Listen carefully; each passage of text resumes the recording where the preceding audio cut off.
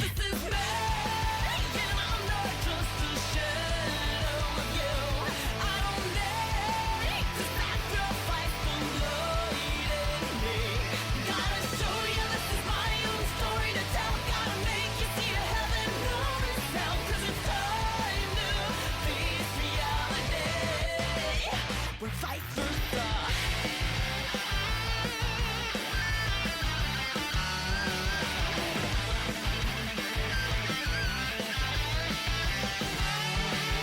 Starting back at zero, drowning at your sorrows, praying that tomorrow this nightmare ends. We would stick together, always and forever. Better late than never to fill in these chains, so you can be the hero and satisfy your ego, playing by your rules that can make pretend. Storyline is wrong, it's time to move along. Finally found a right along. This is me, and I'm not just a shadow of you. I don't need to sacrifice the light in me. Gotta show you this is my own story to tell. Gotta make you see a heaven on this hell. 'Cause the world is waiting for me. Listen to the silent voice that burns inside you. Close your eyes to all the blinding doors around you. Take silent eyes to the past behind you. Open up your eyes and see the world before you. Listen to the silent voice that burns inside you. Close your eyes to all the blinding doors and just let it go. I'm gonna live my life the way I want it to be.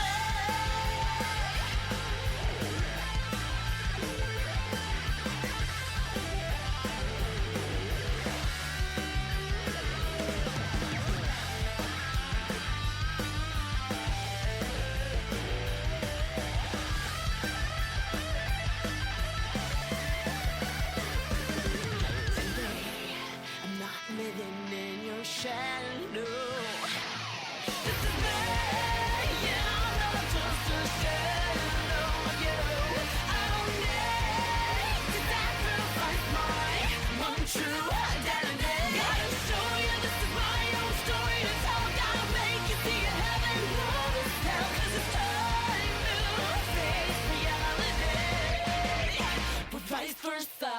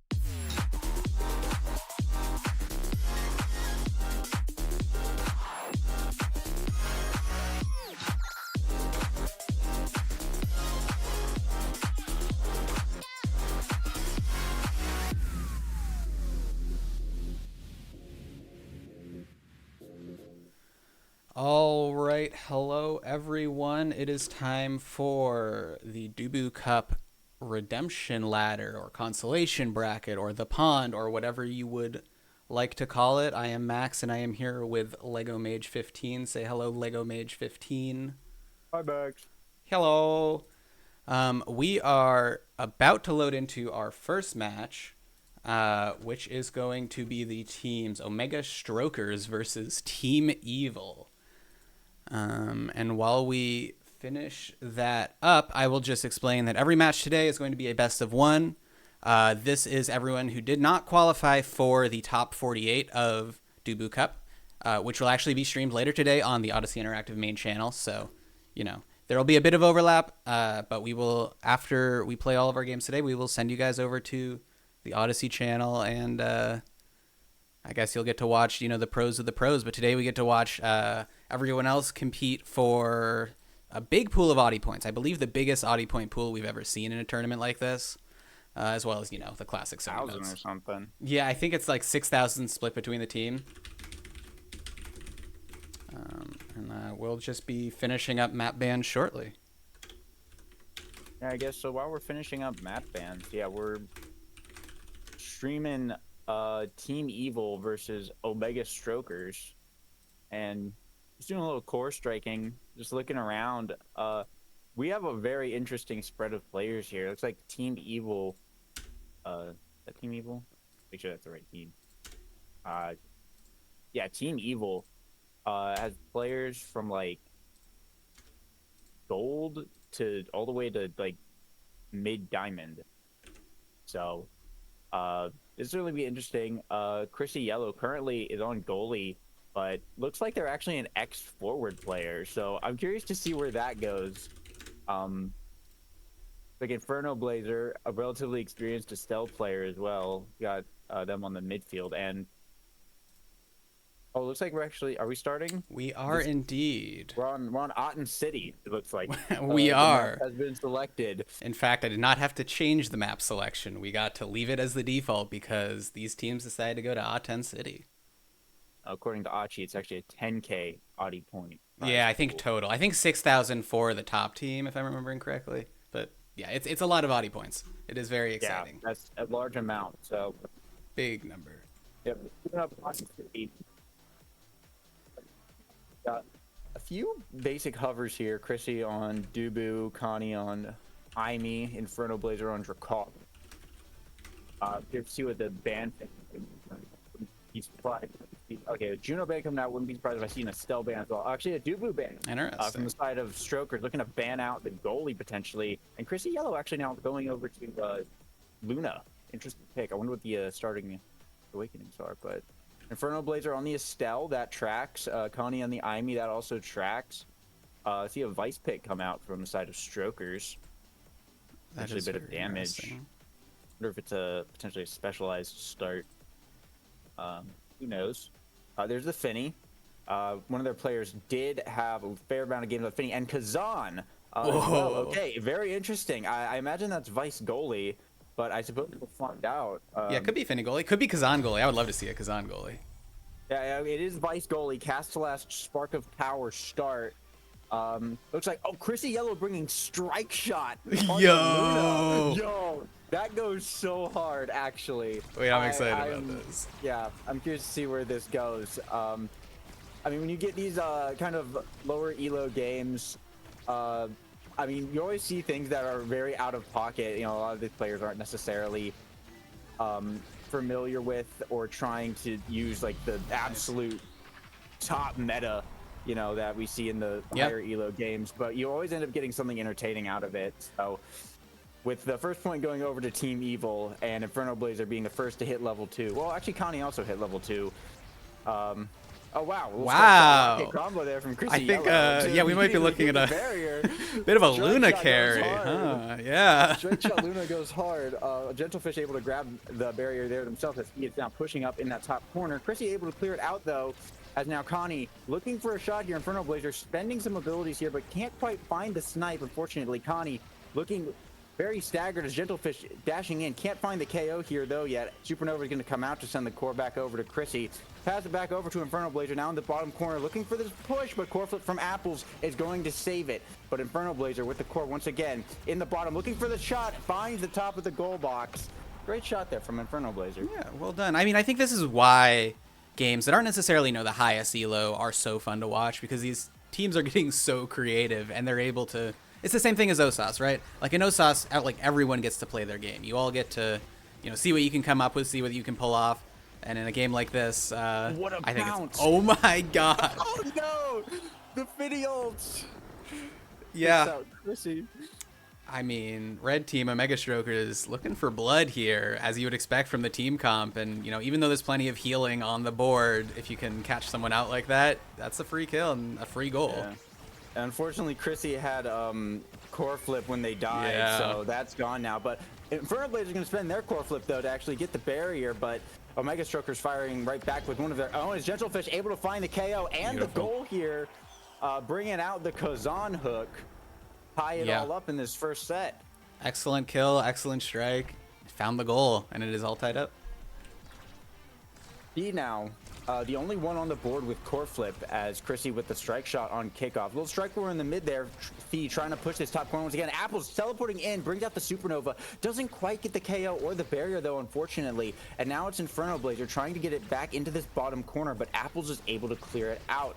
And Thee manages to find the top corner now, and it's Gentlefish and Thee still in that top corner. Unfortunate Finny card there from Thee is actually going to send it backwards, but Apples is right back there, still able to push it up, brings out the teleport in the midfield, see if they're gonna make a play off of that, but doesn't need it. Unfortunate missed strike shot there from Chrissy. Strike shot moment. That's gonna be the goal in the first set, going over to Omega Strokers. Indeed. Very close save, though. I saw that dash back. That was, you know, pixels from being a successful save, so valiant effort.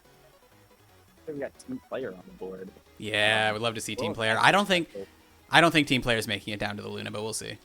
We will see. As extra special is taken, Manyu's taken, Oh, Chrono boost, and yeah, it looks like team player will actually fall to the Luna, but 1-2 punch probably going to the. Oh, actually opts for demolitionist. Okay, interesting. And timeless on the Aimi. Yeah, definitely an interesting draft. Not exactly what I expected for everyone, but Apples does have Castellast, so Castellast Chrono Boost Vice. That secondary is going to be stunning for a pretty significant amount of time should they be able to land it. But with the barrier getting taken out pretty quickly here, this is a nice opportunity for Team Evil to possibly find the score. Aimi turret is going to be dropped in this top corner, but they just can't find the pressure. They just can't find the pressure. But a snipe from Inferno Blazer.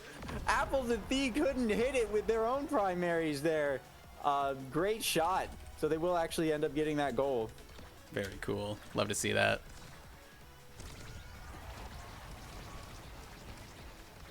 But now they're pushing the Team Evil down, trying to once again push this top corner.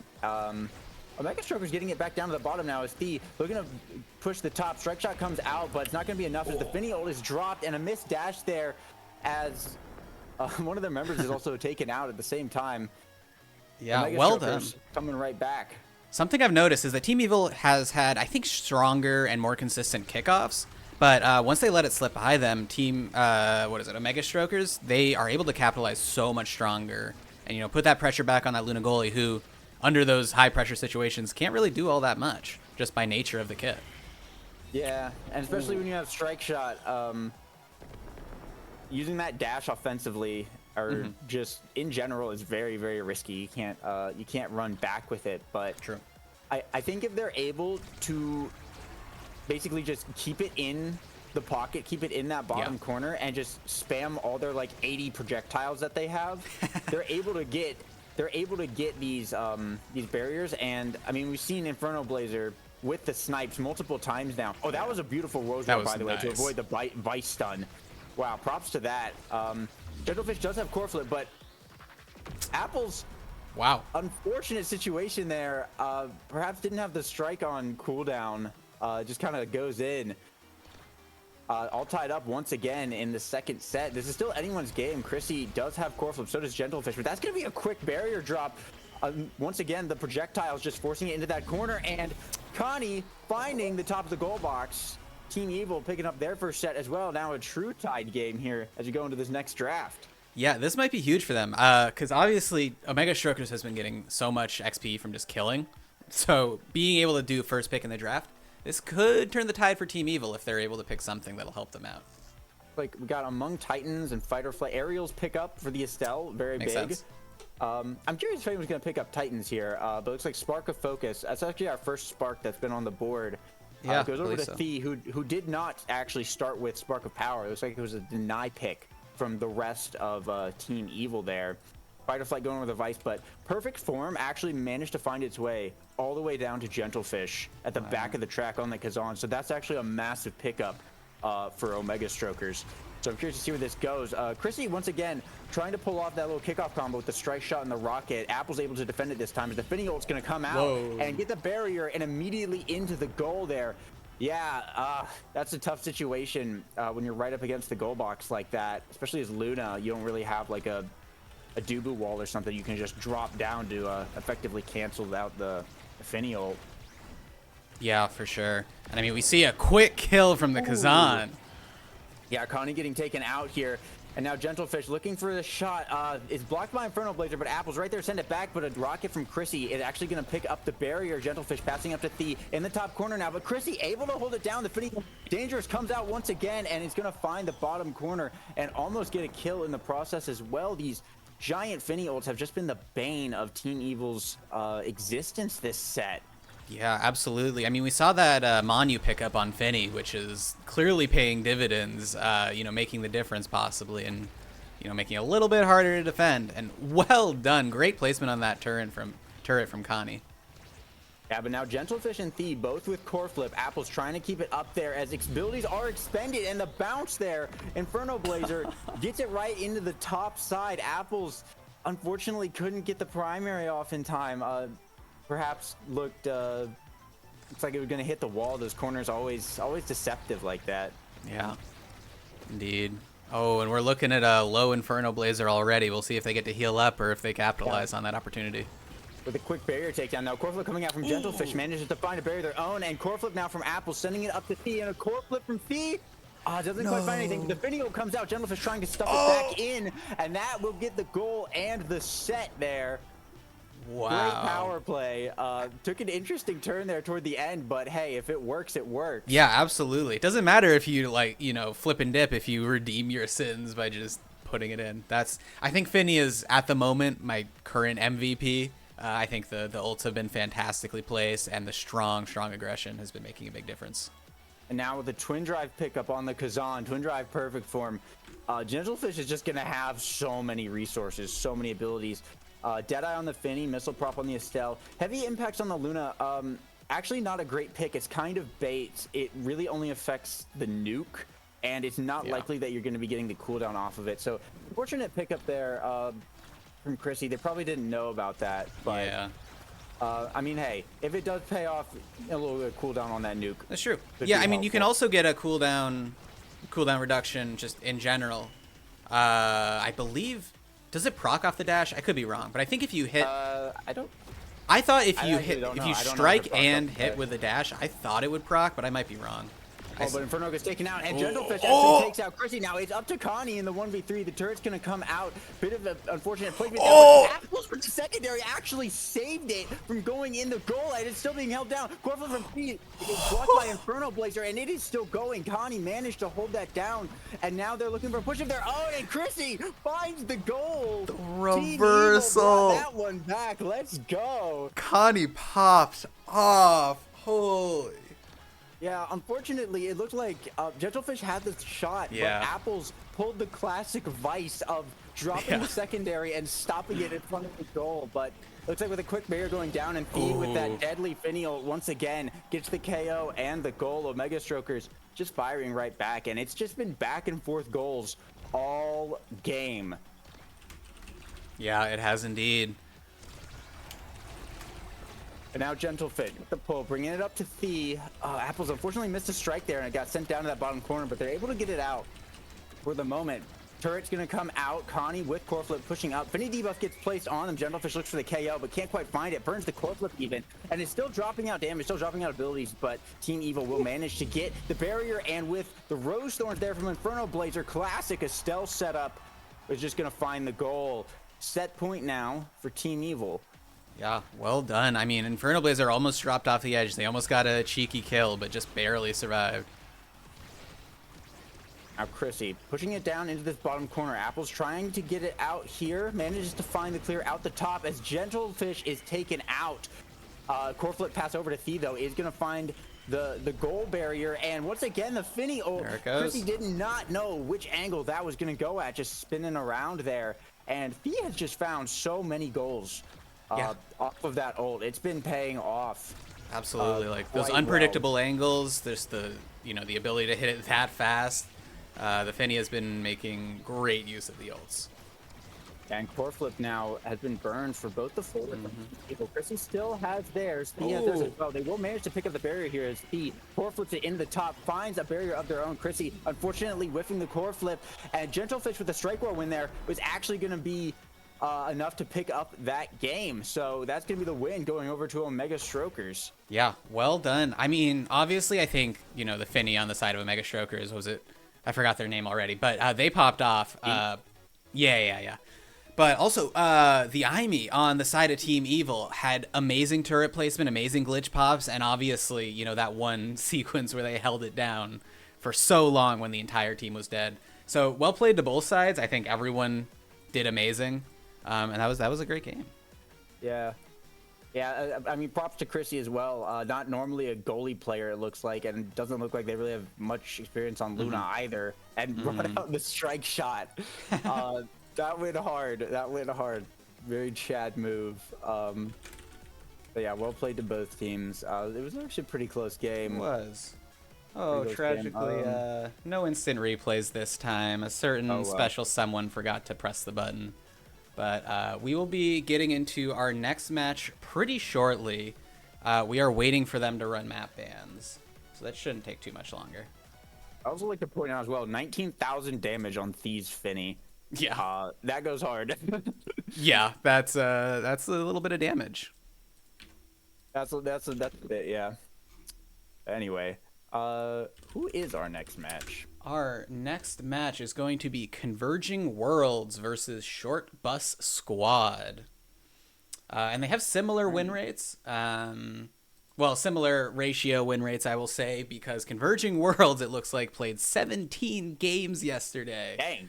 Short Bus Squad with 9. But, yeah, clearly Converging Worlds has a bit of a, I guess I will say, will and resolution and determination to play that many games. So props to them, and we'll see, if maybe they're a little burned out today, maybe they're a little tired. We'll see how that goes.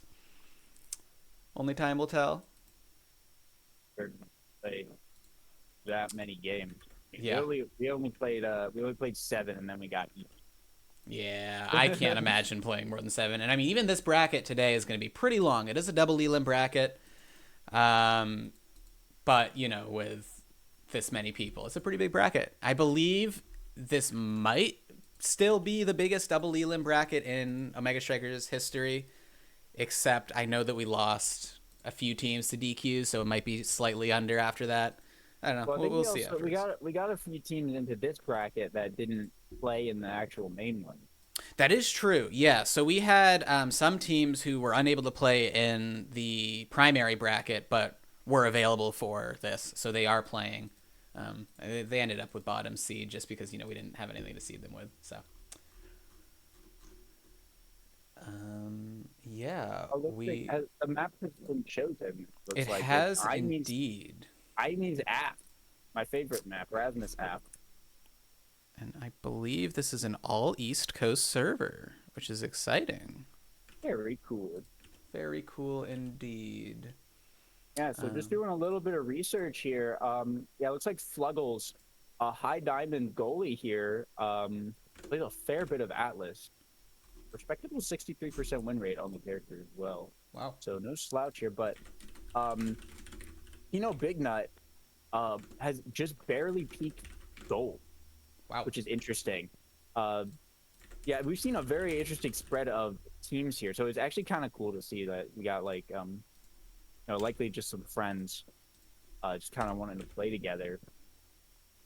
But yeah, they do have some Rasmus to their name, so that might be where the Imes app is coming from. We do have Grog McFrog. I recognize that. I do recognize that. Oh, we love that Grog name. McFrog. I believe, Grog McFrog. if I'm remembering correctly, that might be. I believe Grog McFrog is a Luna one trick, which maybe not a one trick, but I know that was their main at one point. No, really? No. Wait. Octavia. No. Do you know how many games Grog McFrog has on Octavia? How many is it? 551. Holy Grog McFrog. Yeah, they clearly play. There's a lot of Omega Strikers games on this course. Yeah. Oh my gosh. Low diamond peak looks like, but yeah, over 500 games on Octavia. Absolute Giga Chad, Grog McFrog out here. Wow, well done. Yeah, I swear I'm not making this up. I swear I saw them in the coaching Discord talking about Luna. So after this game, I'm going to their Start GG chat and asking.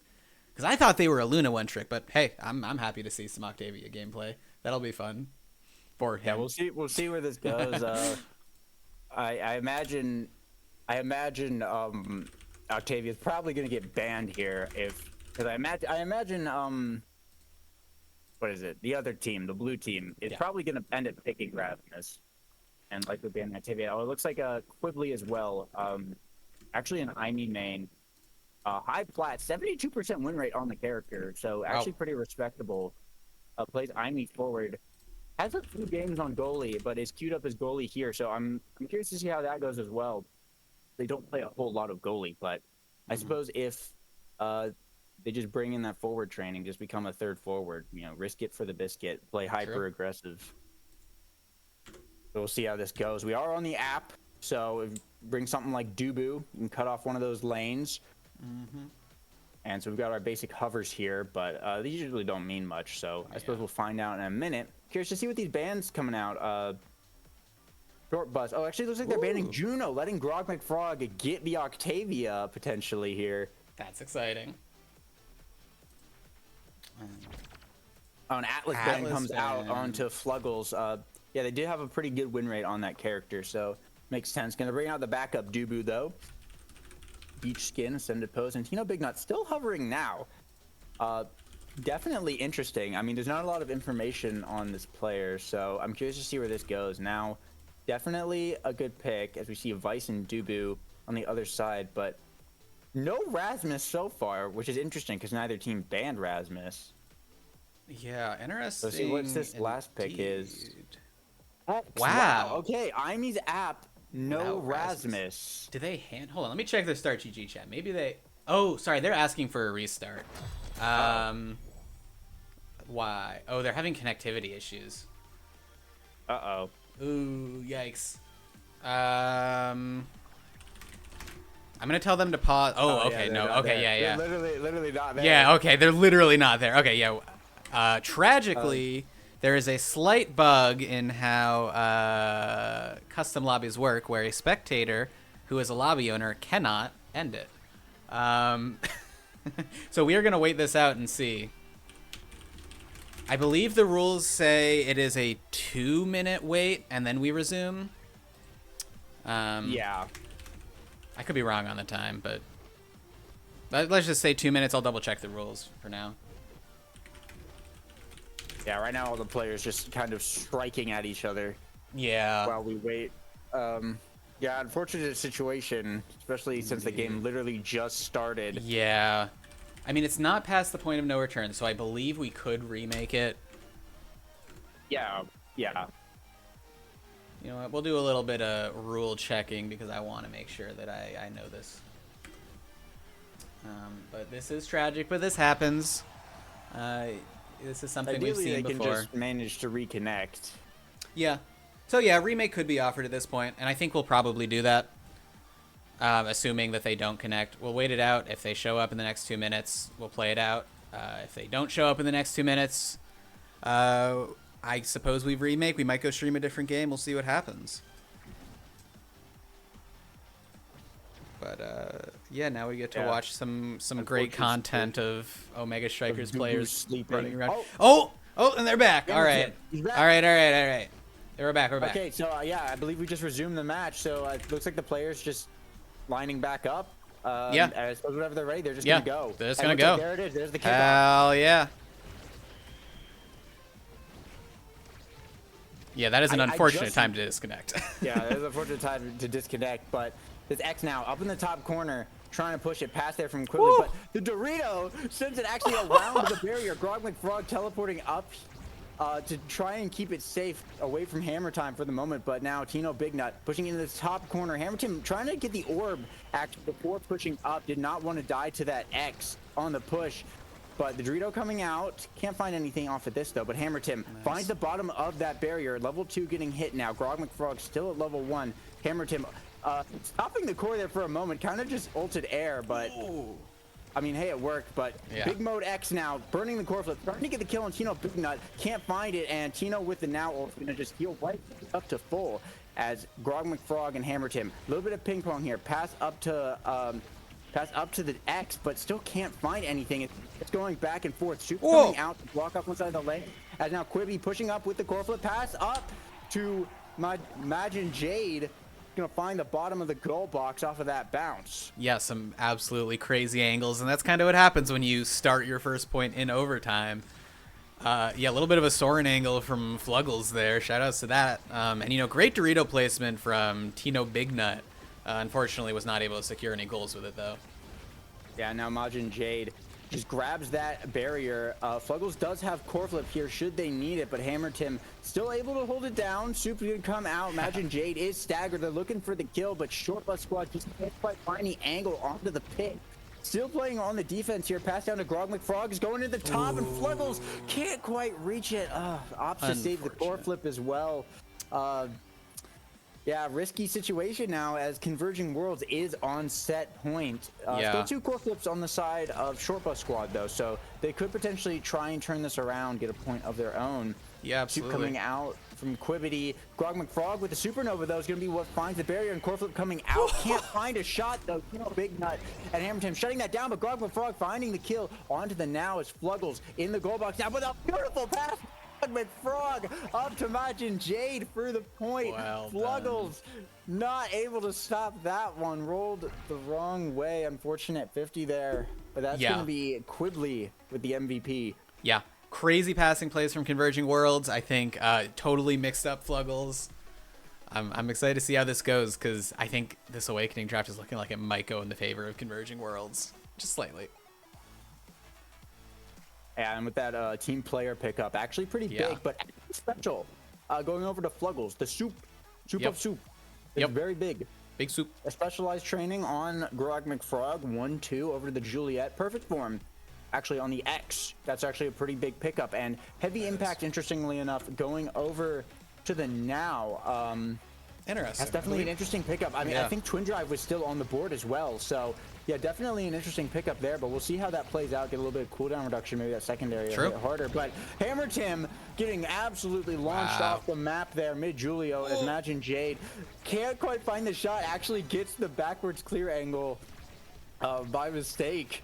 Wild to hit that sometimes. But now pushing up once again. But all 3 members of Short Bus Squad still able to hold it down and Hammer Tim with a dash punch onto the X. 2v3 here now. If Fluggles can just get it up the field, Hammer Tim can't find anything though. Quibbly is able to clear it out through the top. Soup's coming out from Fluggles, but Grog McFrog gets it around, brings out the mini Supernova to just keep Hammer Tim away as they're trying to make this push. Quibbly even pushing up to the midfield, apply a little bit more pressure. Soup's coming out and is now trapped in this top corner as Majin Jade with the X Maximus able to find that barrier finally. Core flips are online. One coming out here from Quibbly, passing up to Grog McFrog. Trying to get it over to Majin Jade. Can't quite find the shot just yet, but still 2 core flips on the side of Short Bus Squad. And Fluggles, and it gets the barrier as well. And now Tino with the core flip. Oh my god. Absolutely great core flip there from Fluggles. Turned that whole situation around. Insane. He flipped that at the last possible second and converted that into one of the sickest plays I've ever seen with that kill from Hammer Tim right into the goal. Absolutely well done. Oh, and Grog McFrog with this Supernova actually takes out Fluggles, and they're just going to be able to just punch it right in after that one. Yeah, great McFrog attempt. Earning the core flip now as well. Still going to have it for this round. Wow. Yeah, I mean, this has been a game to be sure. And I mean, I've definitely noticed that Tino Bignut has been seeking out, looking for those secondaries that hit multiple people. So they are probably trying to make the most use out of their heavy impact. So good on that. And Short Bus Squad held it down in that corner for a while, but Converging Worlds was able to get it out and actually grab the barrier. Now imagine Jade with a dribble play. Can't quite find the shot yet, though, but Grog McFrog passing up once again. Still very much on the offense here as Hammer Tim is going to be taken out. Supernova coming out. And imagine Jade with another kill. It's just Fluggles here. Bull rush up through, and that's actually the ace. The ace. Imagine Jade and the goal set point now. Well played there from Converging Worlds. It just keeps swinging back and forth and back and forth. We've seen great plays from both sides, but this is, in fact, set point.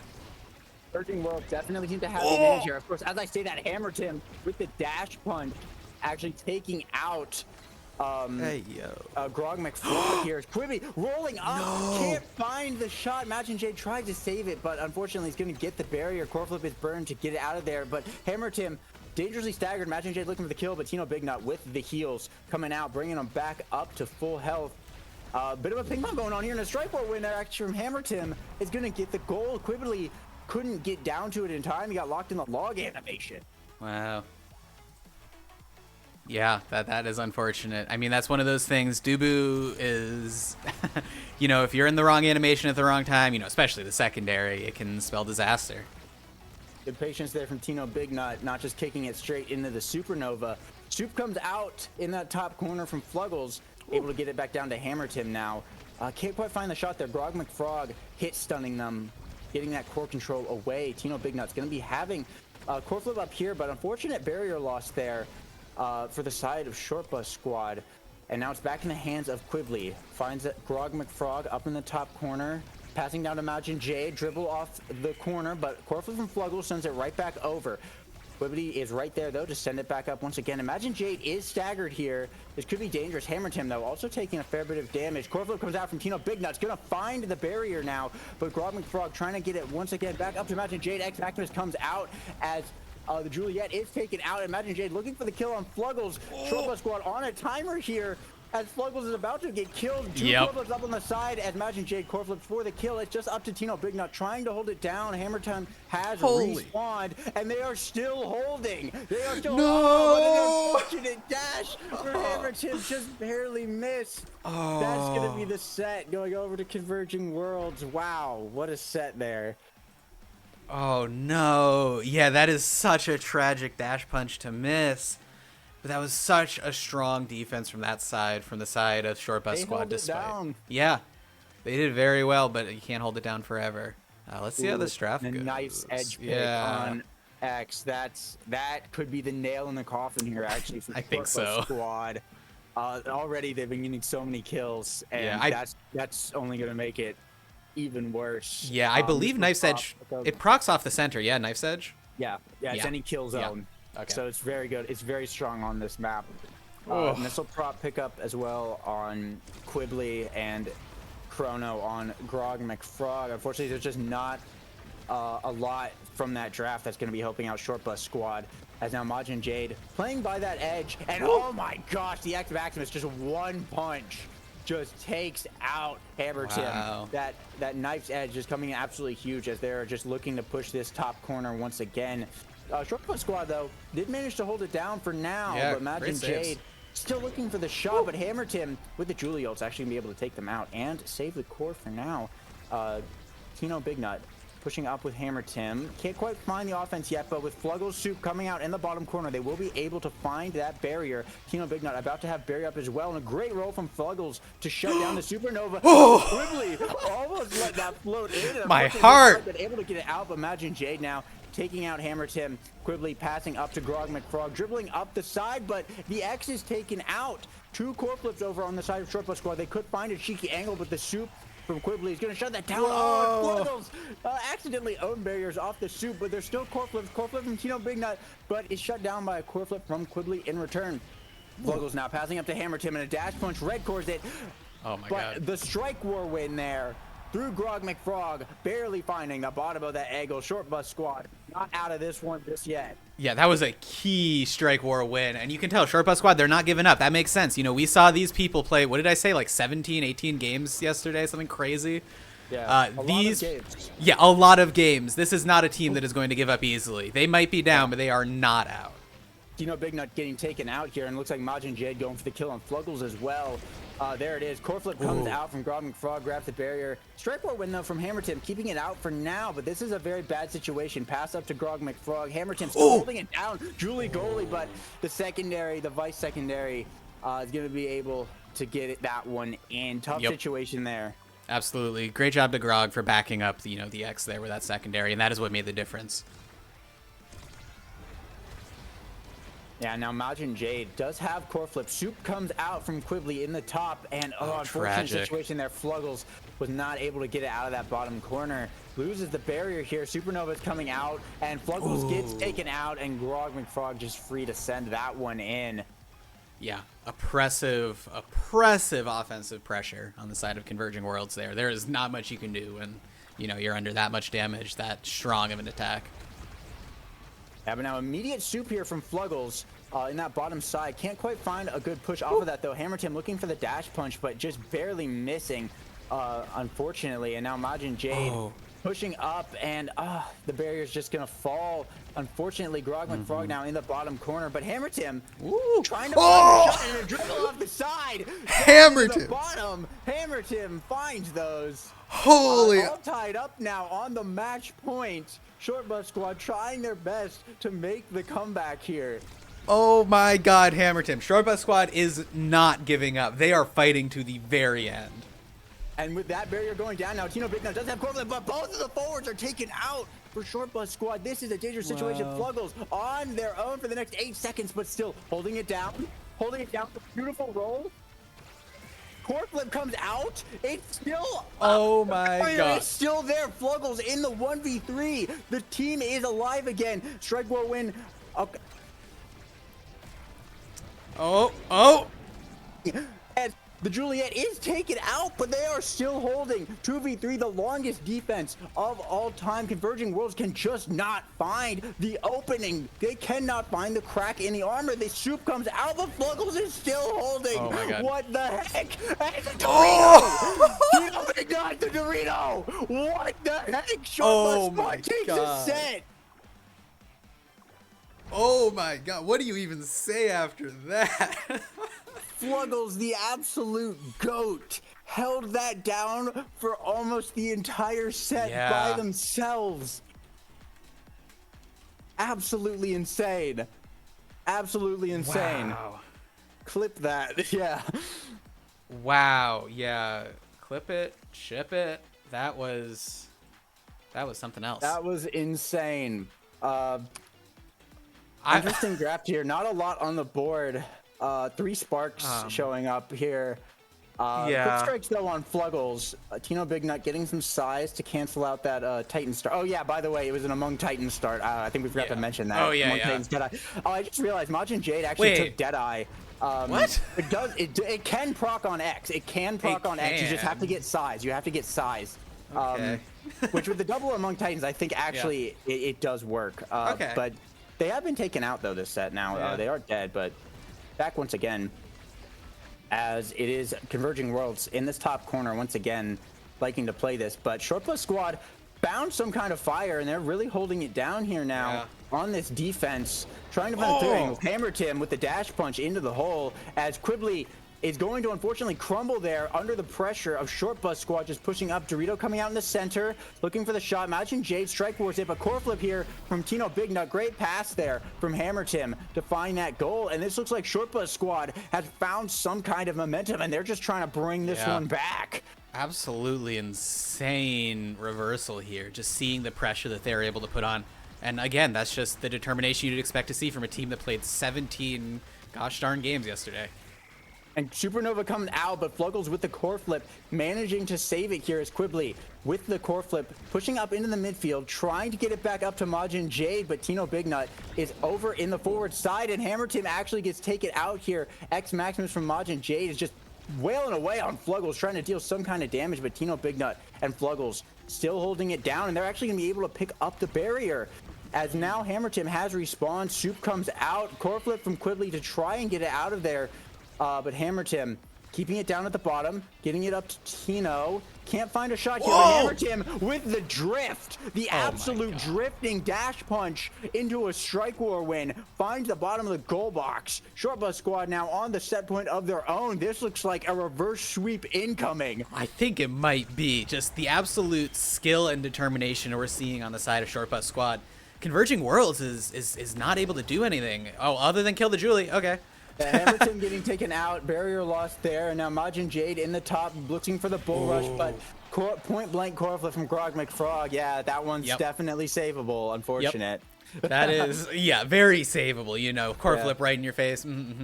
Yeah, no, I think. Worlds. Yep, Converging Worlds is showing us some of that pressure that they showed us in those first 2 sets. They also are not giving up. Yeah, no, for sure. They're once again on this offense. Majin Jade taking out Hammer Tim, but Tino Big Nut with the core, looking for a push here. Quickly able to keep it away from them. Core flip from Fluggles. Doesn't find anything here, but it's still going to be able to keep the barrier. But actually, I lied. Not able to keep the barrier. Unfortunately, their Grog McFrog with the Supernova point blank is actually going to be able to take out Fluggles, and Majin Jade with the Strike War win there finds the top of the goal box. Match point now for Converging Worlds is up to Short Bus Squad to try and get this last critical point and drag this into a final set. Absolutely, but you know what? I am a Short Bus Squad believer here. We've seen what they can do, you know, in these dire situations. Yeah, and you know what? That belief is paying off. That was a great lock from Hammer Tim. Hammer Tim just absolutely taking that lock. From Tino Big Nut. We're going to set 5. That's like the 3rd time that they have managed to find that angle, that super sharp angle into the bottom of the box, and that's going to be Short Bus Squad bringing it into a set 5. Oh, you could not ask for a better stream game. Just the absolute ups and downs this match has had. Interesting Castellas denial. Yeah, smart. Yeah, Castellas deny. That actually was a pretty good idea, because Majin Jade has been an absolute menace in the goal box. Timeless Creator going over to Fluggles, Prize Fighter on Grog McFrog. Peak performance on Tino Big Nut. Looks like they actually have Stagger Exodia now on the now. Oh, I didn't even notice. And Quibbly, but Quibbly with the Monu plus the missile prop will have a pretty solid soup setup, as we see right there, just taking out Hammer Tim. Just on the kickoff, basically. Yeah. As now is Fluggles and Tino Big Nut in the top, and Supernova from Grog McFrog didn't get the kill onto Fluggles, up to Tino Big Nut to hold now for a while. Hammer Tim respawns, but pass down to Grog McFrog will find the goal there for Converging Worlds. Yeah. Great pass there, great positioning on the side of Converging Worlds, and you know, those kills are making the difference. Yeah, I'm curious to see what the final kill count's going to look like. Majin Jade, definitely going to be in the double digits on this one. Grog McFrog probably as well. Sure. Definitely hitting probably that 50k damage. But I would not be surprised. No. But Hammer Tim in the bottom, couldn't quite find the dash there we punch. go. There we go. Majin Jade getting taken out here, 2v3 situation as the barrier falls for Converging Worlds. Fluggles and Tino Big Nut just need to push this up, get it past Quibbly. Grog McFrog still holding. Tino does have core flip. Oh, they just can't quite find anything. Unfortunate. Tino Big Nut walked into the Supernova and gets taken out. They're going to lose the core flip off of that. And now it's Fluggles trying to dribble. Great stall. Trying to keep it out. Trying to stall until Tino respawns. Is still holding. Soup comes out. The barrier does fall, but Majin Jade is taken out. Now Fluggles has a core flip of their own as Hammer Tim and Tino Big Nut looking for a push. Quickly able to get it out, though. Grog McFrog in the midfield trying to get away from Tino Big Nut, and Majin Jade is back online. X Maximus coming out there from Grog McFrog, sends it right through Fluggles. Match point for Converging Worlds. Oh, man. Yeah, this is the last chance. This is tight. This is tight. This is a little bit tight. This is it. We'll see. Hammer Tim looking for those kills, but not getting one yet. Supernova coming out, dealing a lot of damage, but Fluggles holding it down with the roll. Core flip popping here, but Majin Jade with the read, the predict to get the barrier as Grog McFrog has core flip. This is a dangerous situation, but Tino also has core flip. Pass up to Grog McFrog. Core flip being burst here, but Hammer Tim with the dash ball, keeping it out. Point blank core flip from Tino Big Nut's going to get a barrier of their own. Pass up to Hammer Tim with the core flip. Looks for the angle, but just barely misses it. The secret angle. Can't quite find it. Grog McFrog now in a 1v1 with Fluggles. Able to clear it out. Quibbly sending it up to the top. Hammer Tim's right up there, though. Looks for the dash, but can't quite find it. Quibbly with a critical strike war there against Tino. Soup comes out, Supernova comes out, and that's Tino getting taken out as Grog McFrog and Majin Jade looking for the push. But Fluggles with the stall. He rolled on it, just stood there. Oh, no. But Majin Jade with the pass. That's the game. Converging Worlds takes it all. Great game there from both sides. Short Bus Squad put up the fight of a lifetime, but Converging Worlds managed to take it. Well done there. And let's take a look at these stats. What a game that might be. What a game. 10 KOs on Grog McFrog and 13 on Majin Jade. Yeah, Converging Worlds took it. Yep. 72 shots from Grog McFrog as well. Even in that goal box. That is aggression incarnate. obviously we cannot discount the 98 saves on Fluggles, the absolute goat. Probably one or two more core flip saves, and this might have gone a different way. But yeah, absolutely held it down in those crazy 2v3, 1v3 situations. Well played there from Short Bus Squad, but well played, of course, obviously, from Converging Worlds, the winners. Look at that.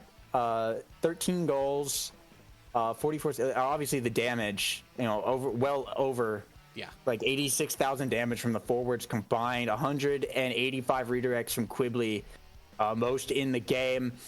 Absolutely magnificent performance. Crazy offense in those first 2 sets, and obviously they managed to close it out. So congratulations and well played from both teams there. Yeah, indeed. That was just something else. That's like all you can ask for in a stream game, Like we saw an insane clutch from the side of Short Bus Squad, and again, like this is the team that spent like all of their day yesterday fighting for their lives, fighting for the seeding, the spot, this chance of victory, and they came so close to pulling through. But this is not it, because their journey is not over, because this is Double them. So they have a chance to still come back and win it all. Sure. Yeah, I would like to see Short Bus Squad make a comeback. That was very entertaining. Yeah, for sure. So yeah, we are waiting for a match to finish up before we check out the next game. But our next game is, in fact, going to be Mochi Madness versus the winner of Splooshy versus Juno Drinkers. So I think we're going to throw it to a super quick, 5-minute break, and then we will be back shortly. All right. Cool. See you guys soon. Bye.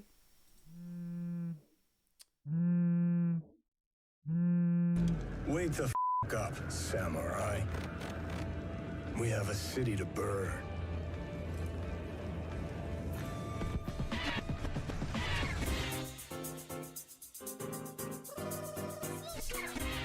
Let's see what the damage is.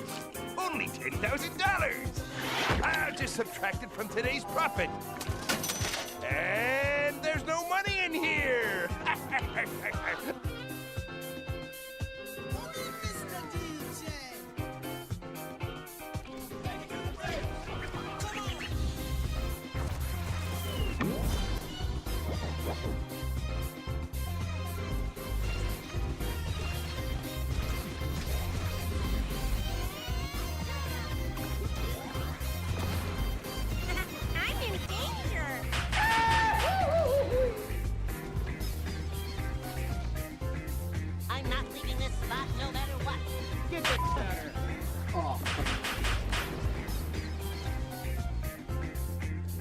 This isn't your average everyday darkness.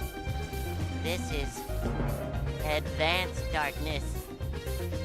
And then he's like, I don't know what the happening, so you throw him the Brain Destroyer.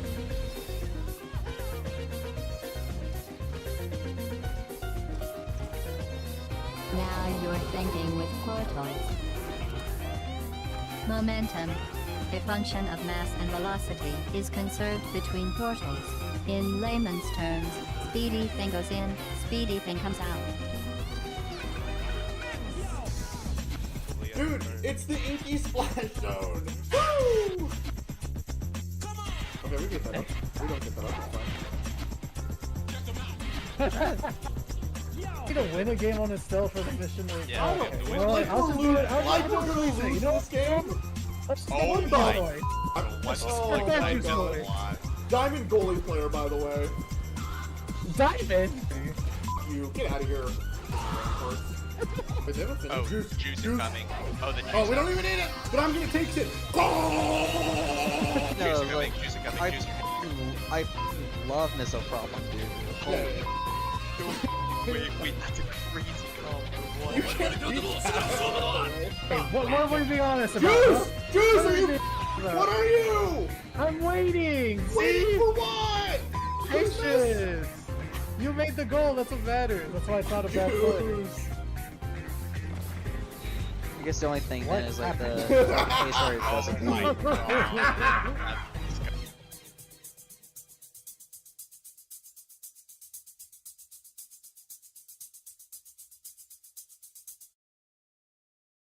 the visual novel implies that the language that Dubu speaks is just like a common language. Yeah. Okay. So we are doing a Dubu accessible cast at one point. A few moments later. Dubu! Catalyst! We're gaming! Dubu! Dubu. Dubu. Dubu. Dubu! Dubu. Dubu. Boo-boo. So we did our draft. So that translated to that was a Alright, really good What do I draft take test. I here? think we're in advantage state to win.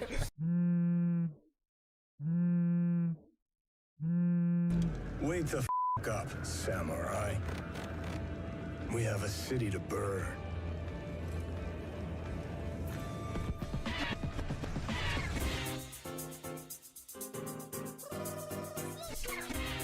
Let's see what the damage is.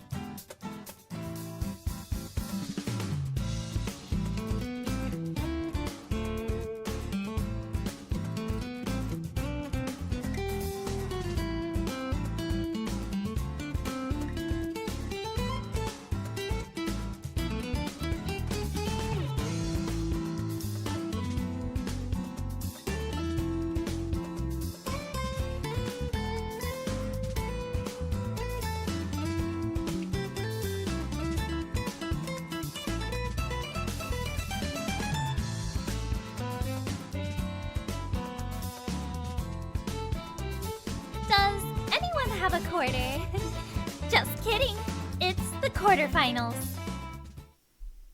Hello, everybody. Welcome back. And we are here with our next match, which is going to be Juno Drinkers versus Mochi Madness. And we will be starting shortly. Map bans have finished. All right. Let me get this game started. And we are loading in shortly onto Atlas's Labs. There. Hello. Welcome back, Lego. Our mic is. Yeah, sounds like Lego's having a bit of microphone issues, a little bit staticky, a little bit non-existent, but that is okay. What the fuck? Okay. Back. Welcome back. I sorry, I have my mic. The wire is like goofy. I have to have it taped to my desk in a very specific position or it just won't work. And sometimes it moves a little bit because it's like partially under my mouse pad. It's very whack. I'm trying to get a new one. That's a great setup. We love that. Yeah. We love to see that. Ooh, we see Rasmus Rasmus Band. Okay. I have not core striked these people quite yet, so I don't know what we're expecting. I have core striked these people. Okay. What's the give us the deets? Well, that Octavia is an Octavia main, so this is going to be scary. No one really played that much Mako, but that's because obviously she's a new character. Design John does have, I think, some Luna to their name.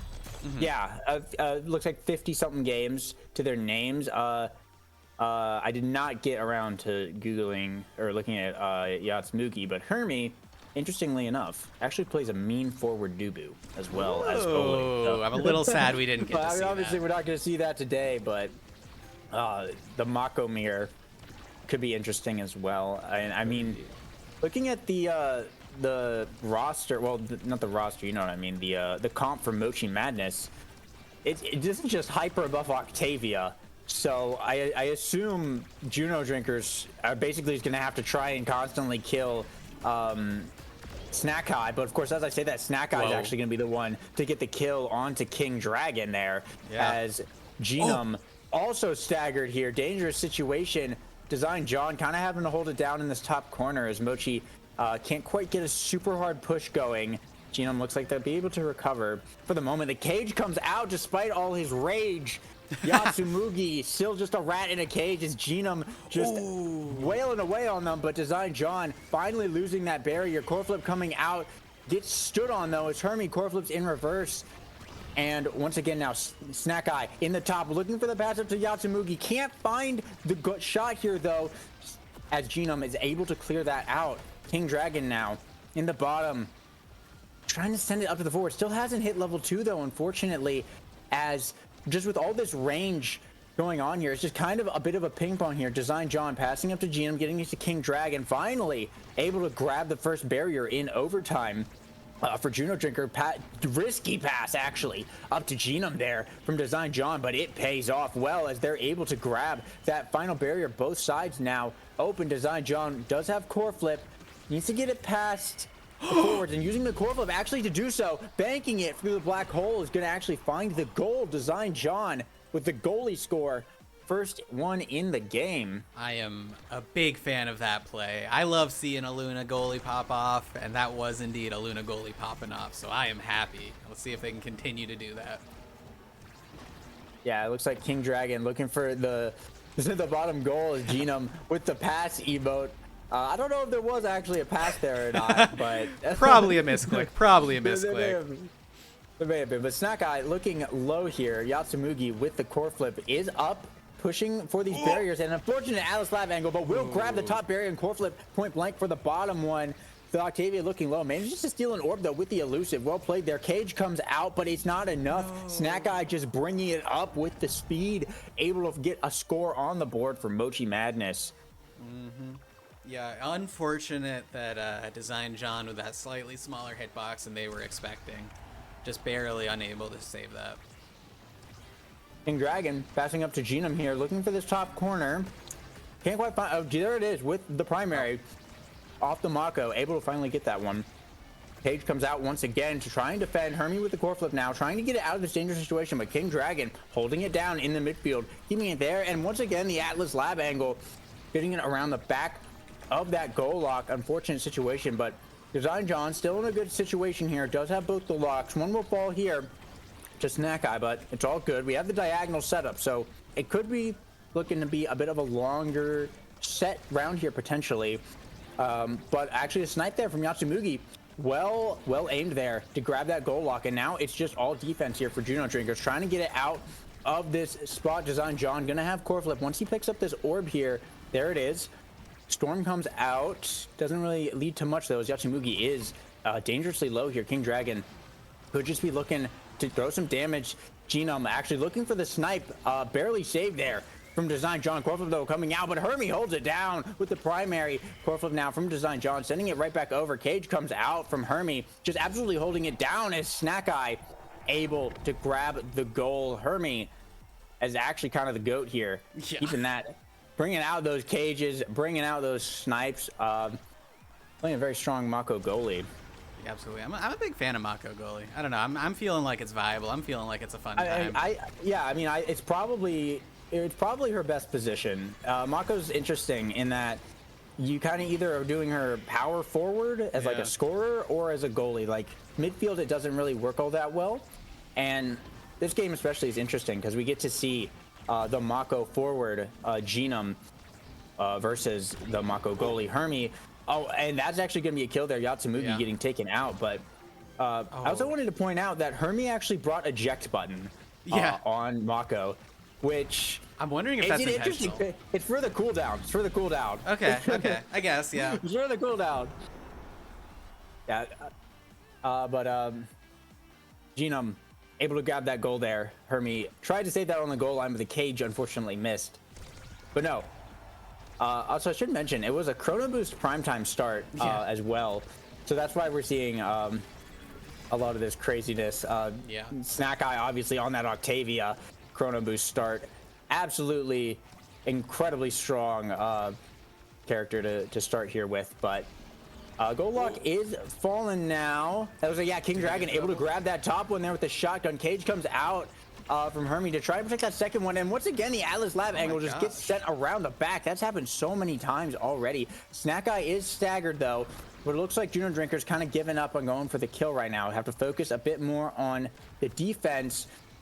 Nuke is going to come out in the middle of the field. Interesting placement there, but the Cage is going to come out. King Dragon taking a lot of damage. Snack Eye actually looking potentially for the kill there as Yatsumugi is hurt, and Hermie just hovering King Dragon with that that expanse, but still can't find a kill as Design John over on the other side, still holding it down on the defense. Not letting Mochi get anything off of that black hole, though. Hermie just sent it right in. King Dragon goes flying as now Snack Eye staggered.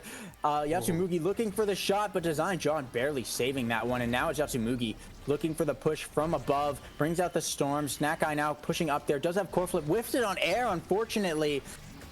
As Hermie now passing up to Yatsumugi, looking for this top-down push once again. Snack Eye having to back out, though. Is taking a fair bit of damage, so... No offensive play looks like they're coming off of here, but Genum getting right up in the mix, able to get that bottom lock. Yatsumugi burning the core flip there. Unfortunate misses that. But now it's Genum looking for a shot here. Design John just keeps sending it up back to them, and that's going to be Genum finding the top of the goal box and taking that set for the Juno Drinkers. Yeah, beautiful job. Like they just found that angle, that strike, and that's all they needed. But I'm not surprised that Luna got MVP. I think Luna kind of popped off. And, now they get Deadeye. That's a pretty great reward, unless they take Twin Drive. Okay, yeah.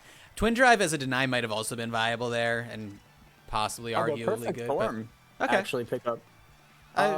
Yeah. It does actually deny Genum. Yeah. I guess for anyone that doesn't know, there's a bug right now with Perfect Form and Mako where it's just like... Strikes give 2 seconds or something stupid. Yeah, strikes give 2-second... like cooldowns or like off the cooldowns with Perfect Form on Mako is kind of broken. So it makes sense. I don't know if Snack Eye knew about that when they picked that up, but it probably ended up working in their favor here. As that's going to be a quick barrier actually going down here. Mochi Madness just sending out the storm. Yatsumugi getting the second barrier and the kill as Snack Eye. So taking a lot of damage. Genum having to force back and try and get some sort of offensive play going while King Dragon is trying to respawn here. Snack Eye in the top corner does take a lot of damage here, but still looking for a shot potentially. Yatsumugi in the top corner and strike for a win. There actually is going to be enough from Yatsumugi on that era. Oh, definitely the powerhouse here of Mochi Madness. Yeah, something interesting here to call out in chat. Mr. Zert just pointed out there is also another bug with Mako. Apparently, if you get hit as you release the ability, you do it twice. I suppose didn't know about that. That's cool. Yeah, that's actually interesting. I didn't know about that one. But Genum there actually with a 10-second goal, basically almost like a 1v3 there. Yeah. To pick up that goal, put Juno Drinkers back on the board for this set. But looking at the level discrepancy, unfortunately King Dragon, only level 3, has been taking a fair bit of damage, getting taken out a lot. It's mostly been Genum and Design John who have been trying to hold down this core, but they've been doing a pretty solid job of it so far. But it's now Snack Eye in the bottom corner, able to pick up that barrier.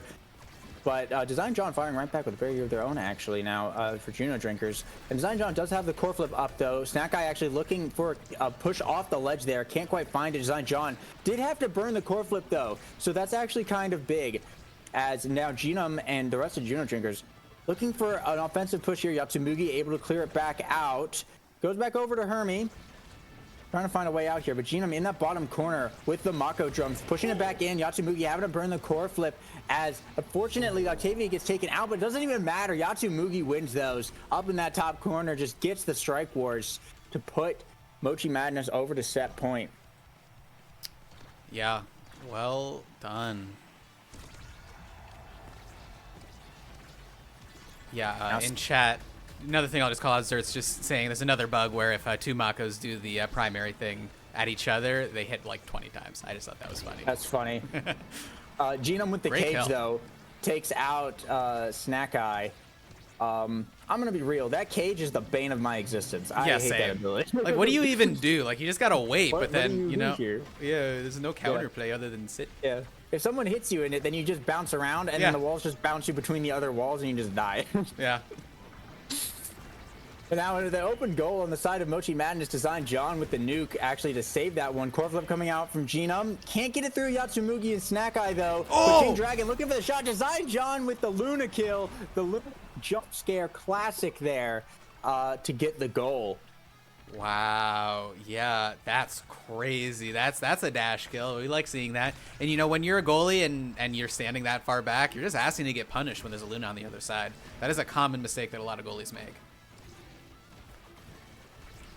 Yeah, sometimes the goalies like to stand a little bit too far back. They think they need to make that last-minute save, but obviously that can result in instant death. But that is actually giving Mochi Madness, Yatsumugi, once again, just winning those strike wars in the top corner.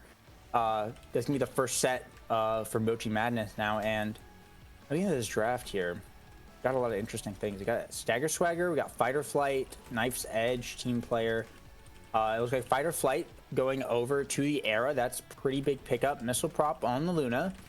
Stagger Swagger going actually over to Gene. I'm not going to let the Octavia pick up that one. They will manage to get peak performance, though. Team Player finally falling over to Hermie.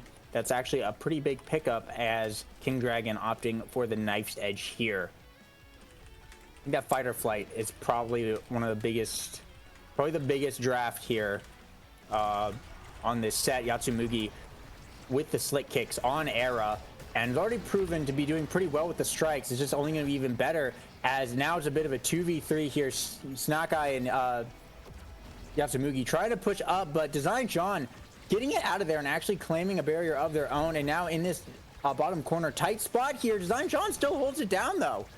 Still holding it down, even through all of that. Yeah, Snack Eye and Yatsumugi just could not get anything off of them. Very well done there as Yatsumugi now big and fast mode. Still trying to push from this top side. But once again, just can't find any crack in the armor here. King Dragon passing up to Genum, looking for a shot, but Hermie gets it out of there. Trying to send it down to Snack Eye. Getting it through the middle and pushing it back over to the side of Juno Drinkers. Snack Eye with the core flip, pushing up, burning it here. Sends it on the back, but the Atlas left angle plus the tornado. It doesn't get anything. Oh my gosh, a 1 in a million accidental save there. Yatsumugi is staggered now though, and Design John has core flip, so this is a bit of a scary situation for Mochi Madness. The core just going all over the place, but the barrier will finally fall. Design John having to burn the core flip there.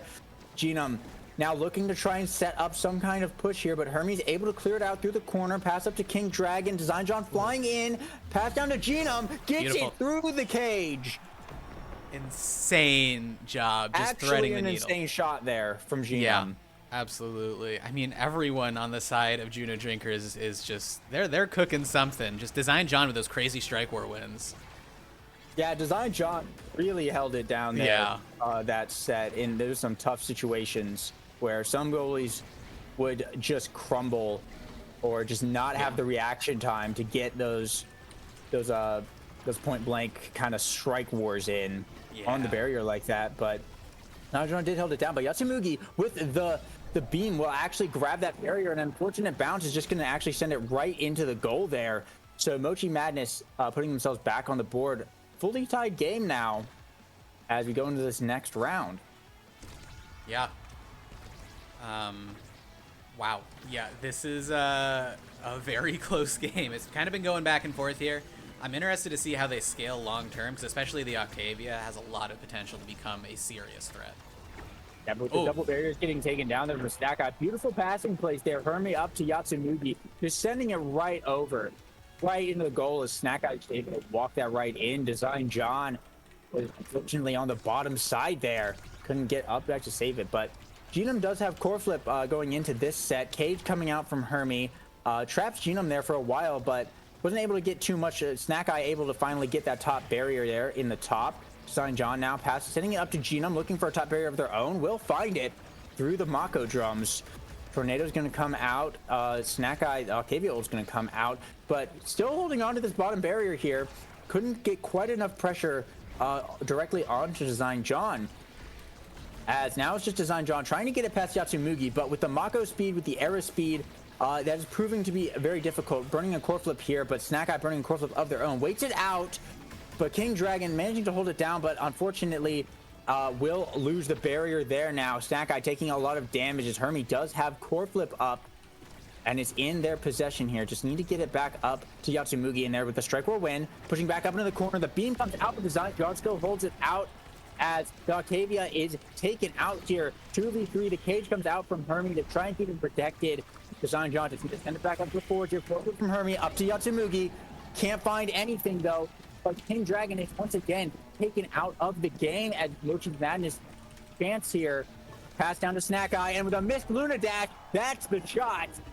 Set going over to Mochi Madness. Great pass there. Great passing play. Snack Eye getting the dreaded Octavia MVP. Oh, and there's Castellast. Well, and Demo as well. Yep.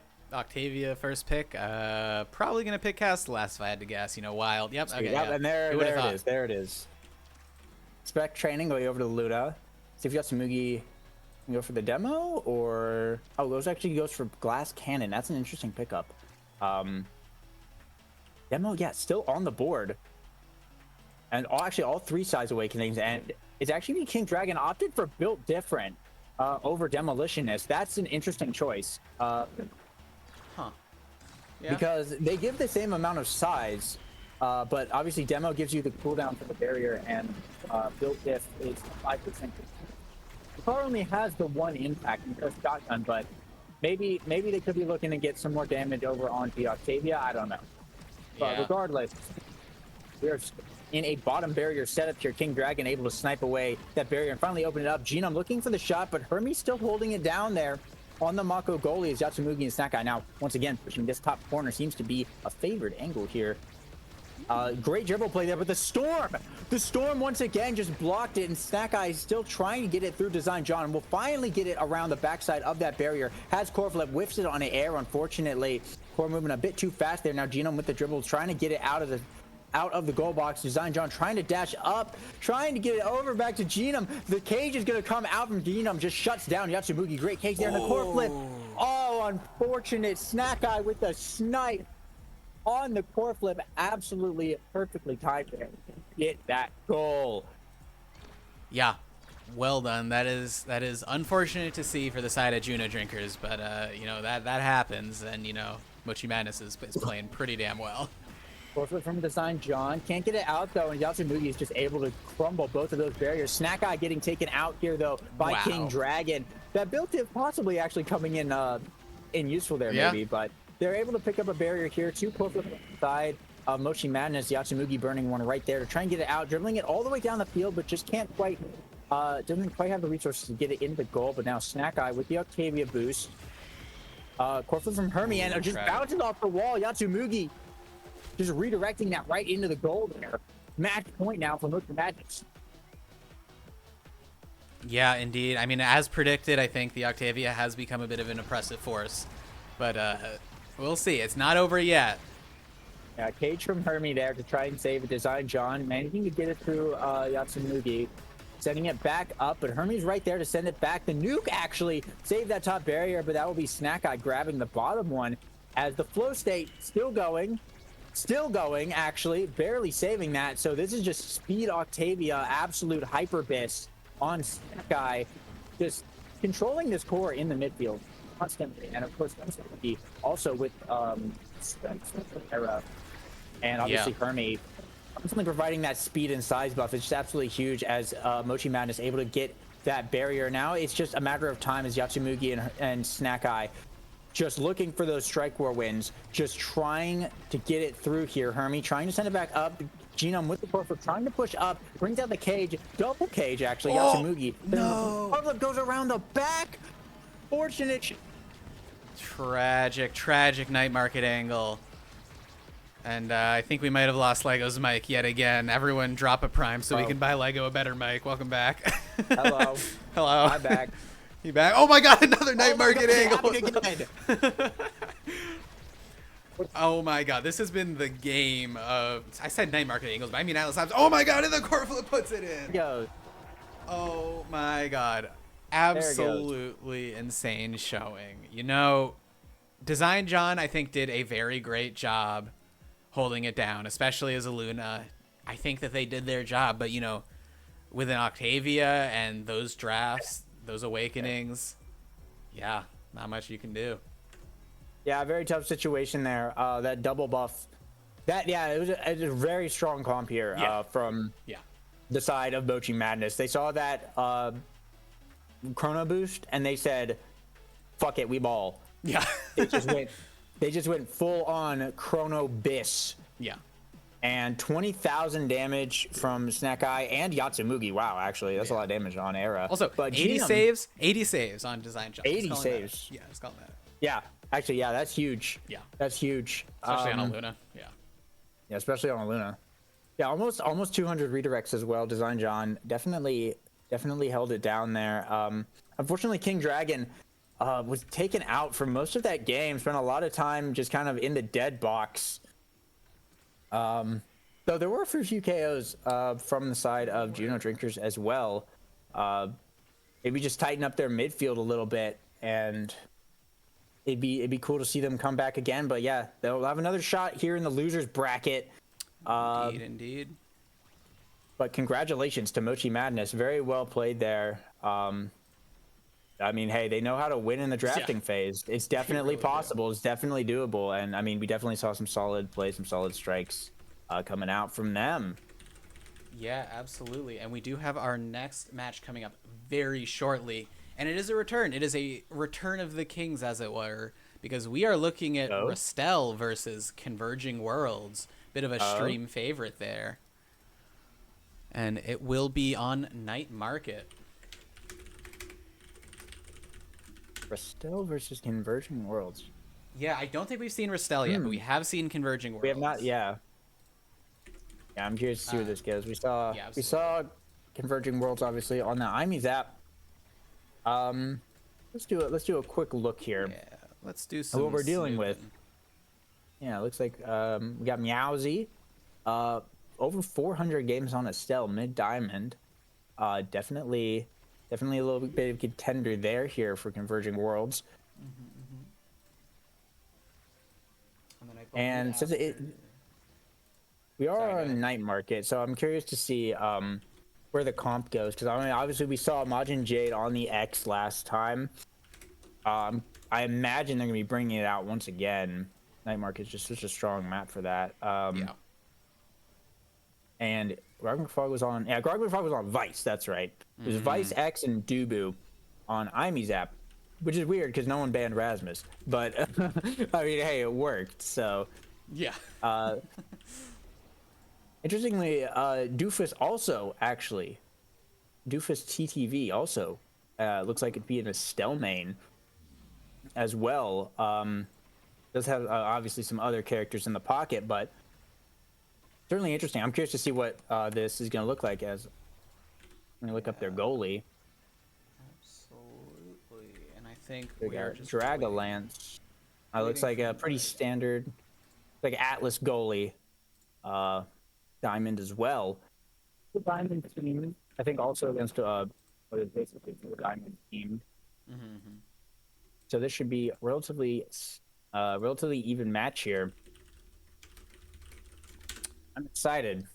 Yeah, no, I'm very excited. I think, like, obviously, they've made it this far. They've got to be good, and we've seen Converging Worlds, and we know they're good. So they gave us probably one of the sickest matches we've ever seen on a Seraphim stream, and hopefully they do that again.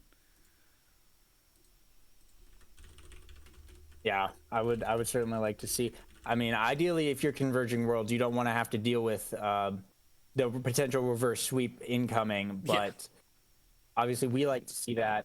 I'm curious to see if we see any of the classic Night Market, era Julie X thing going on. I mean, we've got it, right? Surely.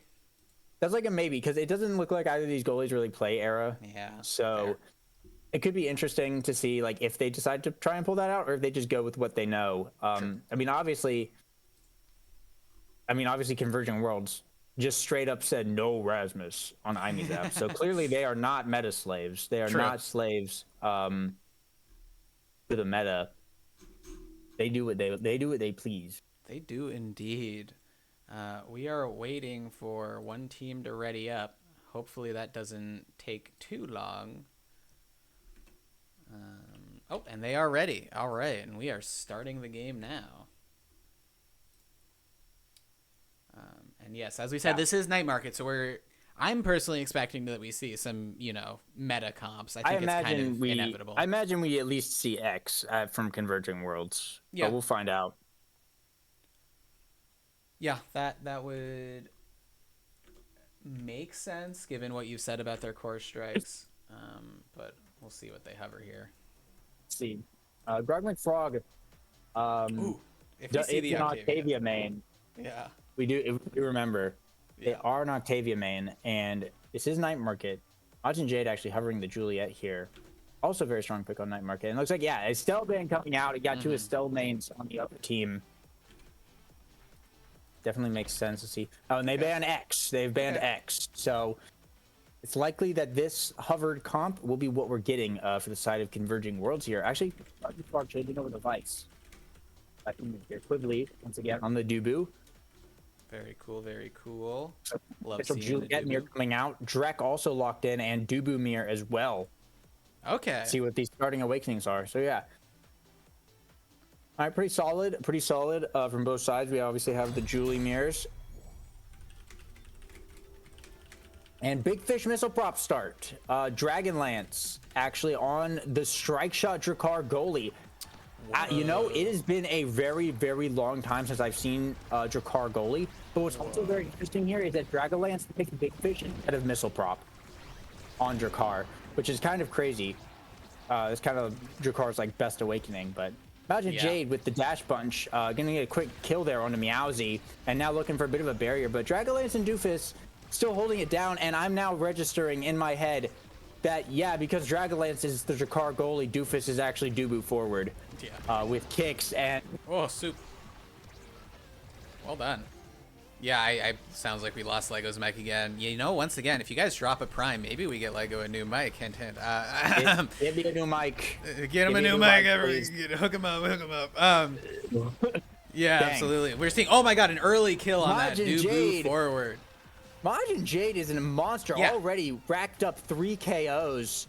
Meowsy has basically just started to play the game now after respawning that last time. Doofus got taken out that last time, but gonna be earning up core flips for the side of Converging Worlds. So the goal's been open for a bit now, but maybe with a dash punch here, no. Unfortunately, Dragonlance able to clear it out, and imagine Jade's core flip is denied right there as Dragonlance still in this corner, still trying to get it out here. Imagine Jade just couldn't find anything off of that. Now Grog McFrog's turn, potentially trying to get something with Meowsy, trying to send it back upfield. Core flip from Quigley, sends it back over, and Grog McFrog gets shotgunned by Dragonlance to get that out of there as Doofus able to find the snipe there, holding that out clear.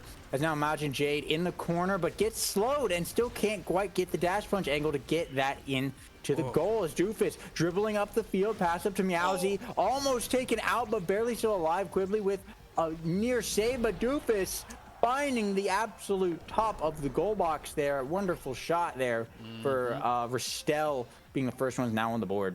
Yeah, very exciting. I think with such a strange team comp, seeing a Dubu forward and a Juliet forward, they're doing very well, all things considered. That double brawler is that's a fun time. I love watching games like that. Yeah. Now it's Majin Jade. Doesn't have any energy here as Doofus and Meowsy able to combo the kill there. Power of friendship. Meowsy able to grab that bottom barrier there as well. Now pushing up into the top corners like Doofus able to actually pick up the top barrier. Open goal here as Majin Jade has respawned. Dragonlance just staying in the back, not pushing up too far.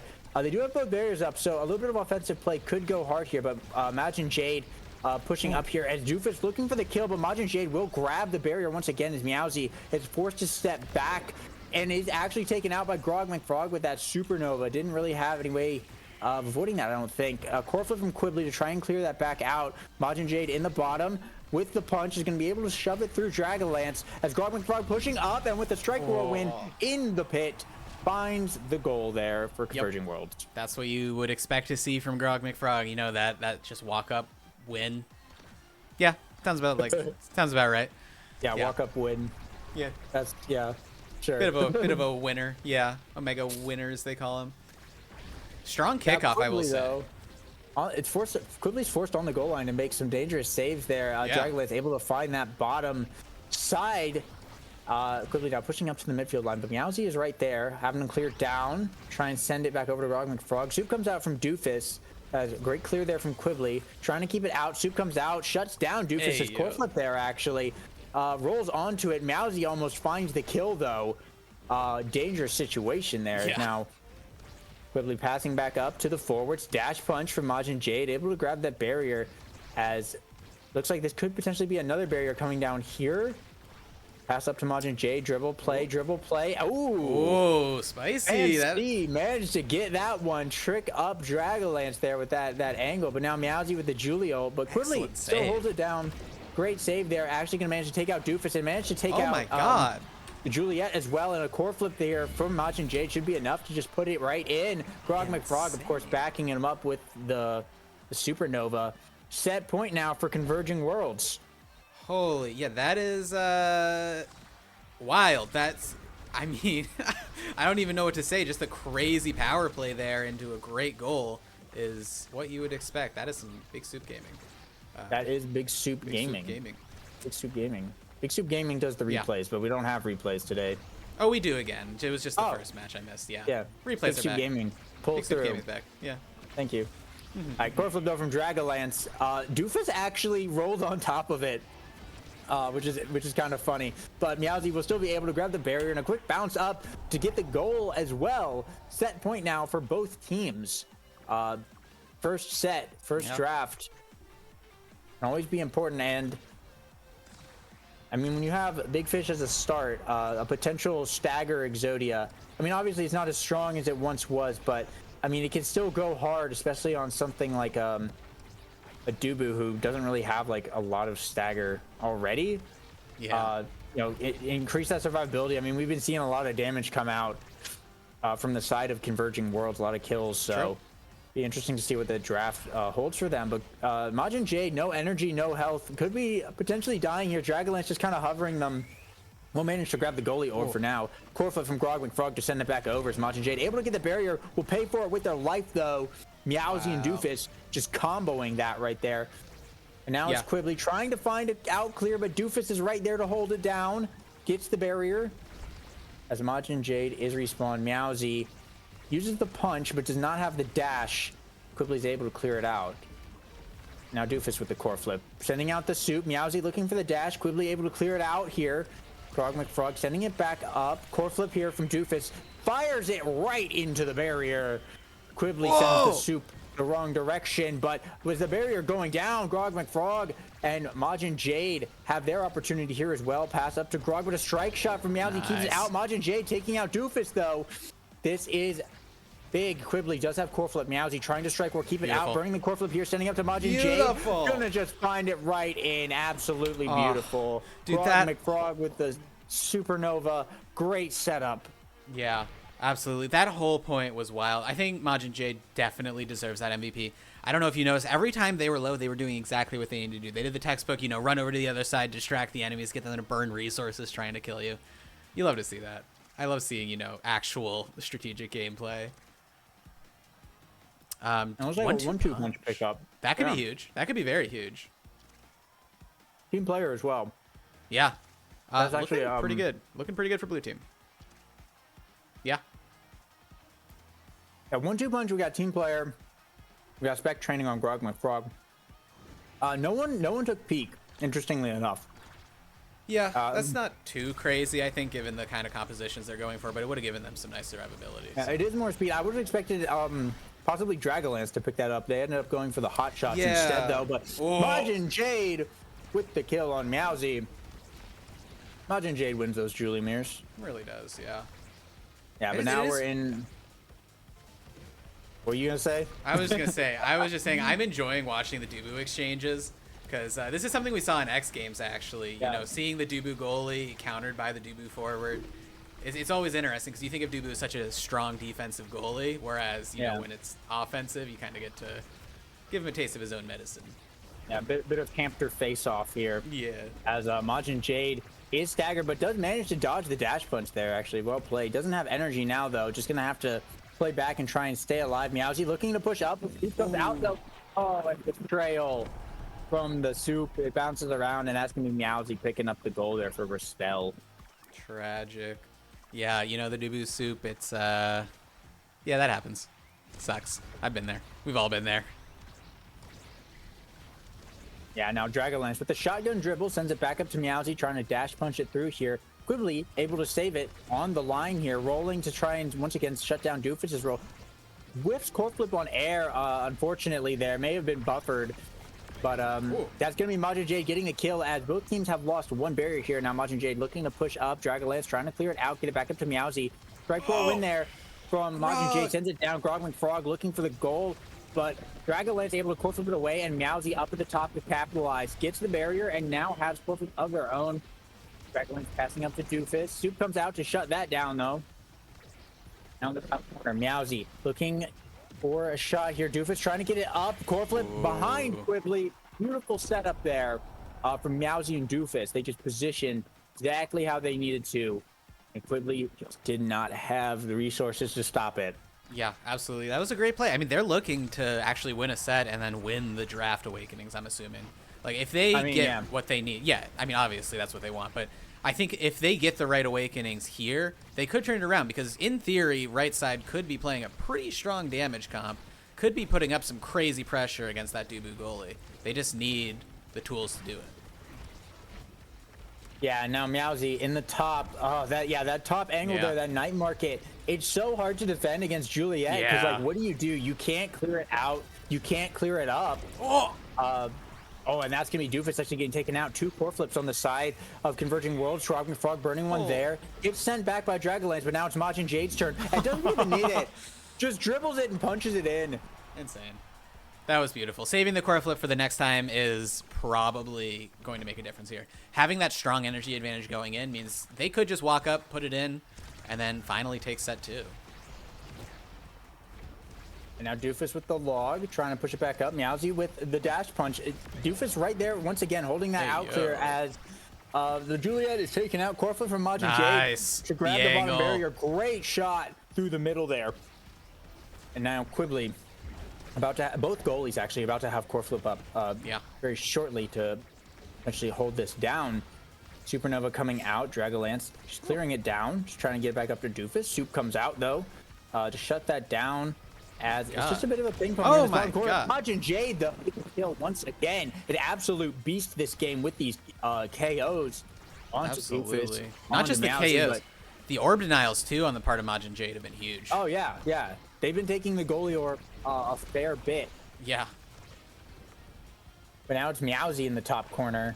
Will be able to get it around them for now, and does have a core flip in the back pocket should they need it. Meowsy looking for a kill on a Majin Jade, but just can't quite find it. Who comes out from Doofus? Can't quite do a lot here though. Is now Majin Jade looking to push up in this bottom corner. Doofus trying to hold it down in midfield though. Pass up to Grogman Frog, but an unfortunate pass to Meowsy right there to intercept it. And actually gets the goal, and that's gonna be the set going over to Restel. Yeah, Quibbly was not ready for it. That was just like a jump scare of a pass into a score, which sucks because, you know, they had that flip. If they were just like a frame earlier, they might have gotten it. But this could make a difference. Julie, I'm interested to see what she takes here because there's some good options. Okay, yeah, heavy impact. Heavy impact. Makes sense. Denies the Vice. Deadeye, though, pick up. This is definitely strong on Vice. Quick strikes going over to the side of Quibbly. Fight or flight for the Drakkar. Yeah. And Spark of Strength. Yeah, no one has any sparks yet, but yeah, no one opts for Glass Cannon or Aerials here. Yeah, I'm a little sad to see Glass Cannon slip by. I would have, as a Dubu forward, taken the Glass Cannon. You know, even if he's getting punched a ton, that extra speed might be very useful. Yeah, we'll see. This game could drag out a little longer. We could see the other 2 sparks show up. But a beautiful dash there from Majin Jade. Just stuff it right into that barrier now. as Doofus looking to push up for this bottom one, quickly able to clear it up to Grog McFrog. Tight situation here. Both the forwards from Restel holding the out clears, but Quibbly's able to get it out. Up to Majin Jade in the corner. Looking for the shot, but Dragonlance able to get it out there. Now Grog McFrog once again trying to go for the setup. In the top corner, Majin Jade with the dash punch. There it is. There it is.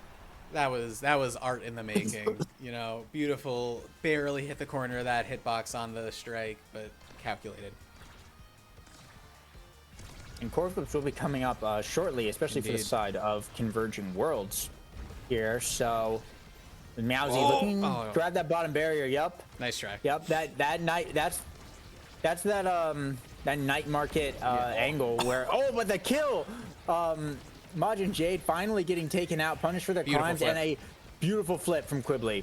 Beautiful flip from Quibbly, saving that absolute pixels and clearing it around Doofus here as well, and getting it back out until Majin Jade has respawned, keeping it alive. Grog McFrog about to have core flip right now, looking to push up, finds the bottom barrier here. Log is keeping it in play for now. Unfortunate bounce there from the middle is gonna lose the bottom barrier, but now Grog McFrog pushing up with the core flip.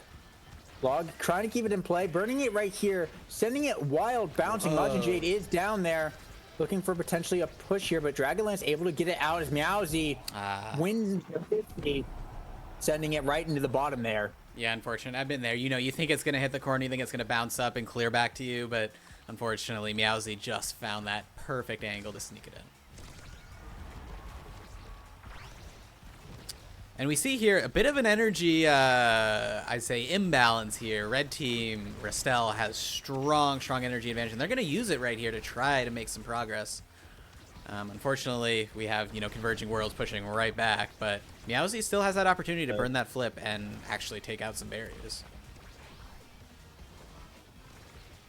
Made there for the side of Restel.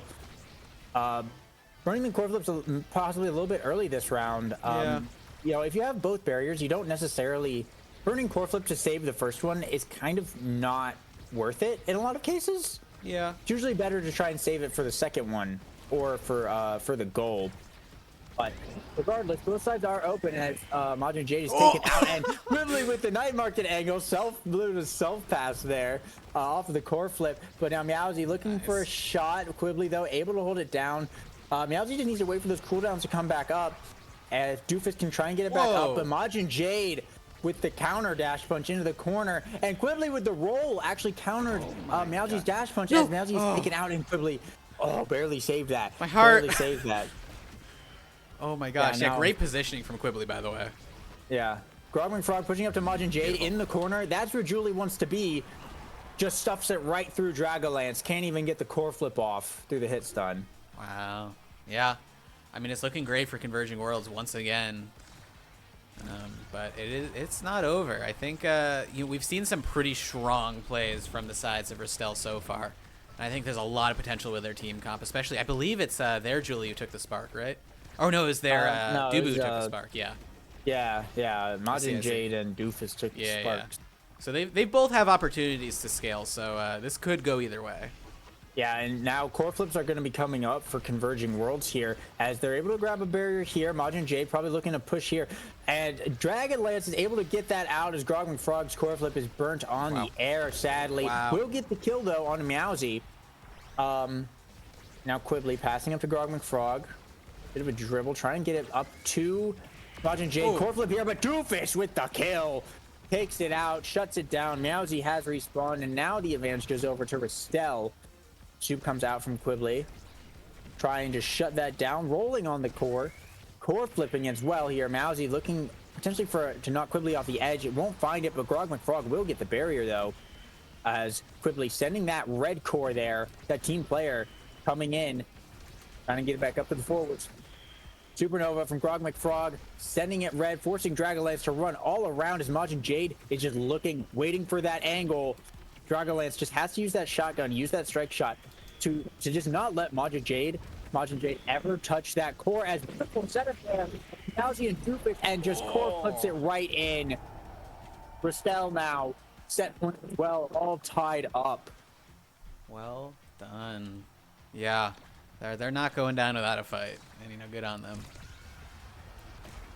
Frog McFrog on the kickoff. An immediate core flip from Doofus. Just sends it right back over there. Meowsy looking for a kill. Can't find it, but we'll get the barrier. We'll get the double barrier off of the rebound there. Actually huge this early in the match. Is now Doofus and Meowsy are just shoving Quibbly, but still manages to hold it down. Now Majin Jade and Grog McFrog bringing out the Supernova. Beautiful save there by Doofus to stop that Supernova. And Quibbly, with a great roll, shuts down Meowsy's dash punch before it even starts by stunning the puck.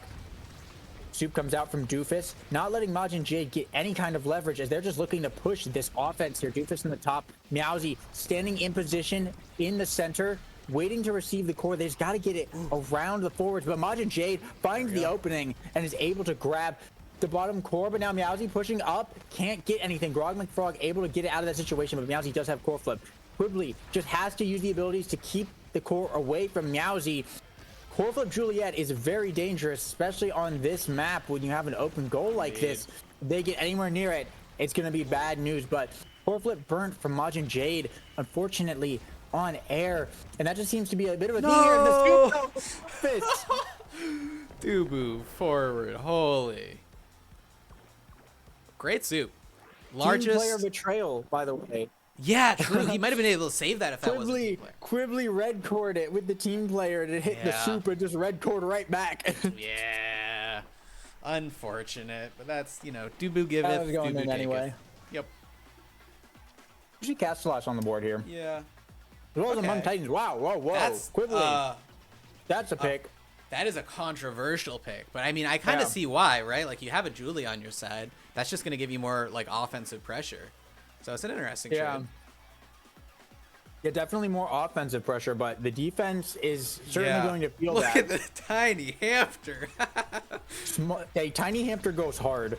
Wow. Because, I mean, obviously your strike box is affected by that, but Dubu's roll is also melee, so, like, you have a smaller roll box as well, and with that ability being as goofy as it is already, it's going to be tough as Meowsy able to punch it in and grab that barrier there. Now just dribbling up and just with the strike war win, that's going to be enough. That's the other part as well, is of course Quibbly's going to have a harder time winning those strike wars against Big Fish Juliet.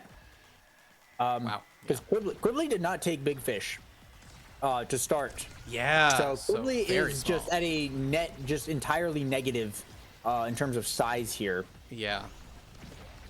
But yeah, it's going to be basically just up to Majin Jade to try and constantly push that. But Meowsy, once again, strike war into a dash to get that barrier. If it's on the side of Converging Worlds, they're just going to have a very hard time defending it here. They will manage to grab a top barrier, though. Soup's going to come out up in the top side, and Majin Jade with the dash punch through two people to grab that barrier. Now Meowsy dribbling in the top, and that's just not enough. Meowsy knew what they were doing right there. Core flip coming out from Quibbly to send it back over to Majin Jade. Bit of a ping pong there. Dragonlance able to hold it down. Majin Jade does have core flip though. Quibbly just needs to get it back out there. Grog McFrog sending it into the top. Majin with the dribble into the kick. Will find the bottom of the goal box. Doesn't even need to burn core flip. Wow. Yeah, they're going to go in with a strong energy advantage. And we're going to see, because if they can keep up that offensive pressure between that extra size on the forwards and, you know, two flips, Converging Worlds could do pretty well despite that strange Among Titans pick. Ooh, Supernova there from Grog McFrog with the kill. Majin Jade is low, but does have core flip here, looking to try and get this top corner. Quibbly needs to get it back over to their side, though. Majin Jade having to run back is staggered. Quibbly just standing up in midfield, though. Trying to keep it over there, and actually, solid shot there to find the goal barrier. As there's an open goal there. Meowsy taking out Majin Jade. Absolutely tragic. Yeah, Grog did his best to try and get it down to Majin, but without Majin there, he can't really make that pass play. Some big pressure there from Ristel as well to grab that bottom barrier. And Meowsy now with the dribbles. Strike war win there. Trying to punch it in, but Quibbly barely saving that. Getting launched back over to the side of Ristel. As Grog McFrog pushing up. Doofus is taken out. Majin Jade and Grog McFrog just looking for something. Quibbly's got to just send it back up there, though. Majin Jade can't find the strike war win, but off of that bounce, finding the top. The overtime speed is just enough for Converging Worlds to grab that point. Yeah, well done.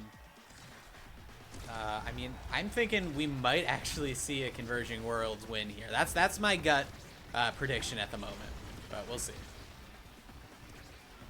Doofus now looking for this bottom barrier. Oh, unfortunately just didn't quite hit the angle. Quibbly's able to get it out of there.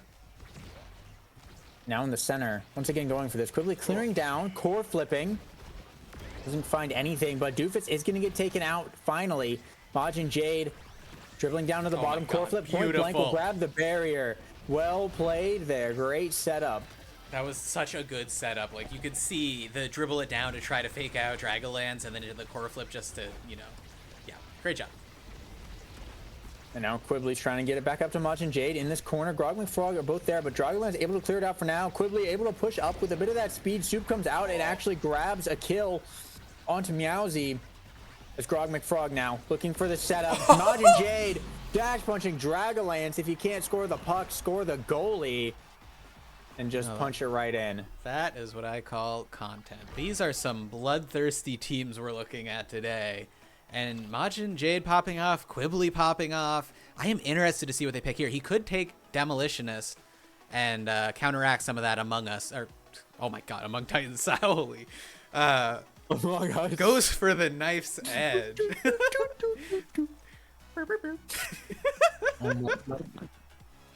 That's a lot of speed on Quibbly though. Now that is a knife's edge. That is going to be a very fast. They can get very aggressive with what they do, but surprisingly, Demolitionist found its way all the way to Doofus at the bottom of the pick, which a demo, very strong awakening, especially on this map when you have the double barriers. So yeah, very interesting. Majin Jade went for the prize fighter there. I mean, they have been getting a lot of kills, but we'll see how this goes as first barrier gonna now fall here. Majin Jade finding a bottom barrier of their own. Doofus and Meowsy in the midfield now. Trying to get out of there, but bit of a ping pong just between the Juliets here in this bottom corner. Both sides just kind of looking for a way out. Soup comes out. Dragonlance is still sending it down there though. Finally able to get it back through Majin Jade, but Quibbly right there. But Meowsy now. The angle. Great shot. Finds the angle. Sends it up into the top side as Quibbly's trying to get it out away from this Juliet. Manages to do so barely. Setting it back up once again. The Soup comes out from Doofus as they're pushing up. Tries to roll on it. Brings out the log. Soup from Quibbly to try and shut that down. And just can't really get anything going right here. But Majin Jade, shut down by Doofus. So once again, Meowsy, the dash punch. Clearing absolutely the flip. Insane hitbox on that. Just sent Quibbly flying off the edge. Wow. Yeah, I mean, that's huge for them because, you know, they got the flip, they got the score, they got a strong lead now going into this fifth set. Oh, just barely sneaks by Quibbly. Hate to see that. Grog and Frog about to be getting a core flip up as well. Majin Jade with the dash punch to grab a barrier of their own. Dragonlance having to core flip it back out of there. Ooh, bit of a night market bouncy house going on here. Majin Jade now and Grog McFrog bring out the supernova. No way! Unfortunate Vice moment. Sends it back to get their own barrier. Using a core flip to try and rectify this. And a dash punch from Majin Jade with the core flip. That was actually kind of crazy to watch for the strike roll in from Doofus in the midfield. No one's back there to save it. That's for Stell, bringing it now to match point. Wow. Yeah, this is it. But I believe, I'm a believer, Converging Worlds is going to clutch up here. They have this in them, absolutely. You know, I might have been hating on that Among Titans, but I think it's proving to be pretty strong. At least in this comp. Despite the fact that Doofus is one big hamster. We see Doofus getting stuck here. Despite the fact that Converging Worlds is technically losing, yeah. Yeah, I believe. I'm a believer. We'll see if they can bring this back like they did the last time. Majin Jade does have core flip and is able to take out Doofus there. This is why I believe. But now Quibbly pushing up, brings out the Soup. Great Soup. Dragonlance having to clear it down, but Majin Jade now up in that corner. Can't get anything though. Supernova coming out once again. Dragonlance still able to find the clear. Quibbly trying to hold it down, but Meowsy finds the barrier. Burning the core flip to try and get it out once again. Now Doofus pushing it back up. Absolutely massive hamster. Just walking up like, and Meowsy just punching in to grab that top barrier finally, and a bounce there. Both goals now open. Dangerous situation. Meowsy pushing up into the top corner. Quibbly trying to get it out of there. Dragonlance sending it right back up. Grogman Frog trying to cut the passes. Soup comes out to shut down Meowsy, though, as Majin Jade sends it red core, but Dragonlance is there to defend it. And a shot from Majin Jade right in between Doofus and Dragonlance to put Converging Worlds on the board. One more point to hold it out just a little bit longer.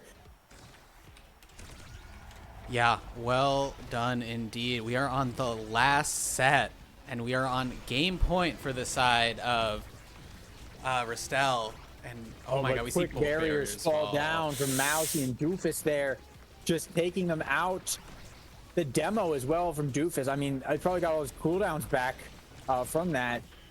Yeah. Able to possibly make a big push. They just need to hold out for a little while longer, but an explosive play. The Soup and the dash punch just stuff it right through. That's Restel taking the game. Incredible showing from Estelle. They held on for such a long game. And, you know, shout out to Converging Worlds, too, for seeming like they were going to clutch it up and just barely falling short.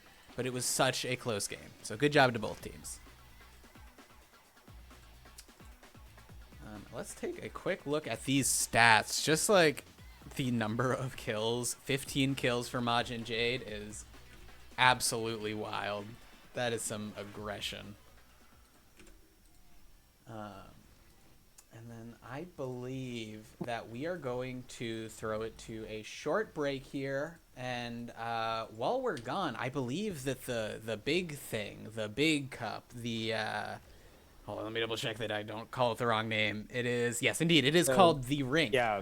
Day 2, indeed, the biggest tournament we've ever seen is going to be starting soon over on the Odyssey Interactive channel. So if you're interested in seeing the best of the best compete, you'll be able to head over to Odyssey Interactive and check that out. But we will be back shortly after a very quick break. And we will finish off the last, I believe, 4 streamed matches, possibly 5, of the Pond, the Consolation bracket. So, yeah, I'm going to send it to a break, and Lego is going to go compete. So go maybe head over to Audi Interactive channel and check that out. See your favorite Lego Mage 15 win it, perhaps. I don't think we're not getting streamed. I don't think. Okay, fair enough. I don't think we're getting you never know. You never know. All right, cool. We're going to send it to a break. We will be back shortly. See you soon. Bye.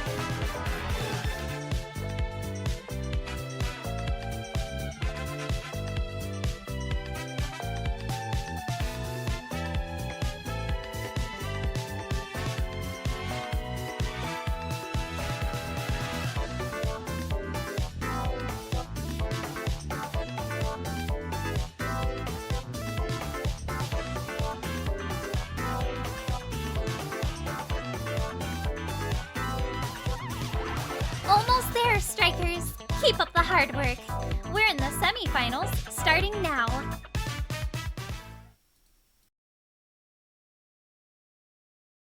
Hello, everybody. Psykeen and Cloakoak here to take over for the wonderful Lego Mage and Max. How you doing, Cloakoak? Wonderful doesn't do him justice. It doesn't. I'm doing wonderful today, Psykeen. I am glad to hear that, and so am I, on this wonderful Sunday afternoon in Minneapolis, Minnesota. There's snow on the ground out here, and it is wonderful. How about you, Cloakoak? It's going pretty good. There's no snow where I'm at in Texas, but so there sadly will not be any frozen ponds for beautiful giant hamsters to be skating across. Yeah, and that's what we're here to do. We are here to cast the Dubu Cup Redemption bracket, and we're going to be getting into game soon with Restel versus Dream Team. If you're watching the last game, Restel breaking it out against the Converging Worlds, so we're gonna get to see them in action a little bit longer. Isn't that fun? Yeah, I am excited to see how they fare up against Dream Team, who we were not able to find all of Dream Team's core strikes. Hey, oh no, we were able to find all of. They were, yeah, wow. So yeah, let's talk about what we can hope to see coming into this match.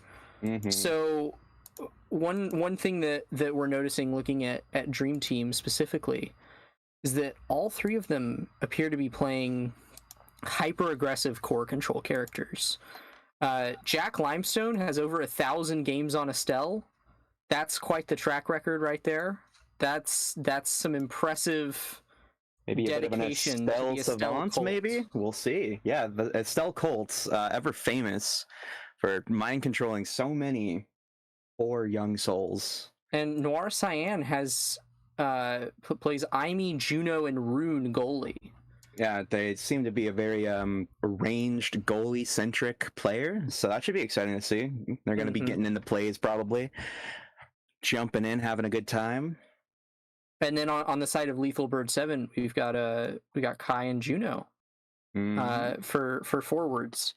So interesting lineup here. I didn't get to see too much of Restel last game, but from what I did see, they appear to play more of a mixed comp between core control and come on. KO potential. Doofus was on the Dubu forward. You got to give some respect to that. The Dubu forward is insane. The Dubu forward was insane. Yeah. And we had Meowsy on the Julie, and then Dragonlance. Rolling people off the edge. Oh, yeah.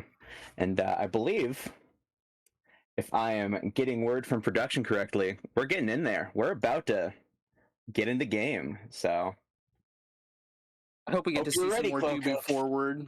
I do too. It is the Dubu Cup after all. It is. Atlas Laboratory. Okay, back to the lab. We love to see it. Yep, this is the comp that we were sort of expecting here from the side of Dream Team.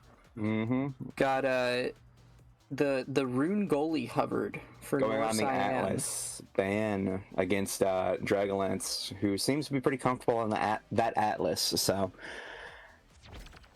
and the Estelle, the respect on Jack Limestone's numerous games, probably feels pretty good about that. And the Era, okay, that is what I was expecting them to play if they did not get their Estelle. So, first pick Juliet on the side of Restel. That's pretty good. I'm excited to see how. I'm assuming that's Meowsy on the Juliet. I'm interested to see how they adapt to the Rune goalie. And they're Restel's just running it back. It's a fair matchup because Julie has the potential to shut down Rune's pillar placements and get up in his face, but Rune's got that banish that can really, deal some deadly hits to a Julie push. We're looking at a glass cannon perfect form start. Slick kicks on all of the forwards, eject button strike shot. And we're right into it. Juno winning the kickoff for their team, but loses possession. The Rune Pillar going to push it back onto the other side. Meowsy and Doofus both looking for an offensive push here, but not finding it as Dragonlance loses their first barrier. Meowsy now trying to find some revenge, get that other barrier for them. They got it. 1 barrier to 1, and 2 barriers. Doofus in the perfect position to receive a pass from Meowsy, and they get it out for now, but it's going into the gravity well. Who knows what is going to happen to this core? Dragonlance to Doofus with the log, but banished on Meowsy. Can't receive that core. Using the roll to try and get it out, try to clear it. Jack Limestone looking for something, not going to find it. The Tofu Fortress does come out, try and buy some time in that lane, and Doofus with a beautiful shot upwards. Just fast enough to save Meowsy, who is getting pummeled by Jack Limestone's Era Tornado. Probably feeling very good about that. Gets to keep his life, and we're back on it. Top kickoff again. Juno Slime's going to be annoying to deal with for the Juliet.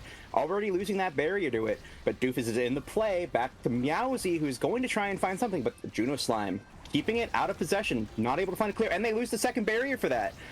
And it's in from a primary off of the Era, that Noido, making it so that he couldn't pass it down if he wanted to. Wow. What a play from Jack Limestone. Yeah, some great stuff so far. I haven't seen too many defensive clears here. It's been both teams keeping up some great offensive pressure as soon as they're able to acquire it. There we go. Prime example right there. Incredible. The double ding.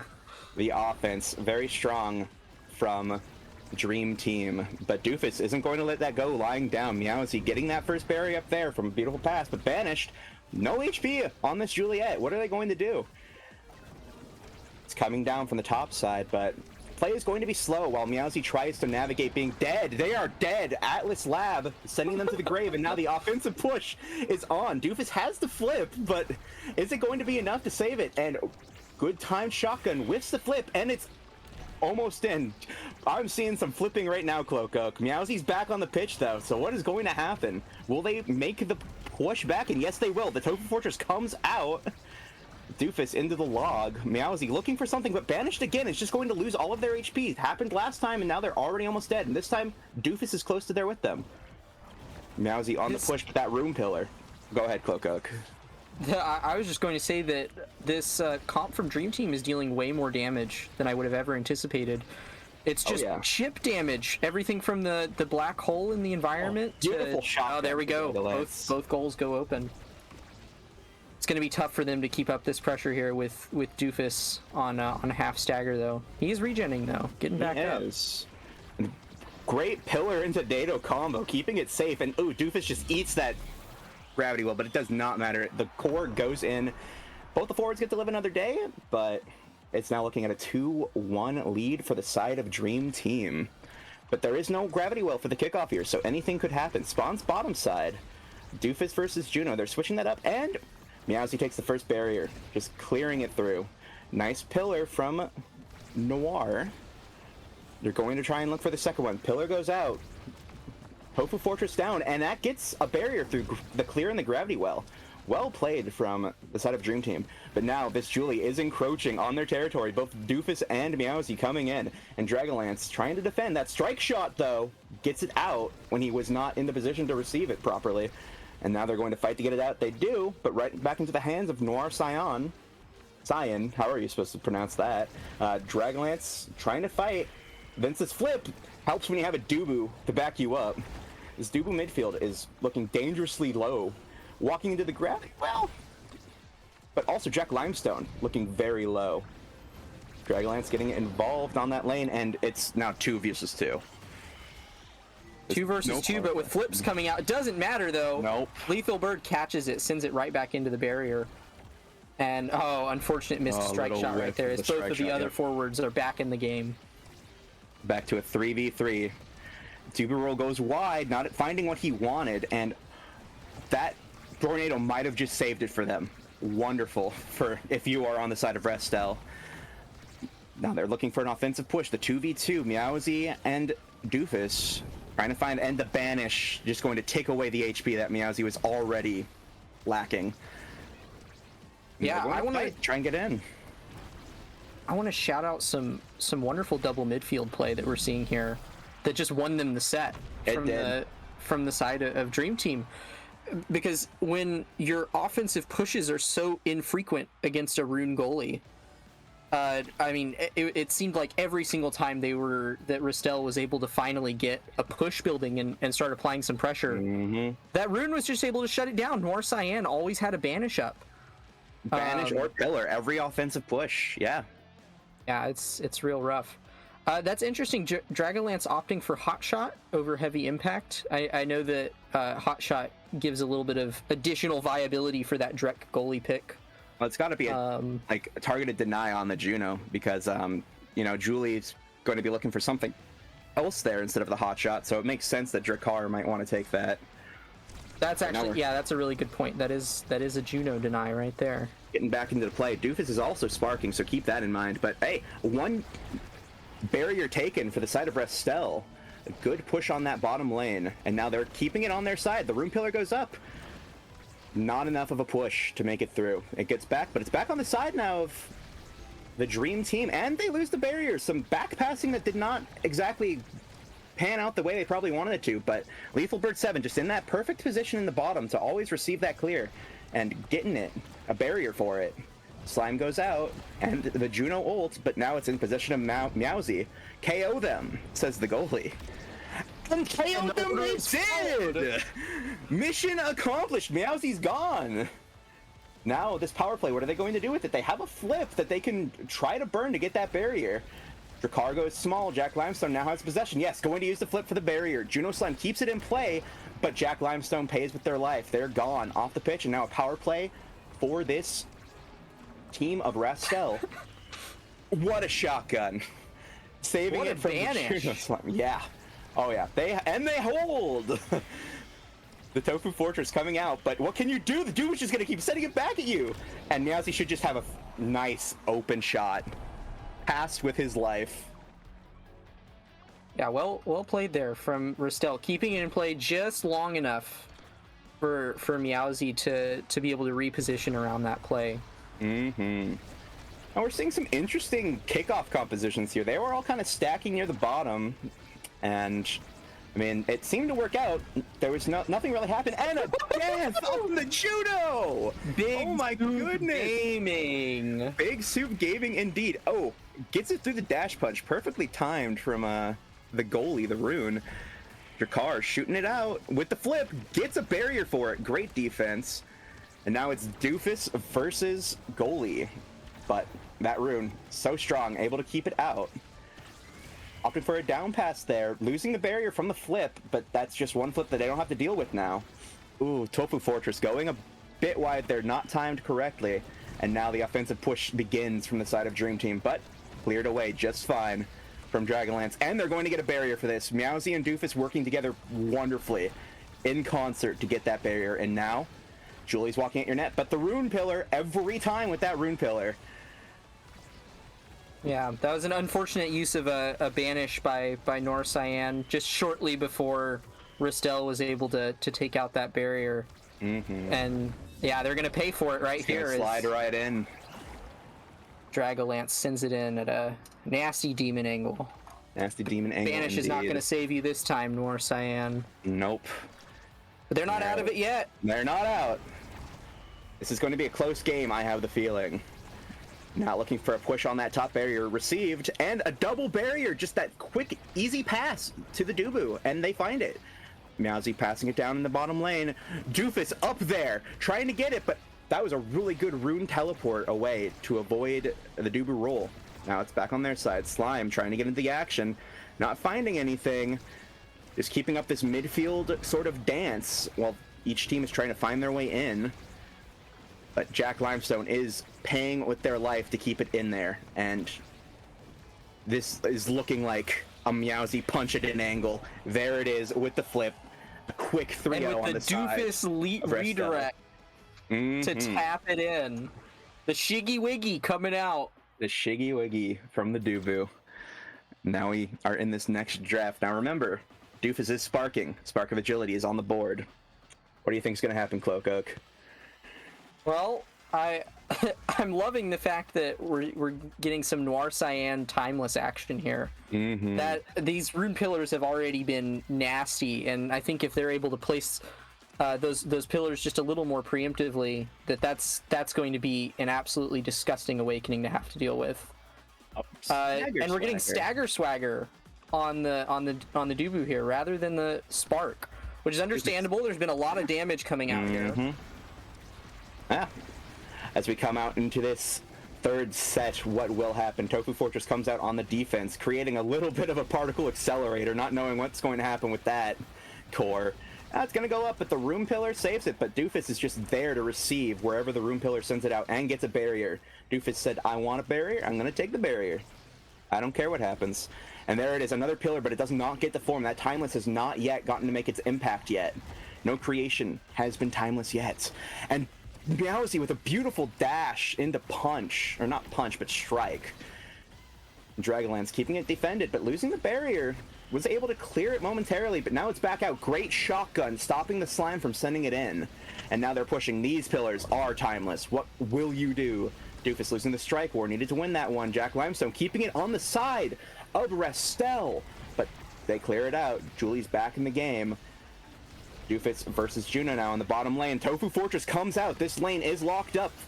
And Restella are going to try to push, but that Timeless pillar is there forever. Waits out the flip and some. He's just standing there menacingly. And now the power play doesn't really matter when your pillar can just pretty much act like a body that could stop anything. I mean, oh, but that pillar not exactly defending where he probably wanted it to. And, oh no. A bit poorly positioned on the shot. Didn't get to get the core in that shotgun blast, but it happens to the best of us as the Iron Cats come out. Dream Team here is just playing a war of attrition. As long as they can use a few abilities to hold out the onslaught of Restel's offensive pressure, they will occasionally get these little bursts of offense. Right here, they burn 2 core flips and are able to immediately grab both barriers. Oh, but a great beautiful dash punch from Meowsy. Wonderful spot from Meowsy. Taking out Jack Limestone, and now their offensive push can begin in earnest. But, I mean, those Timeless Pillars, that one doesn't get the chance to form. This could be great for the side of Restel, but good defense. Perfectly timed strikes to get it out. And what a strike shot to send it through the gravity well for a clear. But they're going to have to fight hard to get it out of here, and not quite fought well enough. Jack Limestone with a perfectly placed primary was able to just get it through their defenses. Yeah, that's unfortunate. I think if Restel wants to get back in the game here with the way that they were performing last set, they're going to have to really pay attention to those rune pillars and stand on top of where he wants to place them. Because if Noir Cyan is able to keep getting these beautiful pillar placements, there's no way they're going to be able to come up with the kind of pressure they need. But there's another KO from Meowsy right there. Yep. And that is part of the formula that they need. They need to find some KOs for these power plays so that the ability cooldowns are burnt. But they're not going to find anything with that power play. Jack Limestone is just the iron wall. He's looking pretty unhealthy right now. Could die. Could pay for it. But we're just going to look at a little midfield dance here as they try and find some sort of push, try and find some sort of confirm, and maybe this is it. But that pillar is just Timeless. But they're in there. Doofus is in there. A tornado of beautiful defense. But my goodness. I don't know how they saved that. Oh, the Atlas Lab angle. Goodness. And they just lost it to air somehow. But that, I mean, hey, you can't win every interaction. Core flip comes out, but I mean, a story that we're going to see a million more times this game. Pillar's there to stop that push from the core flip. Meowsy on the bottom. What a pillar! Good reaction from Noir Cyan, but you only have so many pillars that you can place. Yeah, it's worth noting that Rune got perfect form start here. So that Rune, Noir Cyan is getting a ridiculous amount of cooldowns. And immediately placing their secondary on kickoff there. Very smart. They're going to use it right here. Yeah, that was a great rune play right there. How this Dubu is alive after going through the blender like that, I don't know. But Doofus fights on to live another day as the dash punch comes in to keep the core on the enemy side, but they're not going to find it. Dubu roll in, trying to find something, passes it down into the pillar pocket corner, but not finding anything. And now we're in kind of a stasis while we wait for a play to develop. Moving back onto the side of Dream Team, who are going to be able to defend this out. Get it out with a beautiful primary out of Era. Nicely placed. And now Mr. Carr is going to have to figure out how to get it out. Dragonlance does. As the push develops now on the bottom side, but Meowsy taking a whole bunch of damage, and Doofus Unfortunately, just had to burn the flip. getting hit through all three of them with a nice cheeky little behind them. Or Meowsy is having to just avoid the landmine of Juno slimes over and over and over again. Yeah, they're playing a bullet hell right now. They're playing an entirely different game, Meowsy. Now it's this core is moving slowly. Norcyan having to use the core flip to stop it from going in, and a strike shot gone astray. Unfortunately, did not hit the core there. Dragonlance kicking himself after that as we go into this 2-1 lead on the side of Dream Team. Oh man, the Monumentalist, it's a bit of a risky take here. That size could bite them in the butt. I don't think it's a necessary take for this rune. Because the pillars are already doing their job. I'll be interested to see if my theory plays out correctly. Interesting pick of Primetime from the Dubu there. I don't know what else they would have taken other than maybe attempting to spark up here. But other than that, not a particularly interesting draft. We get some size on Dragonlance, which will maybe help them grab a few of those near-miss saves that they've had throughout this game. Good shotgun right there to save that particular push. And a good strike shot clear from Dragonlance. Says, I know how to use the strike shot, I can land it. But now this Julie banished again. Dragonlance trying to keep it clear. That NATO kind of helping out there. As a dash punch comes in, but not enough. Norcyan able to clear that out. As the top barrier is bottom, both barriers going down on the side of Restel. A beautiful push from that Juno. Dragonlance going to shoot it through them though, as both Doofus and Meowsy have to come back to help out on the defense. Meowsy getting that out clear, perfectly positioned, but dies through the tornado. Beautifully pushed, and a save, not enough. Died with flip to the tornado. That is unfortunate and well done on the power play. Another interesting thing that I'm just now processing is that Norcyan has opted for eject button on Rune Goalie. Yep. Last time I checked, that is not a conventional pick in the slightest. And I'm sure I think momentum boost is probably the play, but you know, when you think about it, you get that secondary cooldown, and with the way that he's been using it, I think it's been working out really well. Yeah, I cannot be judging Norcyan's gameplay here in the slightest with how fantastic this defense is going. Yeah, look at that. And keeps the both big barriers pillar up flawlessly. Comes out again. Loses a barrier up top. Doofus gonna try and push down. Meowsy looking to coordinate a play, but not able to find it. Now they have to clear it through the Juno Slime minefield. Minefield avoided. Meowsy goes down once again. Had to use the flip to confirm that kill, but that's still a power play on a team that has been using these power plays very effectively. And barrier goes down. That room pillar is so strong at keeping it in that pocket. Tornado goes down, not finding anything, but keeping Dragonlance on their toes. Meowsy responds, but already at HP, almost into the wall and right through Doofus and Dragonlance. Jack Limestone running away with this offense. Wow. Yeah, Dream Team. This is some incredibly clean double midfield play and some fantastic defense from Norcyan. Indeed. This room pick is running this entire game, honestly. Like, Meowsy and Doofus have to fight so hard to just break down one pillar and keep it on the side. But now it's going. It is on their side and vanish a bit wide onto the Meowsy, but Doofus is already dead. There's just no time for this team of Restel to find Dubu got stagger swagger. We got a stagger swagger, Dubu. Did get stagger swagger. He can fight. He can stay in this fight.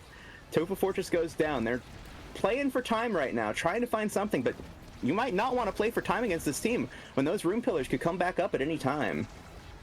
Dragonlance getting involved in the play, trying to get the clear, trying to find something for their team, but Banish is down, so maybe this is the time to initiate a push. Doofus and Meowsy trying to make their play, but that room pillar comes out, and the Tofu Fortress keeps it locked down. They should find the barrier here, and are they going to find a goal? They will! Doofus dancing on them. What a shot, what a play. That's all you need is that one spark for this team of Restel to find just that hole in their defense. Yeah, no, that was some fantastic pressure from Doofus there. hoping to see them pull off another fantastic push like that and maybe keep us in the game here. Mm-hmm. Yeah, because this is set point now. If this is Dream match Team- point. This is match point. Yeah, match point. Dream Team finds this next point. It's over for them. They win. But Meowsy going in there, trying to find that push, but that pillar beautifully put down, and now the backwards Jack forward. Limestone goes down. Jack Limestone is dead. This could be a power play push that the team of Restel needs. Going down, trying to get it between their legs. Doofus putting down the Tofu Fortress, and this is how There the it same goes exact again. push. Yep, this is how it happened last time. This is how they got their goal. North Cyan trying to find a core flip play to get it out, try and just get it in, but beautiful elusive from Doofus from a tornado that probably would have taken their life. Now, Dragonlance does have the flip to try and help out on the defense or offense if he finds the proper play. Unfortunate, the core blocking what would have been certain death for Lethal Bird 7. Indeed. I'm sure Lethal Bird 7 is thanking the core right now. Oh, yeah. Saved their life. That core is a hero sometimes. But they're still looking for an offensive push. Juno Slime coming out, keeping it on their side. But beautiful strike shot keeps it in the game, and a diagonal dash punch to get it in, bringing this to 2-2. Restel is not down. They are not out. They are going to fight. They've found their rhythm this set. I mean, in the 11th hour, we're seeing Restel finally put up the pressure that we saw them have in the second set, where they they're not even they don't even need the KOs. They're just putting some fantastic core control pressure. Oh, that is what a beautiful tofu fort. Beautiful soup from Doofus. Beautiful soup. The Tofu Fortress is keeping them in this game. Doofus on the defense. The Juliet, no, punching backwards, creating an unfortunate situation. But they fought. Well played they from tried. Dream Team. Well played, Dream Team. That room pick, incredible choice on this Atlas Lab. Yeah, no, that was a really, really good game. It's a shame that it took Restel a minute to find their rhythm, but I mean they showed us in that last set why they're in semifinals here. Mm-hmm. This is winners semis, yes. This was winners semifinals. Restel Dream Team. We've still got a chance to see Restel come back up in this double elim bracket, and I'm hoping for him. I had a lot of fun watching their team. Oh yeah, but I mean, congrats to Dream Team. Yeah. We've talked about Nor Cyan on Rune a ton, but we got to mention Jack Limestone here. Mm-hmm. 4 KOs, 189 redirects on the era, confirming 6 goals. Yeah, total That 7 is goal participation. They were some fantastic era midfielding right there, and honestly, era forwarding. They were just kind of doing everything. Yeah, I am sure on the Estelle they would have just been scorer Estelle shooting those beams. So, they played an amazing scoring era, I'd say. And I mean, Lethal Bird 7. I think that Lethal Bird 7 on the Juno pick was actually contributing to a lot of the unanticipated damage we saw coming out from Dream Team's comp. Oh yeah, I mean, there were just little slime minefields everywhere. What are you supposed to do when you're getting, chip damaged all the way down to stagger? Yeah, I mean, lots of unexpected things that I saw come out on both sides there. And yeah, the Dream Team just had so many creations that Restel had to deal with, and in the end, they were overwhelmed by it. So, good game from both players. Good game. For both teams. Love seeing a Dubu forward. 26k, 3 KOs on that guy. Salute to you, Doofus. Salute. It's mandatory. We need to have at least one Dubu forward in every game of the Dubu Cup. Oh, I hope so. I hope I see more Dubu That's a rule, forward. right? That's in the rule book? It's in the rule book? Okay, cool. I believe it. Yeah. If not, somebody needs to add that in the rule book right now. Immediately. I need to see more Dubu forwards. I love a good Dubu roll KO. souping the goalie into their own net. Those kinds of things. Doesn't get better than that. Why It doesn't get old either. It's even funnier the second time. Oh, it's even funnier. Even funnier. So I'm not certain what our next match here is going to be. It's going to be winners finals. It's probably going to be. I believe we're going to be looking at Second Wind. Second Wind. There we go. Team. I have the bracket pulled up now. Yeah, this is an exciting team right here. Light Sky, Tomotako, and Chaotic Bacon. I believe Chaotic Bacon, is that name Chaotic, if I'm not mistaken? I could be mistaken. That is named Chaotic. That is in fact named Chaotic that we are looking at. Baby. I can imagine we're probably going to see a Kazan ban, if I've got my players remembered correctly. Tomotako, I've played quite a bit with Tomotako. Oh yeah? And they cook up some of the most creative clears I think I've ever seen. Just they're like goalie mix-ups. It's I'm looking forward to seeing what Tomotako does. I would consider them a bit of a defensive powerhouse. So I'm excited to see them presumably in the goal net. I don't know. Maybe we'll see the Tomotako forward today. Who knows? They're locked in the goalie slot right now though. So I think we can expect to see some good stuff in the goal net from them. I'm excited to see what they can cook up. Light Sky seems to be a bit of a flex player, I believe. Plays both goalie and forward, so I imagine they'll be midfielding for name Chaotic here. Interesting. What is name Chaotic got outside of the Kazan? Yeah. Rasmus, I've seen a bit of. Probably Julie, because I imagine every brawler player has a Julie. Yeah, we got just 700 games on Kazan. Oh my gosh, baby! So what I'm imagining is we're probably going to see Estelle ban and Kazan ban, if they're just going to be targeting the quote-unquote one tricks, who, very clearly aren't one tricks, but have their comfort character, if they just feel they're a bit more comfortable than most other players are with their characters. Yeah, we're seeing Dream Team trying to just run back the same comp. They're not going to lock in the era on Jack Limestone if possible, hoping for the Estelle pick. We're back on the lab again, Atlas Laboratory, with the Kazan ban coming down. And the Estelle. Yep, exactly Estelle, what we predicted. Kazan. Yeah, what else could it have been? They would have been silly to do anything else, in my opinion. Yeah, Kai coming out there. Presumably that's Light Sky Kai we're looking at. Actually, that could be a Kai goalie from Tomotako. They do play some Kai goalie. Seeing a bit of a Now pick coming out here. And then the Julie from Name. We are back on the lab. We are back on the lab. Atlas Lab gameplay.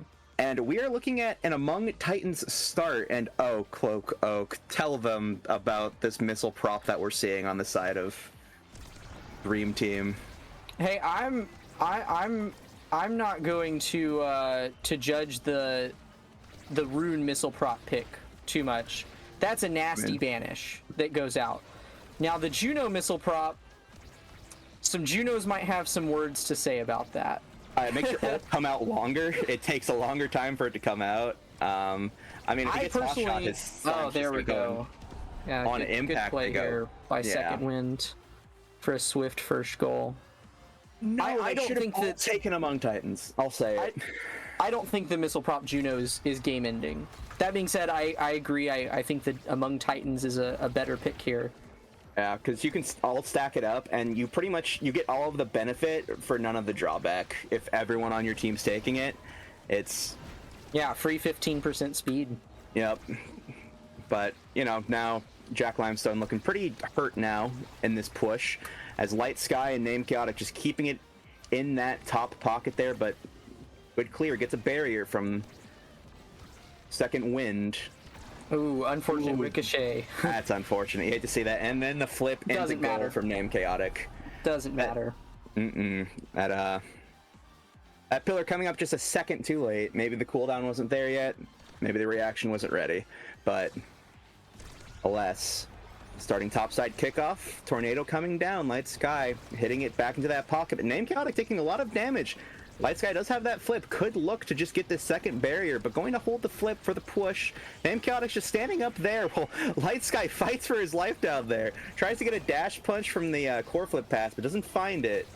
As they just keep it in this pocket, but Nora Cyan, great defense, able to keep it out from the 2v1, as Jack Limestone took a lot of damage for that defense that they had to put through. Now, just the queen of hitting chip damage every couple seconds that you just can't deal with. Name Chaotic getting it with that dash punch, able to get the last barrier on the side of Dream Team as they make this push. Dash punch trying to get the dribble with it, but doesn't quite find it. As the flip comes out from North Cyan saying, no, I don't want to deal with this Julie right now. But Tomotaka with the flip of their own. Light Sky helping out on the defense, keeping it out with the teleport in, trying to find something, but does not find it. Teleports back and just a little dash kick to get it in. Swift, ruthless offensive efficiency there from the side of Second Wind. I mean, that was... even though I'm not going to dash on North Cyan, we saw some more fantastic defense there from them. Absolutely. But I mean, they are being given a run. Dream Team's being given a run for their money here with this fantastic lineup from Second Wind. Seeing the twin drive coming out onto the rune, but built North Cyan loves their rune secondaries. Fighter fight on the now. Peak performance on the era. Probably trying to just stay alive a bit longer and move a little faster. Although maybe Egoist might have been the call for that one, but. Yeah, I mean, this looks like more War of Attrition picks here from the side of Dream Team. This is their angle. They're attempting to stay alive and minimize their ability usage just long enough to outplay the enemy team. Oh, fantastic banish, but also a KO from Name Chaotic. Bit of a power play now as Lethal Bird goes down. Name Chaotic trying to make the offensive push, just punching Jack Limestone in their face, and they get it with the perfectly placed strike. Light Sky pushing from behind Name Chaotic, but it breaks through with that gravity well, just sends it in. Oh no! Light Sky! With the now secondary own goal. Oh man, that was a series of unfortunate events there for Second Wind. Dropping the Sad Boys emote. Ooh, and what a well-placed strike into the gravity well from Lethal Bird, getting that first barrier. And now the offensive tempo is on the side of Dream Team as Lethal Bird, life flashing before their eyes. But Name Chaotic so strong, and Light Sky perfectly positioned for that out clear. Gets both barriers in a matter of seconds as, great little dig out from North Cyan. But the offensive push is just beginning from the side of Second Wind as they have a flip, almost have the second flip, but hey, they're holding their own. They're pushing it back into that top corner, trying to get that barrier. Name Chaotic on the bottom. Light Sky teleporting in onto Name Chaotic, trying to get that flip power play, but not finding it as they lose the barrier and dash punching right into the pillar, but they have two flips. What can they do? Perfectly timed flip for North Cyan, getting it right as it leaves the sort of flip stasis, but now the offensive push is just too much. Name Chaotic has the core for all of a couple seconds, able to make something happen with it. Incredible play. Second Wind here is just making the most of their mistakes. We saw two dropped flips there on the side of them, but it doesn't even matter. Tomotaka sends it right back into play, and they get it right the second time. Yeah. A good banish there, keeping... Oh, what a slime! Taking out the threat that is named... Juno! Missile Prop Juno, you're right! Oh my goodness gracious, and good teleport in, but Tomotaka is in there! He's flipping, he gets the barrier, Light Sky holding on the defense, keeping it out, but Tomotaka, he is just in the play now, and almost paying for it. That looked like it could have had the potential to be a double ding, and Name Chaotic takes out Jack Limestone. But what a now, beautiful slime redirect there from Lethal Bird. Goal is open, but Name Chaotic just slides it in through. Right in that corner. Oh boy. Jack Limestone having a lot of trouble influencing this field this go round. Yeah, and I mean, hey, this is Lethal Bird's time to shine. Look at all of the work that they're putting in. Those Juno Slimes are taking so much. Honestly, yeah, Lethal Bird heard me talking smack about their missile prop pick, and they're here to prove me wrong, I guess. But now Light Sky, one barrier down on the other side, and this midfielder is going to go to work trying to get it in. Named Chaotic punching it into the room pillar. But Light Sky's just always there on the out clear to get it to their Julie. But a little bit of a flip. Goes so close to getting that barrier, but not exactly finding it. And, oh wow, what a minefield to evade, and they evaded it. Tornado and Slime, and punch right through the goalie, get the barrier, core flip it in. What can they do? What can they do? There's only so many rune pillars you can have there, North Cyan.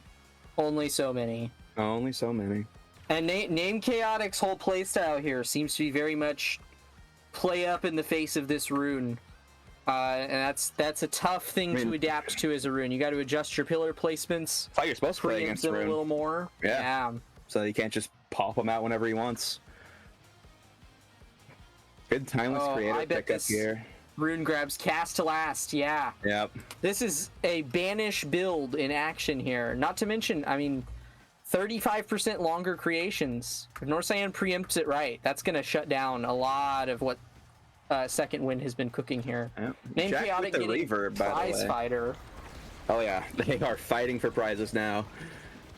And I believe Jack Limestone might be the first on the chopping board. No, just decides to punch it in. There's the ult coming out from the Julie, but the banish, they're going to be there for a while. Have fun in jail. Exactly. Oh, a beautiful back creative pass. Yeah, I like that.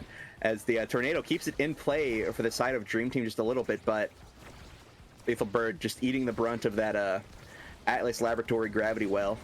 Black hole. This and is a beautiful team play here. Oh, but Name Chaotic on the patrol. Yep. We'll snag that first bonus prize fighter stack. Yep. But Tiny Jack Taco Limestone. Jack Limestone solos these. Whippington gets it in. Good shot, Jack Limestone. Making Tomo Taco, Tiny Taco, not letting him able to defend the barrier and then sliding it right in. Beautiful play from Jack Limestone. Top kickoff. Name Chaotic has flipped now. What are they going to do with that? That is a terrifying thing to see on the Juliet. I will say it. Light Sky looking to get it down, and oh, not in time, Nora Scion, and this is a dead Juno as the second prize fighter stack comes out for Name Chaotic. I believe they are at all 3 stacks now, so this is a Juno to be reckoned with. As the Atlas Lab what angle. a nice clear. What a nice clear. As the pillar comes out, it gets to fully form, and they make the defense. That is what Nor Scion is great at, is those room pillar defenses. But eyes from a rogue punch that probably was not even intended to kill. And Name Chaotic finds it in the bottom pocket. Top pocket if you're Name Chaotic, I should say. Yeah, that is there is some very I just keep hoping that Dream Team here, they're making so many fantastic plays. These banishes are absolutely disgusting coming out from Nor Cyan. We're seeing so many creative passes and these beautiful 1v3s from Jack Limestone. I keep wanting to see them win this set and, you know, just show us a true war between these two teams. Such wildly different play styles, but I mean, Second Wind here. What can you do against this? What can you do? Chaotic's just all over the place, flipping everybody. Triple prize fighter stack. Yeah. Tapping everything in. They're at level 9, Psykeen. Level 9. In a lobby of level 5s and then the level 6 Light Sky. I mean, they are running away with this game. When the Julie is allowed to do what the Julie wants, I mean, it's so hard to deal with. I mean, look at this. It is banished in their top corner, and they do get the double ding for it. So that was a great play on the side of Dream Team. As they are looking to stay in this game, they are fighting back. This Julie is so low. There might be, you know, some chance that they get healed all the way back up by there now and don't have to face the threat of death ever. And Lethal Bird going down from a rogue Giga. Oh my goodness. And oh, what a pass. Getting it right through the pillar. The ult goes in, and that is a dominating victory from the side of Second Wind. Yeah. No, as much as I'm a fan of what Dream Team's cooking up there with all their plays, this is Second Wind's bread and butter here. Name Chaotic is incredibly good at what they do. When they have the core, they put up this insurmountable pressure, and Light Sky and Tomotako, between their pairing on defense and their presence in the midfield, they're able to just feed it to Name Chaotic over and over and over again. Yeah. Name Chaotic with 9 goals. All 9 goals. Total 5 goal KOs. What can you hope to do against a team that plays like that? That was some fantastic gameplay. Offensive pressure, too strong. Much too strong.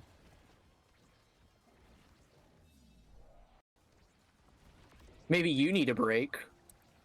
I do need a break. Thank you for asking. I do need a break. I don't know how you read my mind or heard the little man talking in my ear who said we need a break, but either way, yeah, I believe as soon as we're done looking at the replays here, we will be going to a break. But that was a fun and exciting game to watch. I mean, I love seeing a very strong offensive team just push it in over and over. And I mean, it's always fun to watch the, in that case, you know, the underdog who is being pushed offensively make plays and getting out of those tough, tricky situations. It's always a treat to watch that kind of game. But yeah, when we come back, we'll be covering, I believe, is it losers quarters? Okay. Yeah. Yep, we will be making the losers run with you in just a little bit. So salute, we'll see you then. Has seen so many people, you know, has seen so many wonderful, amazing, like just absolutely crazy players on this team. And of course, Vaughn, the midfielder, the kind of the lead, the face of this team as well, being kind of a perennial, like, rank 1 on the leaderboard. This guy, he's really good at the game. This guy is always pushing the meta, always finding new picks. And I mean, recently we see this even took a trip to the South American server to try out Juno goalie, which is a thing that has been longly kind of shoved into the corner of off meta here in North America. I'm not sure if we'll see it come out in this game. I don't know.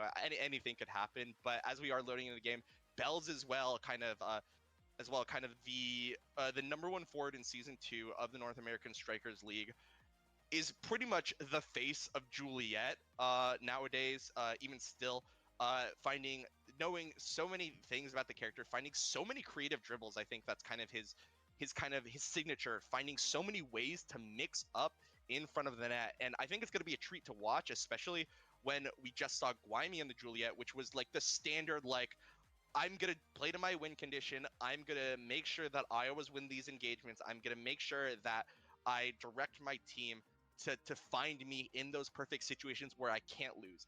Bells is a little bit on the other side, where he could still do all of that. He could still play to Juliet's win conditions just fine and rely on those, especially against a tougher team.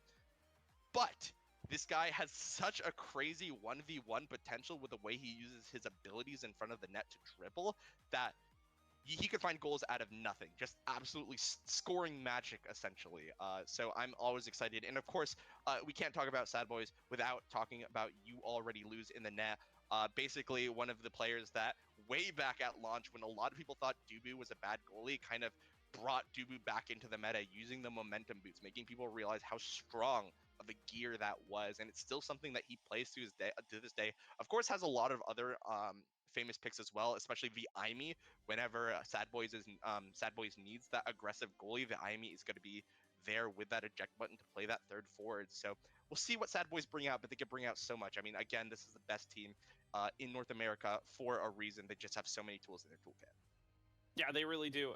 I'm really curious to see what the European team is going to be able to bring on out here for Zenith. You know, this is a squad that you and I don't get to see too much of. Brickbat playing in the time zone that we play in, and watching the tournaments and casting the tournaments that we watch and cast means we don't get too much exposure to these players. I'm told that they're one of the better European squads here, and that they're going to be doing their best despite the ping disadvantages. And I'm very curious to see what they're going to be able to pull out here, right? We're isolated enough. We don't get enough cross-regional competition that it does allow for these kinds of variances in what we prioritize of what people play in between the regions. You just talked about how, Vaughn took his trip to South America to where they think differently about Juno Goalie. I would think that there's maybe nothing quite so explicit with European Omega Strikers, but there's definitely some room for us to prioritize picks differently and see the game differently. So it will be very cool to see those two styles clash up against each other right here, right now. Yeah, absolutely. And I do know a little bit about the squad. Of course, I'm not intimately familiar. Rekost is one of the Kai forwards that kind of weathered the storm of Kai forward back when, around the time of maybe a few months after launch, where Kai had a very low stagger. I mean, basically tied up to be the lowest stagger in the game. Should that buff be reverted, essentially. Where Kai forward was really easy to kill, but this is one of the Kai forwards. Are kind of like NA equivalent would be would be Vaughn a little bit, who kind of piloted Kai throughout that time. Of course, being that famous Oni Village pick in CECC that kind of defined the picks of that map for a little bit. But Flopdwop as well, another kind of Kai forward that played Kai forward throughout the dark ages of Kai forward. So maybe that's something we'll see. Venom Yami as well, as far as I know, is an amazing Luna player. I believe his signature pick, and something kind of one of the players to kind of start really saying, Bomba, whenever they drop the Crater Maker. So we'll see if we see these picks coming into this game, of course. And kind of for farther context, I think all six players here are pretty familiar with each other. They're friends. They talk to each other about Omega Strikers, about picks and strategies, and all of that. So there's a little bit, despite the NAE rivalry that we're about to see, there is a little bit of cross-contamination there from their philosophies of Omega Strikers, from the way that they think about the game. So I'm interested to see what they'll pick. I'm interested to see what both teams will bring to this table coming in this series. Yeah, absolutely. Definitely some friendship in there. I saw Vaughn in chat earlier saying that, he's got a lot of respect for the European counterparts here, wishes that they could get to play against each other more often and, preferably on LAN. Maybe somewhere where that ping excuse wouldn't exist. But swapping back again, there is no ping excuse. This is going to determine who the best team is right here, right now. No other excuses to be coming on through. Absolutely. Zero excuses. Taking a look at that top left to see the server selection, but, we don't see that here as the North American casters. And it looks like we're going to Amy's app, actually. This is not a map that we've seen a lot on stream, and for good reason as well. If your midfielder or forward does not play Rasmus, you lose a ban. You essentially have to give up the ban because you have to ban away this character. And if you're not, even if you have a Rasmus, if you're not comfortable against the enemy team's Rasmus, if you feel like you're not going to diff them essentially in the mirror, then you're going to have some problems going to the game. I mean, this character on this map, I think, is like the highest KO count in a single game. I think Budgie Waffles did it in his game against Chatting, which was something like 28 KOs on the hooks. I mean, absolutely absurd, insane. And on the right side, actually, we see the standard composition on Amy's app. Rasmus in the midfield, Juliet forward, both of these characters with the ability to jump scare KO you, and also KO you from different orientations. Of course, Rasmus when you're in opposite lanes, Juliet when you're in the same lanes, which means if you position properly, it's just going to be so hard to find any purchase against this forward duo.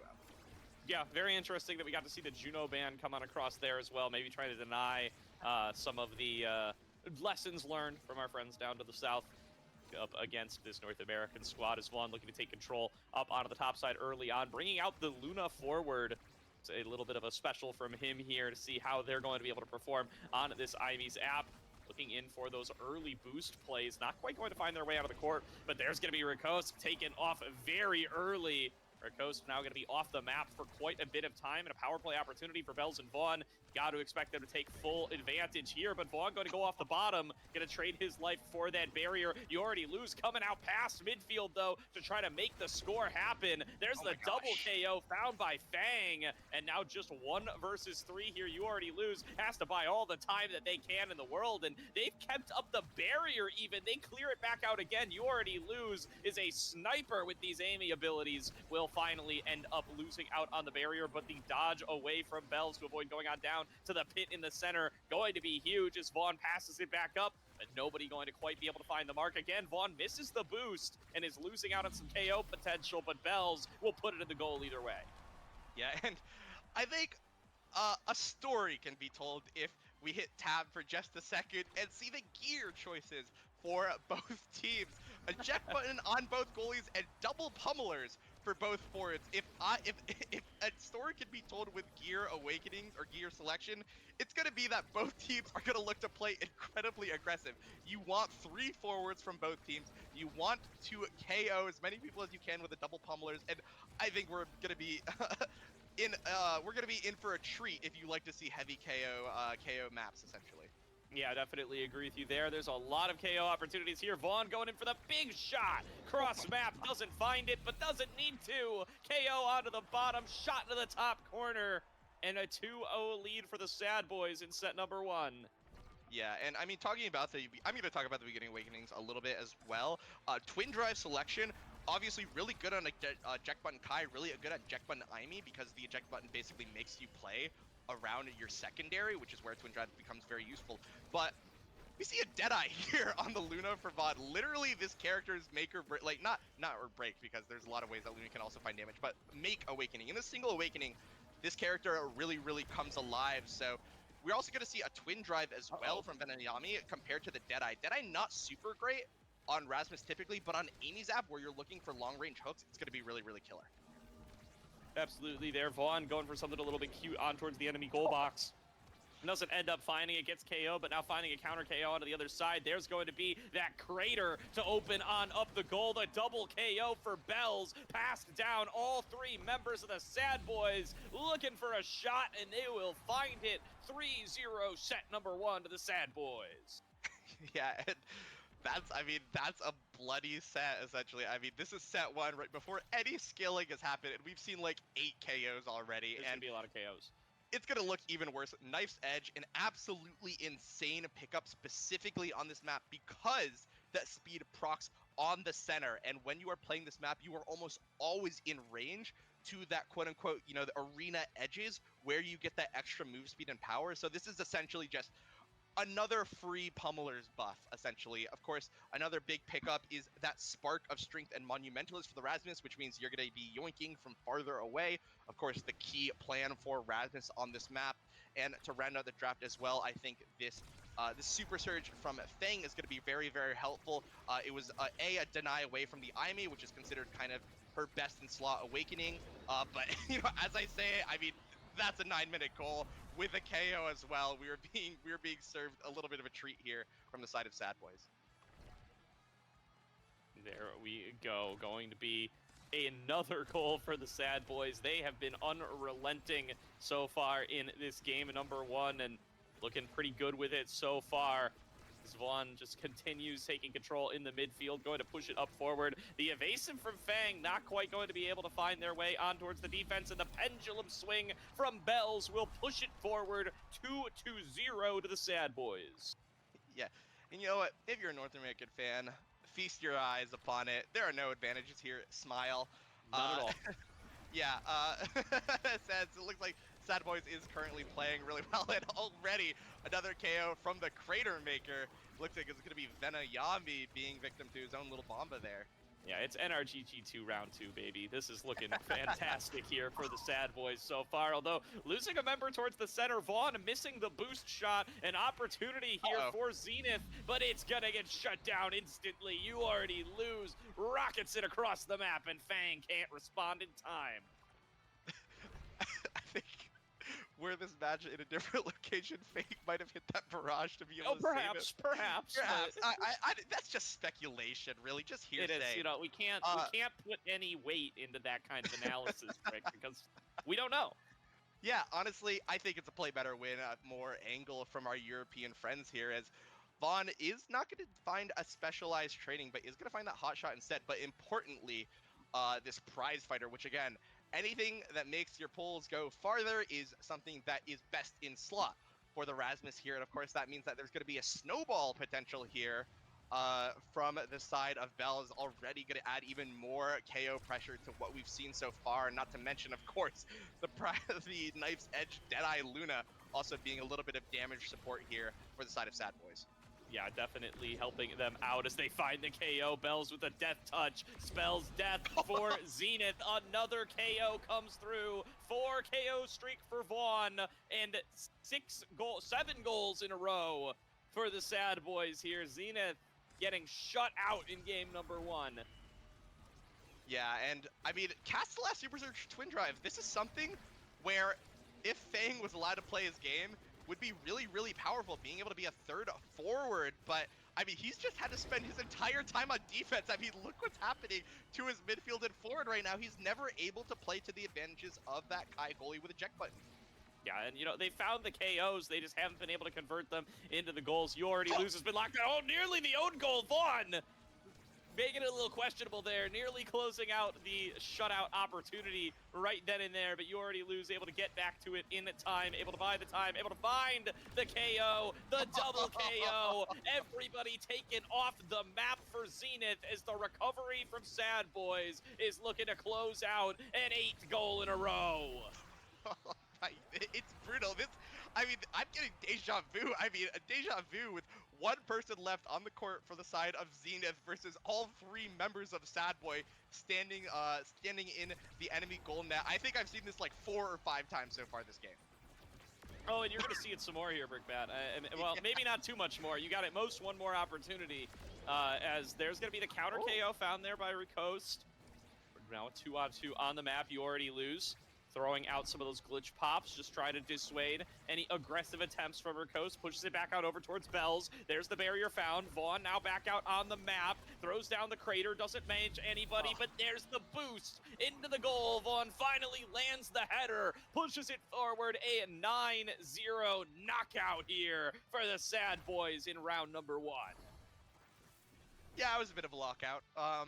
It was a bit of a strong game from the side of Sad Boys. Of course, again, the best team in North America right now for a reason. I mean, 12 KOs, 8 KOs going to Vaughn's name. Bells, of course, finding a lot of critical pulls as well. That being said, I mean, 6 KOs to the side of our EU friends. I think that's nothing to laugh at as well, considering just how dominant the Sad Boys looked at the end of every single point. Of course, I mean, a damage check, 18k damage from Vaughn on the Luna in an 8-minute game. That is, if I'm doing the math, that more than 2,000 damage per minute, right, per point. And that's including the minutes spent in draft, right? That's including the total game time. So there was just so much damage coming out from this Deadeye Luna start. I think from the get-go, it was going to be incredibly hard for the side of Zenith, for Fang, Ricoste, and Venom Yami. And I mean, we just saw the effects of that. It was the Luna show with a little bit of Imi and Rasmus support there. I mean, that's textbook damage, basically. Oh yeah, it was quite the show here from the Sad Boys. Let's see what can be done to slow things down for the side of Zenith, or maybe even speed them up, whatever they feel like they need to do to be able to come back up against the NA squad in game at number 2. We are going to Night Market. We are already in queue to find out what they're going to be able to do to try to even up the odds a little bit, but looking like the Sad Boys are off to quite a hot start here and are trying to complete the full series sweep if they could. Surely going to try to see an attempt to stop that here from Zenith. Oh, and we are in Night Market, which means that we are going to see, interesting enough, a European team actually was the one to come up with the Era Goalie Double Brawler composition. That composition has been yoinked over to North America, where it has run dominant.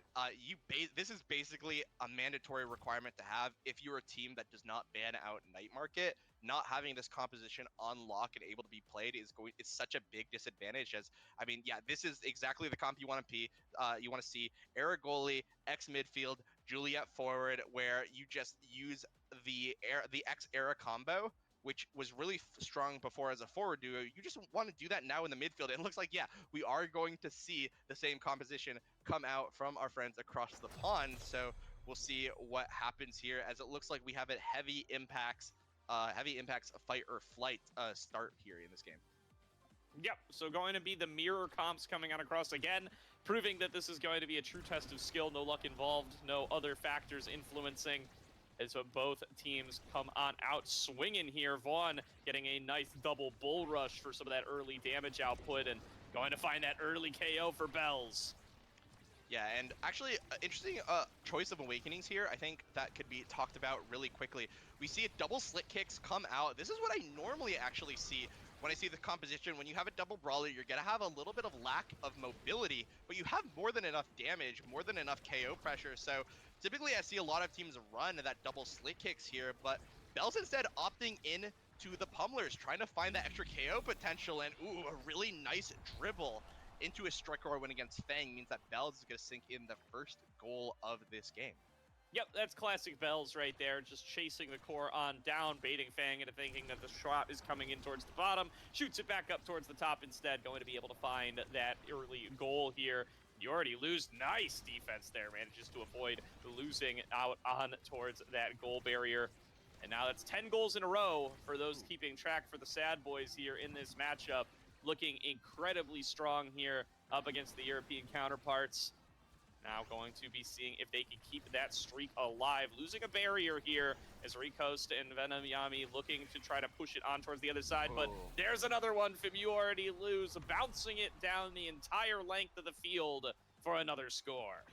Yeah, and I think You Already Lose is taking advantage of what is a bad goalie habit that a lot of goalies have. It, especially in a map that has lanes. We saw a previous map with Imizap where it happened again for 1 point as well. We're seeing it again in Night Market, which is the de facto lanes map. Goalies like to hover in the lane where the core is currently, and if you've got core flip as goalie and you know the angle and can reliably reproduce that, you could sneak a lot of goals. You could steal a lot of goals essentially by just hitting it on the other lane, because the core will go so fast the goalie can't run over to catch it in time, and that'll allow you to steal the goal, which is what we just saw there essentially for that second point in the game. Yeah, absolutely. Here is Bells now pushing it on in, going to be able to find one of those barriers. Knocked back away by You Already Lose. Ricost with a little bit of a breakaway. Not able to land the Fire Flurry on towards the core to be able to push it in towards that second barrier. Vaughn gets shrunk down by Fang, and Fang using that Flutterfly movement speed boost to clear it back on out towards the top side. But in these brawls, it's been favoring the Sad Boys every time. Staggered is Ricost. Taken down is Ricost by Bells. And with the power play now available, what can they take control of? Both Vaughn and Yami going to find themselves staggered, and now going to be able to find that goal barrier. Vaughn finishes on off with the win in that brawl and puts it into the goal. Another 3-0 set. Call that 12-0 so far for the Sad Boys. Yeah, I mean, it's a dominant performance. It's Sad Boys Lockout playing these compositions so well, playing exactly to what they need to do, doing no more, and just essentially showing us what the top, ironically, the zenith of Omega Strikers looks like, as we do see some interesting pickups. Actually, so much size in this Awakening draft here. It looks like And we're back. This time we're taking a little bit of a vacation to Denver at the Taiko Temple. So hope you guys are ready to go. We're having the teams of Restel. We watched a couple of their games earlier. They have the Dubu forward and Sleep Deprived, who are making a statement in the losers run right now. Currently undefeated in losers. As we're getting into this game, I expect to see probably a rune ban, because Yin Ruzu of Rune fame got 1,400 games. It's a bit of a rune guy. Yeah. So I'm expecting the rune ban. Then maybe we see the Atlas ban against Dragonlance again. I'm hoping to see some insane bounces off the drums in this map. Oh yeah. I want to see people go flying. Send him wanna on a see magical people get journey. ricocheted 6 times and get KO'd on the opposite side of the map from the hit that killed them. Okay, Estelle's being banned here. Did I get the teams mixed up? You're this is not Dream Team that we're watching. This is Restel. This is Restel. Okay. And I mean, they've got Stell in the name, so it makes sense. Maybe. Yep. You gotta ban the namesake. Indeed. So we're looking at a Zentaro coming out this time, and there's that Drakkar, probably back on the Dragonlance, and then This Mako goalie excites me here. Oh yeah, baby. I like some Mako goalie action. Whoa! Juliet Zentaro Drakkar, what a comp!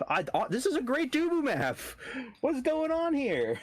It's also a good move forward. This is the map to do it. Wait. The answer? Dofus is out. Dofus is out. We've got Chem Clan coming in hot. Okay, this is an entirely different game now. Chem Clan coming in, playing the Zentaro for Restel. They've had a sub in as Sleepun just gets in there and takes both barriers right away. The bouncing off the taiko drums, going insane, wins the strike war against Sleepun Meowsy to get it out, and trying to get this first little taiko barrier, gets it, goes down. Kenklam going for that little strike, not finding it. Sleepun right in front, but the shotgun perfectly placed. Kenklam clearing it out for their team.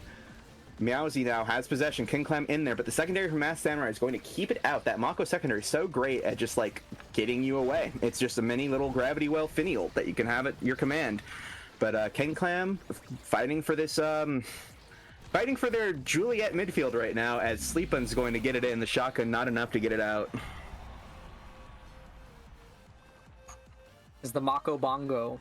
Mako Bongo, and we're looking Mako at a Bongo.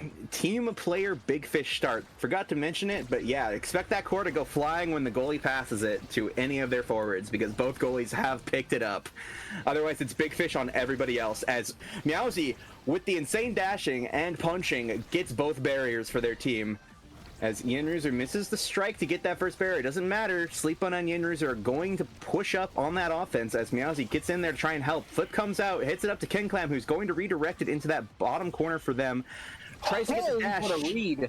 but doesn't quite find it, as 2 core flips are up for the side of sleep-deprived gamers. As the dash punch sends it in.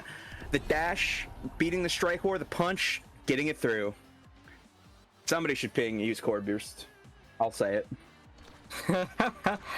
I mean, hey, they're saving it for something. Saving it for something. I can't say what. Saving it for marriage. They're saving it for marriage. As Sleepun gets both barriers and then the core flip. There we go. From Yin, Ryuzu, Arzu, Yin, Rune guy. I don't know. Whatever you want to say. He gets it in with the core flip. As we're 2-1 now on this first set. Spawns bottom side. Sleepun running up to receive it. Gets the barrier for it. Good pass. Double barrier taken. What are they going to do with this push? And wow. That was some fantastically primed era gameplay there from Yin Rizu. They saved Sleepin's life right there. Meowsy had a dash punch lined up, and the era primary was actually what kept Sleepin in the game right there. They do get Demolitionist here. That's a huge pickup. That's the second Rise Awakening. On this map, Demolitionist is disgusting on this map. This is going to snowball very quickly if they can't find a way to deal with this. The prime time on the era. Mm-hmm. The specialized on the Mako. This is, I mean, I'm not going to crap on the Awakenings draft that we just saw Restel get as well. That's, heavy impact on Drek is great for cooldowns. We're getting speed and scaling for Meowsy and Kim Clan. But as far as pressure right now... Okay, never mind. Hold on, let me just take back everything that I say, as both Yenrizu and Sleepin's stagger bars completely disappear. Yeah, no time to use Demolitionist when you're dead, but it does get the Demolitionist procs there. The first barrier, but the tempo has lost their side. It is now going into Sleep Deprived's net, into their goal barriers. They have to fight to keep it on this side. Sleepin has to use all of their cooldowns that they got on the defense, but it doesn't matter. Yenruzu's perfectly placed in position. All they needed was that one push to get it in. Yeah, I wasn't anticipating the just sheer amount of damage being outputted by Kim Clan right there. And I hope that continues to make a bit of a difference. But oh, this demolitionist! Yeah, this the demolitionist. Is disgusting. It is disgusting. You can get so much value on this map. It's so good because the barriers are so close to one another. You can just chain your abilities so well to get it. And what a mix-up! Doesn't find it, but because of the strike shot, Dragonlance is able to clear it out, and they get a barrier for it with that clear. And what? Fantastic primary. But Meowsy just not able to hit the core straight, trying to break the ankles of Masked Samurai, and succeeds through a very slow-moving punch to the bottom for Meowsy. As they go 1-1 on this set 2. Winning this set would be huge. It would be monumental for them if they got it. If they got this set. For Restel. Monumental. As they get that second barrier. Very nice. Pushing it up, and nice try, Masked Samurai. That's a Controller rough saves that. Controller saves that, but we don't know if they're playing on controller. They very well might be. And we have double flip coming out here from Kim Clan and Meowsy, really being able to apply the pressure. I think that was an unfortunate lag spike right there. I wasn't sure, but I thought I saw Masked Samurai have a bit of a rubber banding issue right there. I'm not sure. All that we know is that they did not strike the ball in time as Ken Clam gets a kill. Power play with the Rasmus down. What will Restel do with this? They have the flip, but beautiful timing on that strike from Yin Ruzu to keep it in the game. Beautiful dribble there from Dragonlance. Yep. Oh my gosh. What an awkward ending to a set, but saving that flip for marriage. Don't need it now. As King Clam takes MVP. This is what you want to see with your Zentaro. Oh.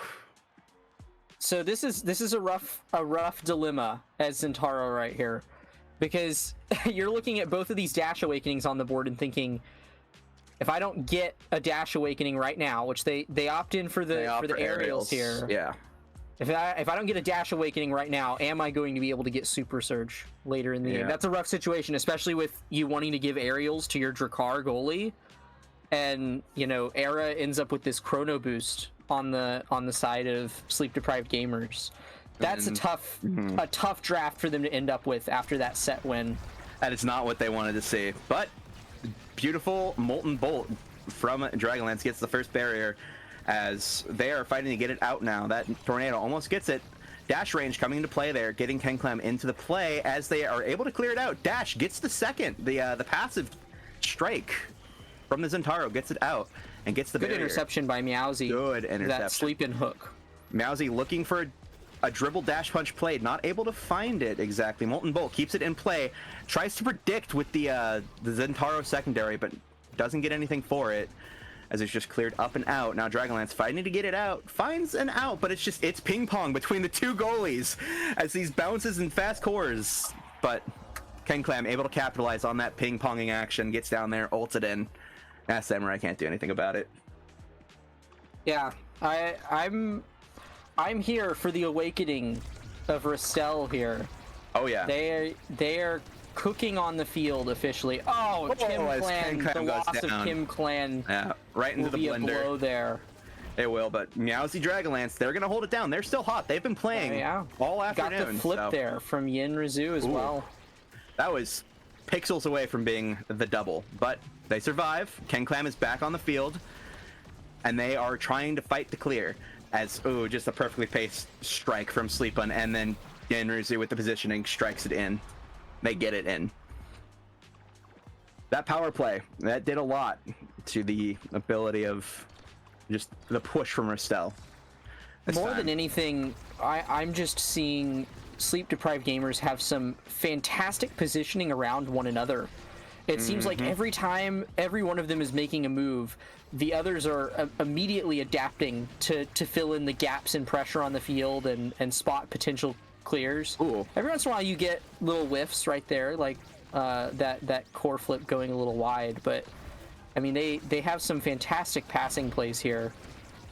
And holy defense from Dragonlance. That was some fantastic keeping it alive. There's only so much you can do when there's so many cooldowns coming your way, but this team of Sleep Deprived are making their climb back into supremacy with this third set, going 2-1 currently. What will Restel respond with? Strike shot off kickoff, trying to get a barrier, and it's gone. Unfortunate whiplash. Yeah. A double barrier take on this offensive push. KenClam now in position to try and set up something for an attack, and almost off the bounce. Second passive, trying to get it in, not finding it, but he has core flip. KenClam has the core flip. Meowsy in position, but it's just gonna float right in. Doesn't need to use it. Yeah, we go into the final countdown set point on both sides here. Yep, and it's one core flip for each of them. Either side. This is anyone's game, literally. Neither one of them has energy advantage. They've both got plenty of cooldowns. Core flip comes out from Yinrazu, finds the barrier. KenClam's not finding much, but Meowsy taking out that offensive Rasmus that has been so troublesome for this team to deal with, and now they have the power play. What are they going to do with it? Dashes come in, they get the second barrier for it, and now KenClam and Meowsy in position to try and find something, but the small Juliet can't hit the core as Dragonlance loses the barrier. Sleepun pushing hard to try and get this in. Dragonlance with a beautiful clear down the bottom. As Meowsy, clear. But the tornado! The mini ult! The mini ult! Oh no. If you are Restel, you are crossing your fingers and hoping that maybe both of your Zentaro's Awakenings are here so that neither of them are here. This draft keeps the game going right here. It might. It's also very scary because there's a lot of things here that can swing things in one direction or the other. If they let this Juliet get one, okay, so Juliet's not going to get 1-2. That's great. That Among Titans pick on Era is going to be huge. Mako Goli and Rasmus, both of them love to have size. That Rasmus is huge now. That's 3 size buffs on Sleepin's Rasmus. This is terrifying, especially since Yinrazu started big fish. They're not really going to be suffering from the side effects of becoming smaller from having Among Titans. So that great pickup from them. This is going to be so hard to deal with if you're Restel. Winning the strike war from keeping the goal going in. We're seeing them struggle right now. Oh my gosh. That primary out of Sleepun. The big Rasmus primary. Oh, well, no. That's the other thing. We saw Sleepin pick up Knife's Edge here. That is like strong synergy with multiple size awakenings, because look at how far away from the edge they are able to proc this Knife's Edge, which is just enhancing their ability to completely dominate the side of the map of Restel. It doesn't matter though, as Meowsy and KenClam are able to take down both barriers. We might see some trading of the barriers here, but Dragolance hold. Trying, great hold. KenClam trying to go for the predictive passive dash, but not finding it, as Sleepun is just going to wreak havoc in base again. As soon as he gets that core, he has so many things that he can do with his size, as he's just going to sit in front of, oh, unfortunate strike shot. But yeah, as long as scary KenClam, for Restel here. This is match point. Meowsy and KenClam need to step up and keep the offensive pressure going, because the moment it gets past, they don't have the tools exactly to deal with this Rasmus Titan threat. Both teams close to 3 core flips. Both of them use 1 right there, but both of the core flips come online for Sleepin and Yinrazu. Both of them use them, but nothing come out of them. Some beautiful defense from Restel. Great play.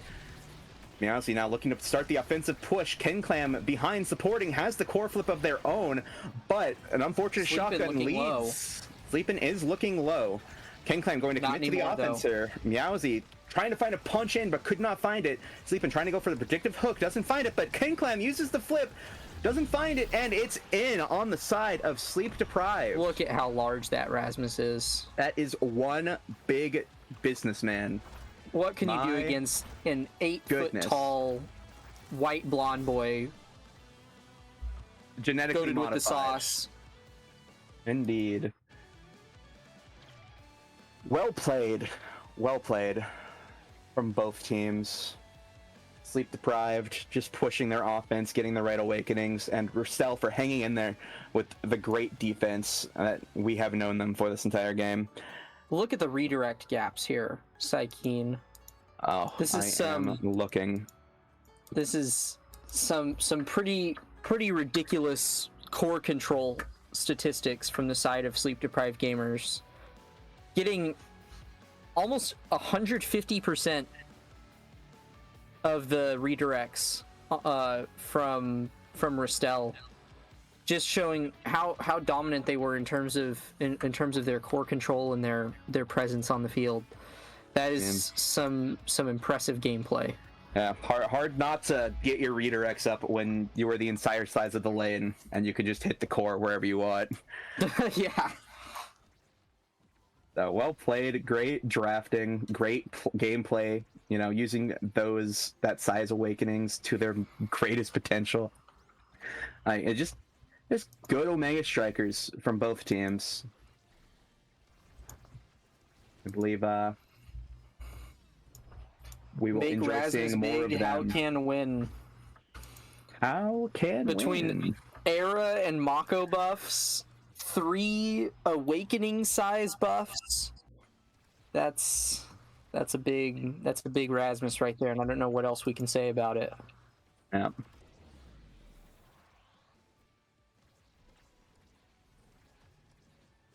Sounds good to me. I think we'll be going to a short break for just while we wait for the match to start up, get our footing, and just take a little water break, a little sippy break. Sound good to you, Stay Coco? hydrated. Yeah. Hydration Nation.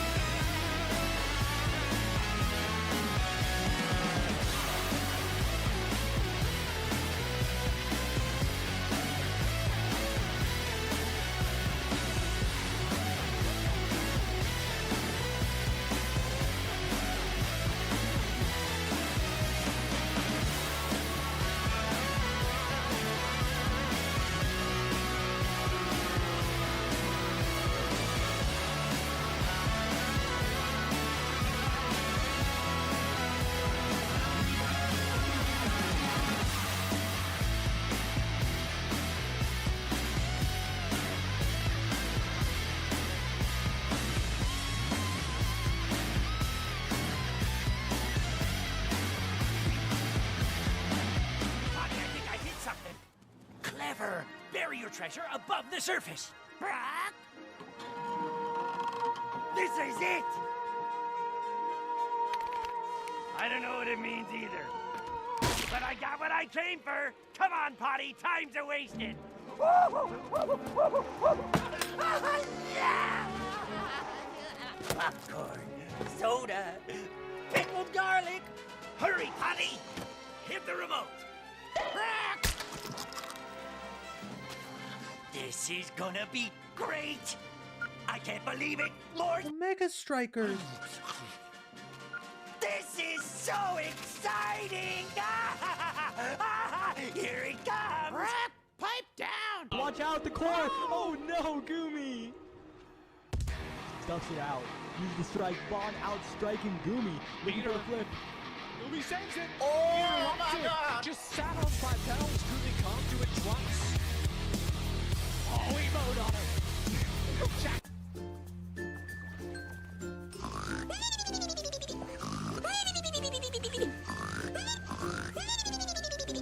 Oh, brother, this guy stinks!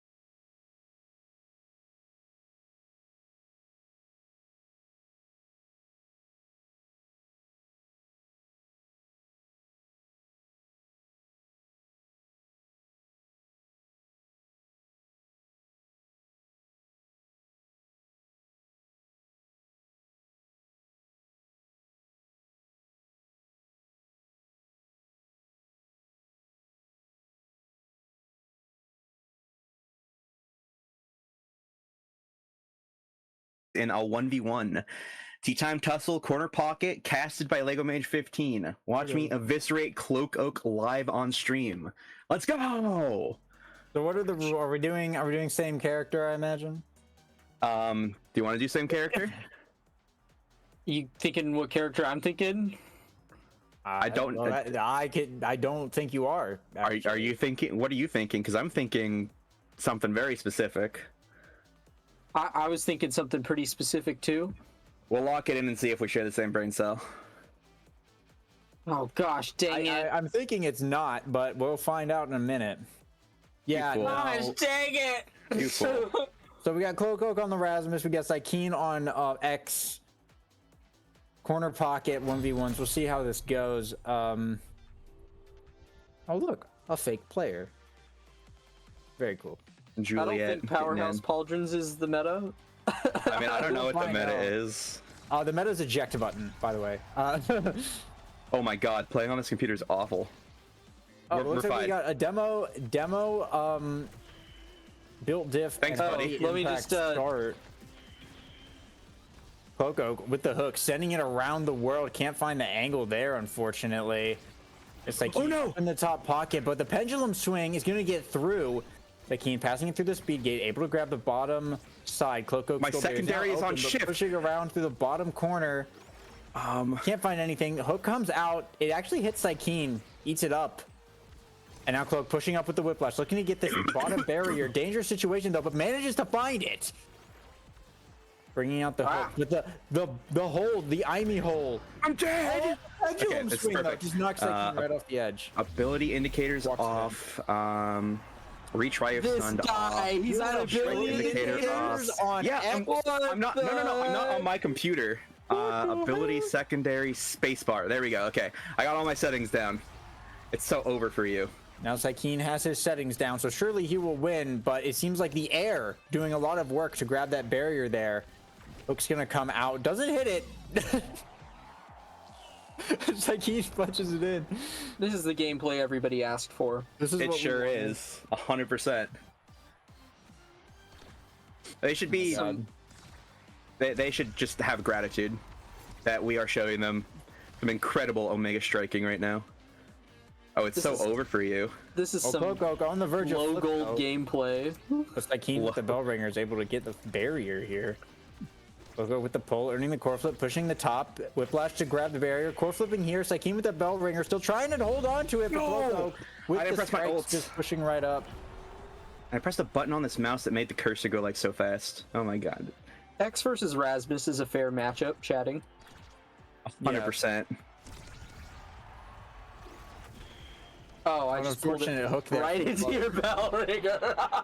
Right into the fucking bell ringer. Nice try, buddy. You'll get it next time. Man. You'll get it next time. Because it's going to spawn on your side. Never mind. Owned. Match point now.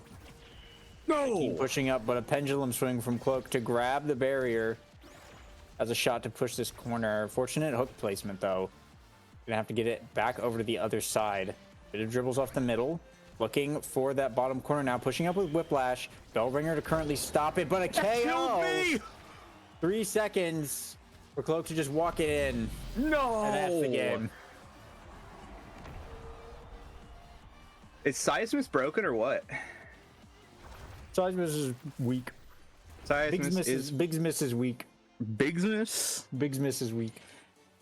More like Bismuth. Holy. Do we have a match yet? I believe we do. Cooking. Oh, We have a let's go. match. 1v1 timed perfectly for our next match. So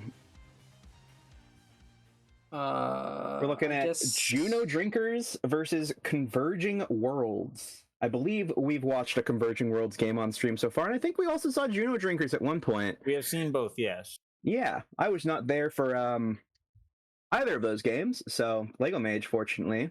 I was. Veteran of the cast here. You want to introduce these teams to us, Lego? He does not, and that's okay. I need to look at the rosters again, but I mean, They're here. Converging They're right World- here. Right where? I'm not in that thing. There's not enough room. We've got Designed, John, dig a King Dragon, and Genome, and then Rookie 52, Majin Jade, and I'm not sure who the third for the other team is. Oh, Rookie 52, I think, is subbing in. But yeah, it was Majin Jade and I actually forget the last We'll find out as soon as they we'll find out in a join moment, the though, but game. yeah, no. Converging Worlds has been taking it to the long game. previously. They stopped a reverse sweep almost twice. Well, the second one wasn't almost a reverse sweep. Oh, they were stopped running the reverse Groggy sweep first. McFroggy. Yes, that's right. earlier. Groggy McFroggy. The GOAT. Yeah, they were on a lot of Vice. We saw Majin Jade bringing out the X, bringing out the Julie, bringing the Blood. Absolute monster on that night market game. A lot of KOs. I think it was like 3 on round 1. Like, it was absolutely insane. So, yeah, definitely an awesome return to see them here. Making their way through, which bracket is this? This is losers. Okay, that's what I thought. Losers. I think round 3. Yeah. Yeah, this will take us into losers quarterfinals. Yeah, I don't have the bracket up right now. I should Where, probably pull it up. the winner of this game will go on to face Connect the Dots. So we'll see how that New goes. face in this match, Rookie 52. Yeah. Asher Dubu goalie. Yeah. Always interested to see an Asher goalie. We've seen Rookie 52 on a few specialized trainings. It's concert time, baby. Welcome to Demon Days. Oh, let's go. Brawler map. You're gonna see a lot going on here, I imagine. Yes, we got Design John, King Dragon, and Genome inside of Juno Drinkers, and we saw Octavia ban. That's an interesting ban on this map. And the Amy ban. Octavia tends to not necessarily do great on Demon Dice, but looks like a Kazan pick here from King Dragon. That's definitely to be expected. Genome on the Mako. Once again, we saw that earlier as well. It was Mako forward versus Mako goalie in a previous game. I'm guessing this is our Rookie 52 Asher goalie. I can only imagine. Yeah, and Vice midfield, Julie. Vice is whoever it was. Ooh, yeah, Chrono Boost demo start. There's gonna be a lot of cooldowns. Octavia ban. There is gonna be a lot of cooldowns flying around on this game. Yeah, both of the forwards on the side of Juno Drinkers taking that siphoning wand, while Majin Jade, the Juliet, opts for the Pummelers. See how that works out. See if they're able to get some dash punch confirms into the wall. But already no HP on this Majin Jade player. So they're just gonna keep whittling them down and trying to get a dash punch. But I mean, they're paying their blood for barrier, so you know it might just be working out for them. Yeah, I'd like to point out as well, Design John on Momentum Boots Kai. Interesting pick, I think, on Demon Dice. I would say maybe Pauldrons, but hey, live your life, Designed John. Yeah, I'm curious to see how this is utilized. I mean, we're definitely going to see a lot of damage coming off of Converging Worlds here, so it's going to be really up to King Dragon to push that back and allow that aggressive play. Core Flip's coming out here, though. King Dragon able to get it round behind that lock and grab one of them, and now looking for a kill on Majin Jade. Gonna find it right there on the primary. Core Flip from Design John, sending it back over, but Rookie 52 right there to send it back. And yeah, not really utilizing the full scope of their team in this power play. Mostly just kept it as the 2v2 while Genome just kind of sat around looking for an out clear. You got to be a bit more aggressive in that situation, I think, trying to get it. I mean, what can you do? But yeah, it's tough when you have an open goal, especially on this map. These stupid little sound wave things make it a little bit unpredictable on some of those out clears, like especially like the goalie to push up. So playing a bit safe there, but Majin Jade staggered here again. A bit of a dangerous no situation. HP again. Yeah, King Dragon could probably be looking for a kill potentially here as he's cleared out from the back. Rookie 52 does have Core Flip, able to get it back around, burning it here, sending it right into the bottom of the goal. Great shot there from Rookie 52. Yeah, no, I mean, even though they were staggered for most of that game, Majin Jade, Grog Fraud, they paid in blood for that goal, and they got it. Maybe spending a bit too many of their cooldowns trying to whittle these guys down and not enough trying to break through the Asher, but wow, what damage onto Majin Jade and Genome. Genome going to take that goalie orb, but losing a barrier, losing both barrier lives on this push. as Genome very low, but in the brawl, really. King Dragon trying to find that barrier, trying to find something to keep it out of their side of the field, but pulling Majin Jade away from the goal. How long will that last for, though? King Dragon actually interrupting a lot here, doing great on the defense, while Genome has had time to get their life back up, get some restoration, rest and relaxation, but, oh, almost. If that bounce was just good enough, it would have gone in, but looking at King Dragon on the offensive push and finds it. That Kazan versus Asher 1v1 seems to have gone in favor of King Dragon, as now the offensive push starts again for this Juno Drinkers team. Great save by Rookie 52 right there. King Dragon trying to find those shots, but Rookie is too big on that Asher with those pauldrons. And Supernova comes out, but Design John able to actually get it around there. Well done there. Has core flip up now. Dash punch comes in Dash though. punch for the Jade goal. with the blue blazing move just stun the goalie. Just stun the goalie. No time for flips there. Yeah, no, but we will see plenty of flips come online probably this point. On the side of is that Juno Drinkers? I forgot to write the team names Converging down. Worlds on red. Yeah, that's Converging Worlds. Got it. Yep. Yeah, but now up in this top side, Juno Drinkers trying to get it through here. Core flip now coming out from Grog McFrog, gonna grab the first barrier. Majin Jade very hurt, but still able to potentially do something. Having to dodge here, elusive King Dragon looking for a kill. The cage comes out in misses, but King Dragon with the KO still. Grog McFrog going down to the core flip. Genome looking for a shot here. Pass, he says. Core flip go from Rookie 52. Gonna send it over to the other side, send it around, buy some time, gets Majin Jade back online. Grog McFrog back alive once again. Both teams now with only one barrier. Design John, goalie almost going down. Yeah, while his Supernova did team not quite cleans hit. up, does not matter. His team just cleaned it all up for him. While he's dying, getting an orb, Majin Jade beat him to death, but doesn't matter. Genome and King Dragon able to dynamic duo, get the barrier down, get it in the goal. Going to kickoff here. Design John hitting it. Grog McFrog already half HP, quarter HP, 10% HP, 1 HP left. He is going to die soon as the barrier goes down. Grog McFrog. Oh, nice teleport out so that King Dragon could not confirm. Looking for the kill on them so desperately. Focus on the core, buddy. Get the second barrier. Don't worry. That guy's out of the play. King Dragon now. Yep. Going for more core control. Genome trying to get into that top pocket. Giga Blast goes wide. Not exactly finding the kill on Grog McFrog. Design John hitting it down. Grog McFrog in bad position to live, but the pass up gets the barrier. Yeah, very, very unfortunate bounce. Flip though from Majin Jade, gonna find the second one. Core flip Rookie pass down to Grog McFrog, up to Majin Jade, right inside, and that's the set for Converging Worlds. King Dragon. Beautiful flip chain to finish that off. Yeah. Taken out too soon, flipped into the wall. King Dragon kicking himself for that as we go into this draft. Asher MVP, Rookie 52 holding it down. I'll be interested to see if Rookie 52 opts for Timeless Creator here. It's a huge buff for Asher goalie with the recent Asher buffs.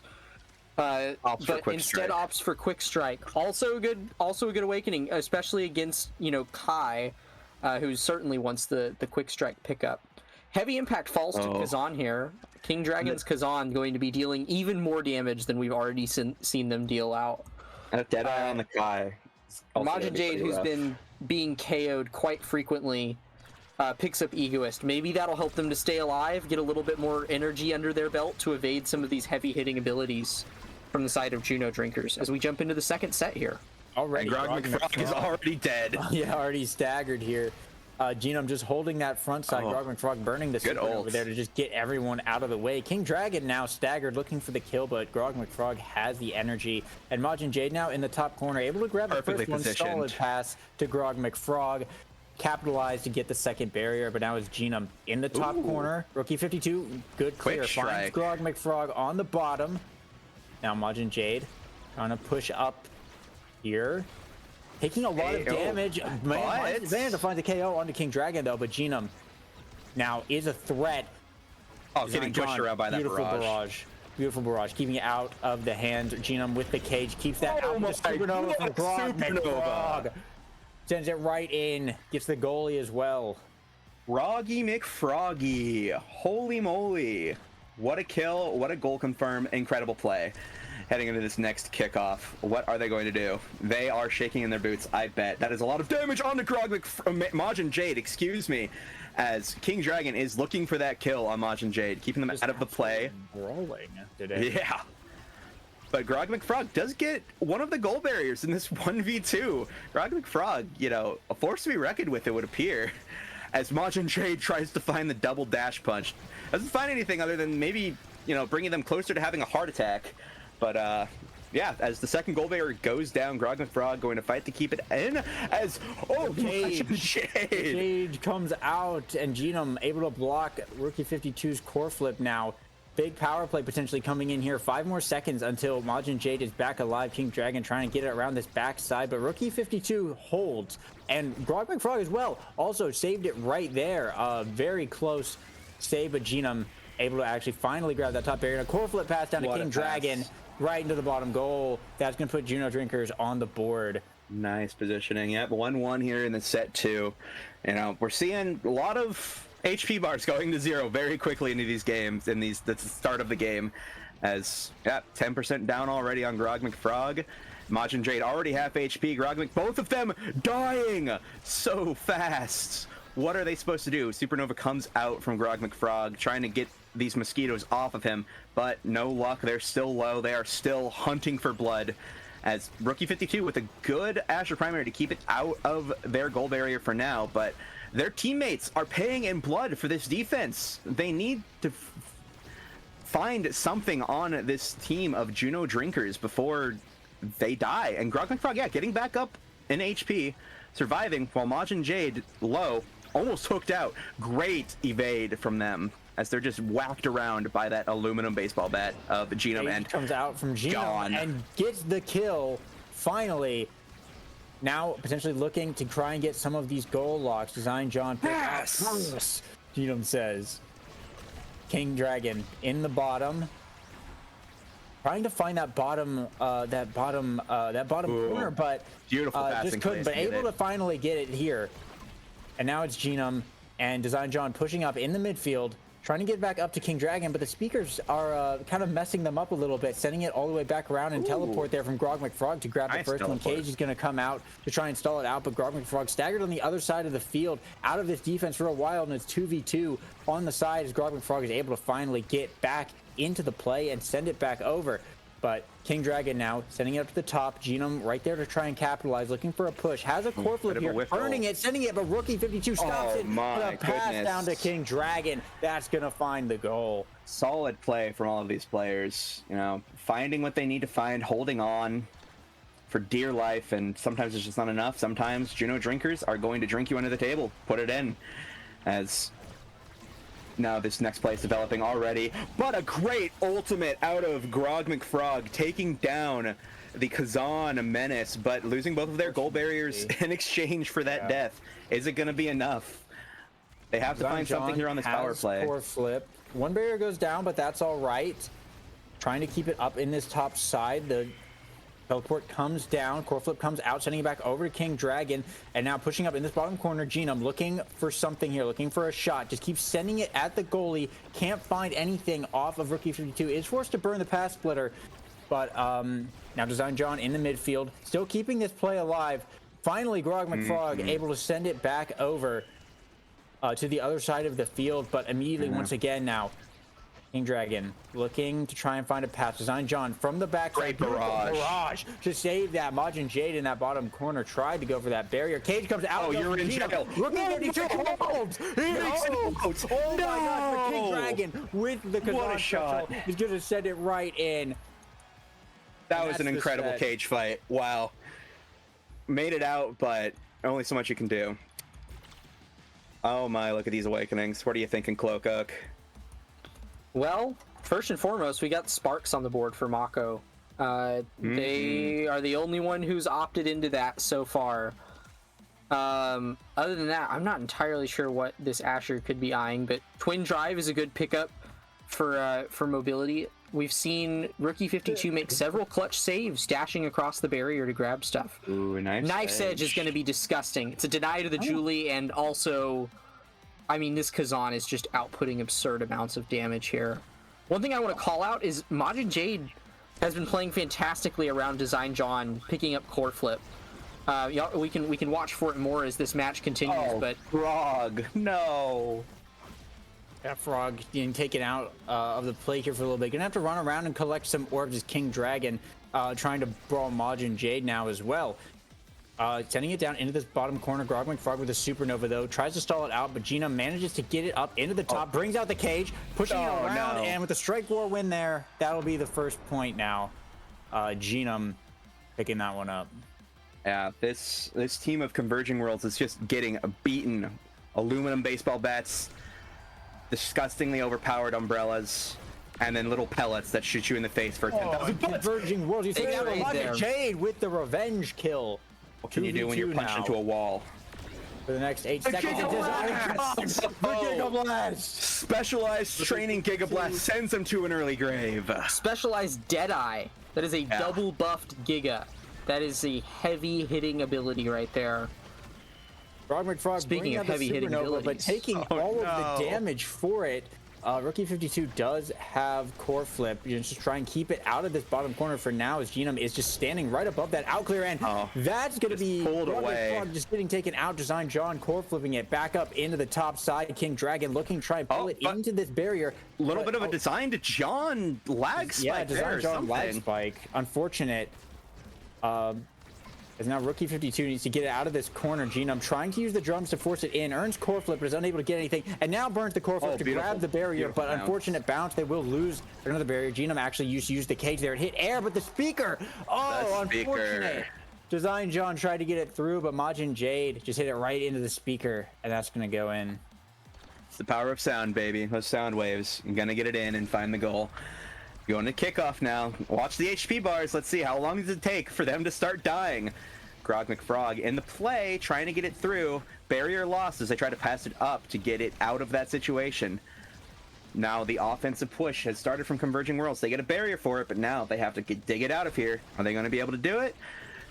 I think so. Grog McFrog's going to go with a up passing play, trying to get it out. Majin Jade looking to get a barrier here. Gets the barrier. Not many places that could have gone with the supernova being channeled right in front of the goal barrier. But now they're just got to look for this goal secure. Try and get it in. And a beautiful Strike War win as that Vice Secondary was pounding down on them for the goal. They're still in this fight. That supernova play that you mentioned, Sykeem, from Grog McFrog, they've pulled that off a couple times this match, dropping the supernova down while the core is back behind the barrier of Juno drinkers. It's a nasty push, but speaking of nasty, another nasty KO. The Giga Blast to the brain of Majin Jade taken out. But before they left, they did take a barrier, and they're back on the field now. Power play only resulting in a little bit of a barrier break on the side of Converging Worlds as they start up this offensive push again. Grog McFrog with beautiful teleport down. Here comes the supernova, not finding anything but death for it, though. Unfortunately, you are able to take damage while you're channeling, and Grog McFrog was already low to begin with. Majin Jade now looking for something to keep this core out of their barrier, as Rookie 52 is just going to hold it down behind them. And yes, another power play avoided. We're seeing that egoist come in handy there for Majin Jade, being able to do back-to-back evades off of energy that normally would not get you back-to-back evades, and keeping them in the game and getting their stagger all the way back to full, allowing them to hold up this offensive pressure. Yeah, baby. Long enough to grab the barrier. Beautiful play there. And another sniper. Deprived Design John able to actually save that one though now. This gets tight. Genome passing to King Dragon. What a rebound. Able to bounce that out of there. By secondary coming in. It's placed. Big offensive push potential here. If Grog McFrog can find the right angle, it looks like no. It's going to go back over to the side. Rookie 52 going to have to clear it out. Once again, great strike board there. Core flipping inside the cage. Manages to get it out, but he's sent back around once again. The barrier is still up though. Point blank core flipping. What a call out with the secondary. 52. Oh my gosh. And Grog McFrog is taken out by Design John as well. They're no stranger to this though. They have fought through the power plays for so long. And are they going to be able to hold? No. Bounce off a little nervous. Right up into the top. It's going to be Genome with the goal. Oh, well, my goodness, though. What a defense from Rookie. What a defense from Grog, and what a defense from Majin Jade as they go into this next kickoff. Third set, half of our players are already at max level. Holy moly. Or not Atlas Lab moment, Yeah, Demon Days. Demon moment. Days. Yeah, now we're a little far from the lab right now. No, we're in concert as blood is being spilled. Majin Jade almost dead. Genome at about 40% HP. Looking for the kill here on Majin Jade, and they will find it. Design John picking that one up, I believe, with a barrage there. Pass up now to Genome into this top corner. King Dragon trying to get to this bottom to block this out clear, but Grog McFrog with the teleport's able to stuff it back out, but Majin Jade now has finally respawned, and it's now Grog McFrog's turn to be low and be staggered, still managing to barely hold on, but King Dragon probably looking for a kill here. Supernova to try and keep himself alive as the core is sent flying around the back side. Core flip from Rookie 52 tries to clear around the back. Unfortunate angle though. Nice try. Grog McFrog taken down. Grog McFrog finally taken out, and Majin Jade with the dash punch, though, is able to actually grab a gore barrier. Is about to pay for it with their life, though. Incredibly staggered, has energy to dodge, almost has core flip, though. Is going to have to give that up if they want to try and stay alive. Well, pushed out of their ultimates. Looking for the kill. Going into egoist mode. And dash punching it! They're still in this to win this.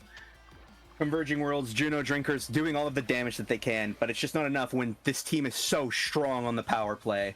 That was a high risk, high reward play from Majin Jade there. Not only were they staggered, but they could have held on to their evades by not grabbing core flip. They intentionally grabbed an orb to proc their egoist and ran in for the goal that secured the set.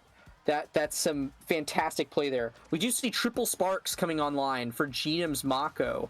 And Primetime, one of Kai's favorite awakenings, going over to Designed John. The missile prop Kazan. Whoa. Chilling. That's a new one. That's chilling. I'll admit. I'm excited to see what the missile propping does. That's a pretty based move, honestly. It is. I mean, Kazan is a bit of a missile when he does his little twirly. And hey, I'm not going to mock it. I'm not going to say anything bad about it, but wow. And I don't think that there was... Maybe he was trying to deny Grog McFrog missile prop, perhaps. I believe that was the idea. Grog McFrog ended up with a peak performance in that draft. Which they can use every bit of stagger they can get. They certainly can. I mean, but it's not going to help. It's not going to help. Yeah. Gone. What a giga snipe from oh my god, Designed John. You are a menace in the net. Let him know your name. As, wow, Majin Jade just punching Kazan in the face for a whole bunch of damage. King Dragon looking dangerously low, going to try and take out Majin Jade with their last breath. So they fight. And Majin Jade is gone. It's not enough. Yeah, it is not enough. Though, on the other hand, stagger for days. The triple spark coming in pretty huge, just taking no damage. It's able to eat up Grog McFrog's supernovas like it's nothing. So that's certainly going to end up being a problem for Converging Worlds, as their kill power has dropped off kind of significantly now. Well, yeah, as King Dragon, the 1-2 punch. Oh, what a... The Gigas have been the Giga insane. Goats. The Giga Goat Designed John. Yeah, Giga by design. Incredible. A few more seconds till Majin Jade respawns. Get back in the fight now. Trying to push it back up into the top corner. Get some kind of offensive play going. Grog McFrog, unfortunate strike miss there. Is going to put them back on the defense. But Rookie 52 holding it down. King Dragon finally able to grab that second barrier. Grog McFrog once again staggered. Just taking so much damage this match. And that's going to be another KO for Juno Drinkers. As King Dragon looking for a pass here up to Genome. Pass back down to King Dragon. Couldn't quite find the shot, and an unfortunate Kazan goes wide.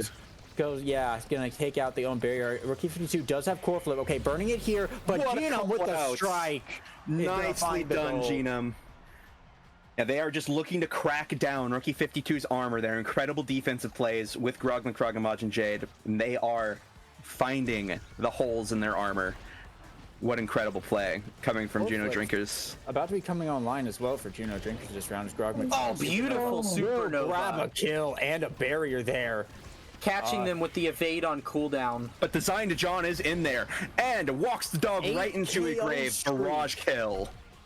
King Dragon asleep at the wheel on the respawn.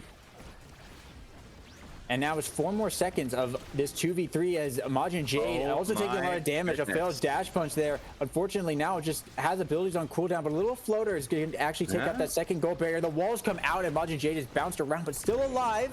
Finally, King Dragon able to take him out with the primary. Push coming in now. Can't find anything. Rookie 52 very familiar just place holds for those them. down. This power play Holds those situation. down. King Dragon now pushing up in this bottom corner. Looking for a pass potentially up to Gino. What a defense. What a kill. Holding it down, and King Dragon is taken out for it. The tides have been turned as now Majin Jade and Grog McFrog looking for a push of their own up in this top corner, and Majin Jade's able to punch it right in from the rebound.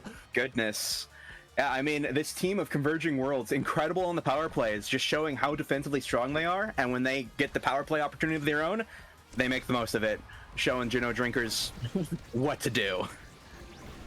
As now we're getting into this next point. First barrier already down on the side of Juno Drinkers. Both barriers down. Converging World says, we're not out of this yet. We got this far. We're going to keep going. Is in the lead right now. They're looking to bring this potentially to game point. Rookie 52 has the core flip should they need it. King Dragon is staggered. This is a very strong position to be in if you're Converging Worlds right now. They just got to get it past Genome. Oh, that's an unfortunate lightning from Frog McFrog. The lightning messed it up. Cage is going to come out, and once again, Rookie 52 trying to go for the core flip around the back, but just hits the same unfortunate angle as now Majin Jade in that top corner looking for a dash punch, gets shut down by Design John as Genome and King Dragon now looking to make an offensive push here. Strike win from Grog McFrog to send it back over, but taking a lot of damage to Genome with the kill. Another 8 KO streak for the side of Juno Drinkers. As Design John pushing up, pass up to Genome in this top corner. Rookie 52 trying to get it out. Majin Jade with the ult manages to bring it out for now. Send it back over to Design John. Bit of a passing play here as this overtime core is just going to move in fast. Genome tries to go for the cage, but just couldn't quite land it there. And now it's Grog McFrog in the top corner. Brings out the Supernova. Can't find anything. King Dragon's able to get it out of there. Off in the field. This is basically just Otten City on drugs at this point. We have just these speakers in this wide open lane. Grog McFrog teleported up, tried to find something. Design John was able to get it back out there. Genome, almost gets the shot, but Rookie 52 holds it down. Still holding it down, brings out the path splitter to stop the stuffage. Majin Jade, very low, but in position. Corflip comes up, and what a shot from Rookie 52. Brings it to match point.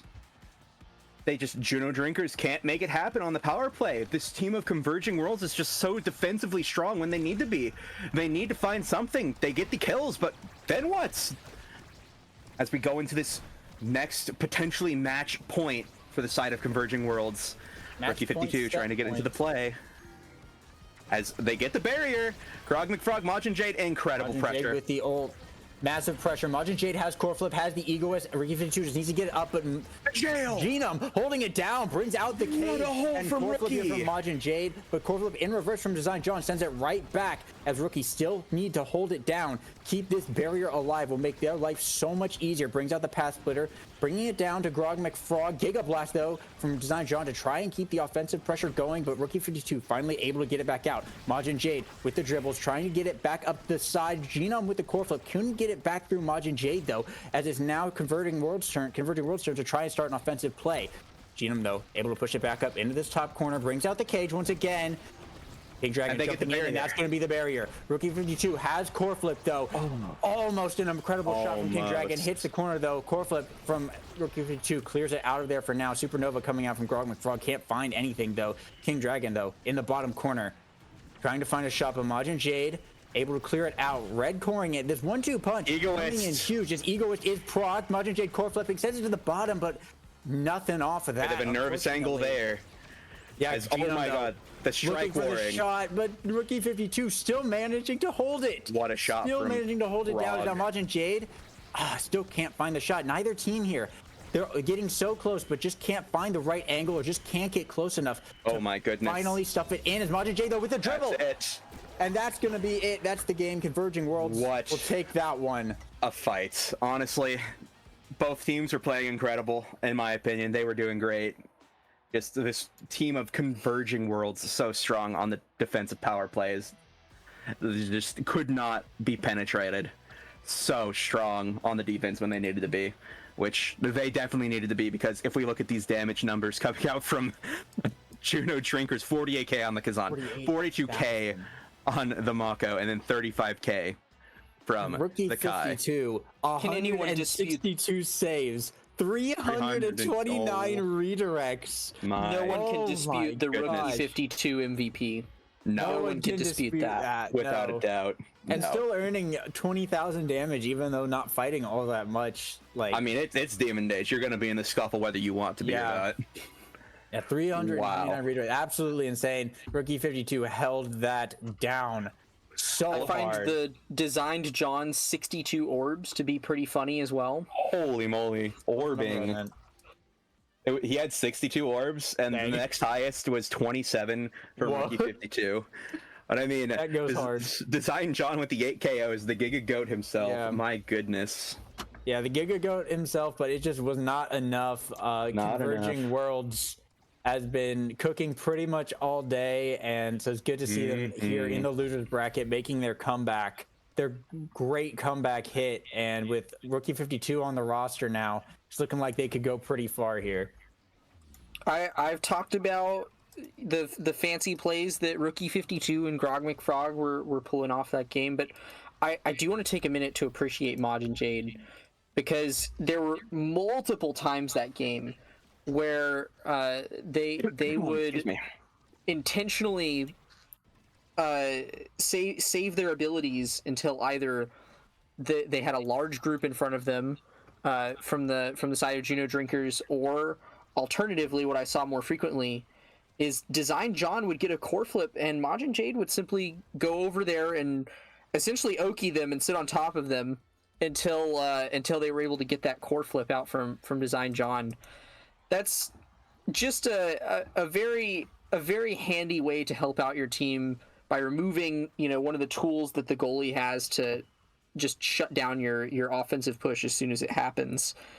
So yeah, fantastic plays from both teams. That was an incredibly entertaining match, but especially shout out to Converging Worlds for that wonderful gameplay against such an insurmountable force of KOs and damage from Juno drinkers. Well played. Incredible defense, without a doubt.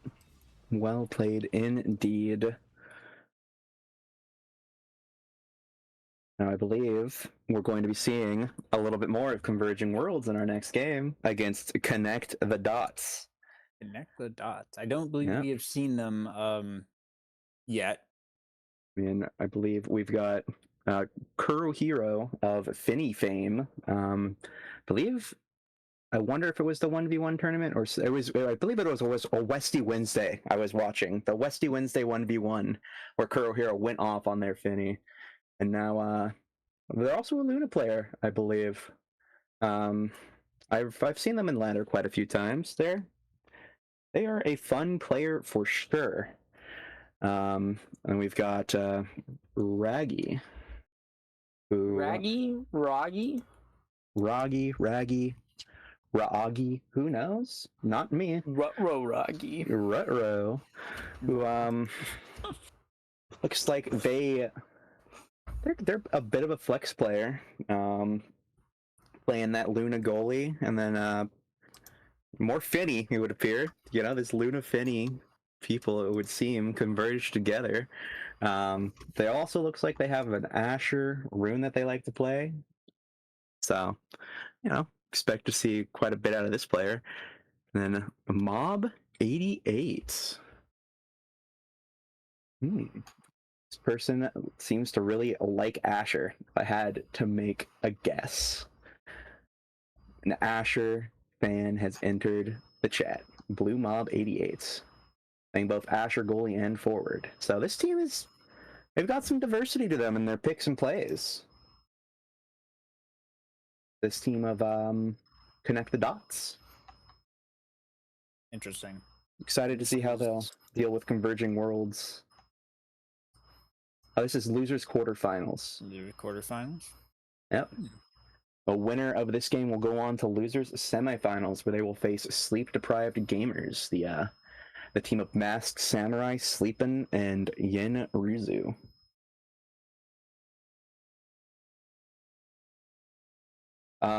Take a look at this here. Are we getting a sub on the side of Converging Worlds? We're getting a sub in for Majin Jade. Majin Jade's back. Maybe they're just not showing up on my stream. They've been playing all day, so I guess props to them, because it's been it's been going on since 1 o'clock, so it's already been 4.5 hours. So, and it's probably gonna be a little while, like at least another hour. So, props strap to them. in, buckle up, Yeah, everybody. strap in and buckle up, because this is the marathon. Like, props to them for sticking it out and fighting through this slog of a bracket. So many games that you got to play, especially if you get sent to losers, to get through all of this. Yeah, we're here for a long time, and we hope you're having a good time. The Virgin World's definitely showing up today and playing their hearts out. I'm curious as well. I want to see these standings here.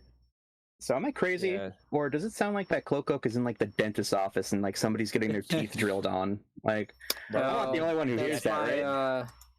I was hoping my noise suppression would cut that off. That's Nope. All right. We are getting a cavity filled right now. Perhaps I should leave then. That is my computer acting like a helicopter, because I'm currently casting in the closet. For anybody who was wondering. Mm-hmm. So I don't have the rest of my my setup in here with me, and I'm on a laptop. Why are you in a closet? Better acoustics. I was hoping it would give me better acoustics, but I don't know about that one, Chief.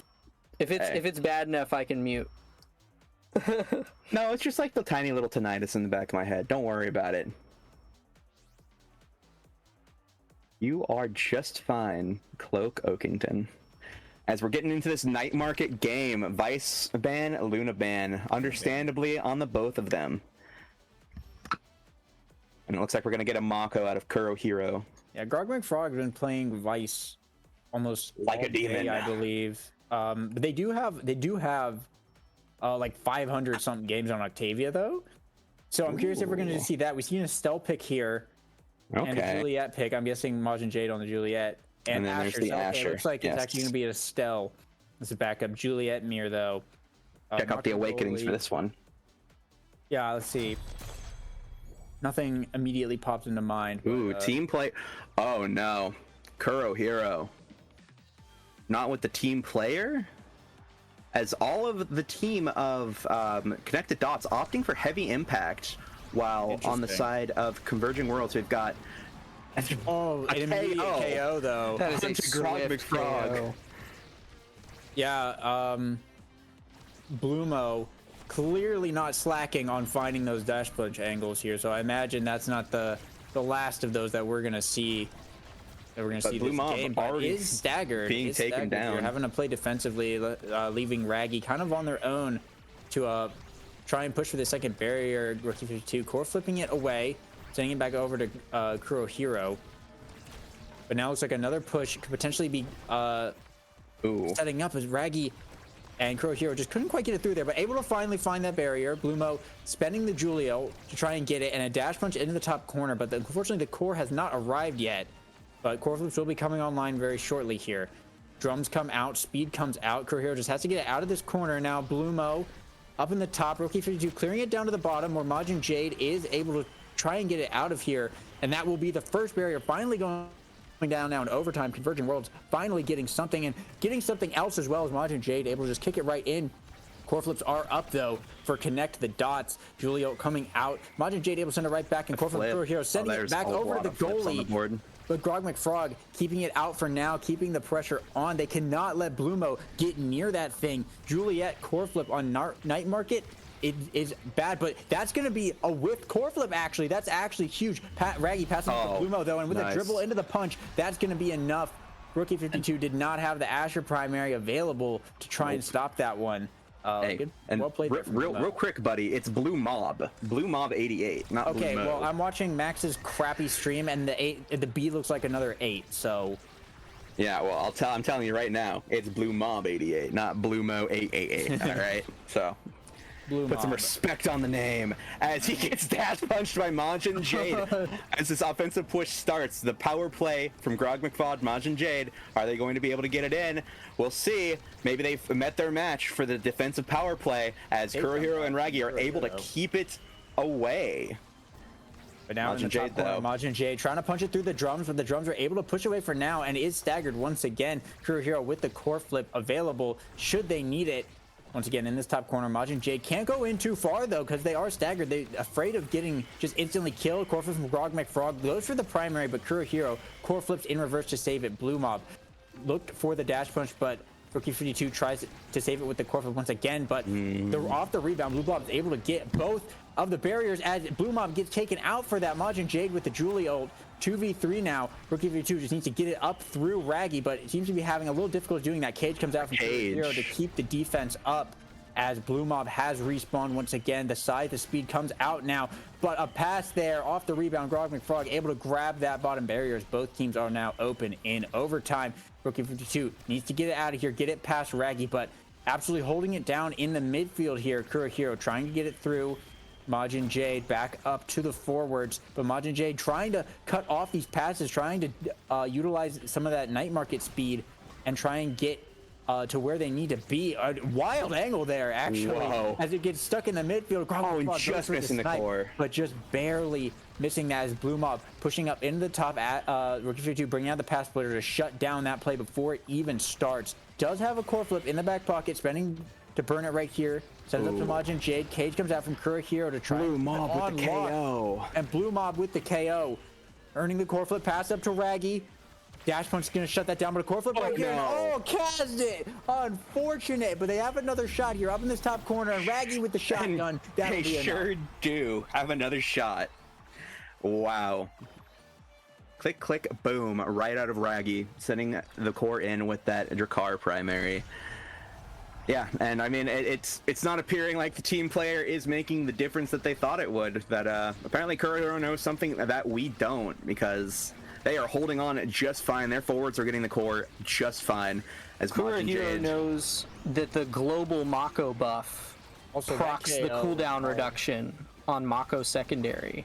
Holy moly. Yeah, and with Drek and Julie on forward, I mean, we're seeing every time Kurohiro's hitting that secondary, they're grabbing barriers.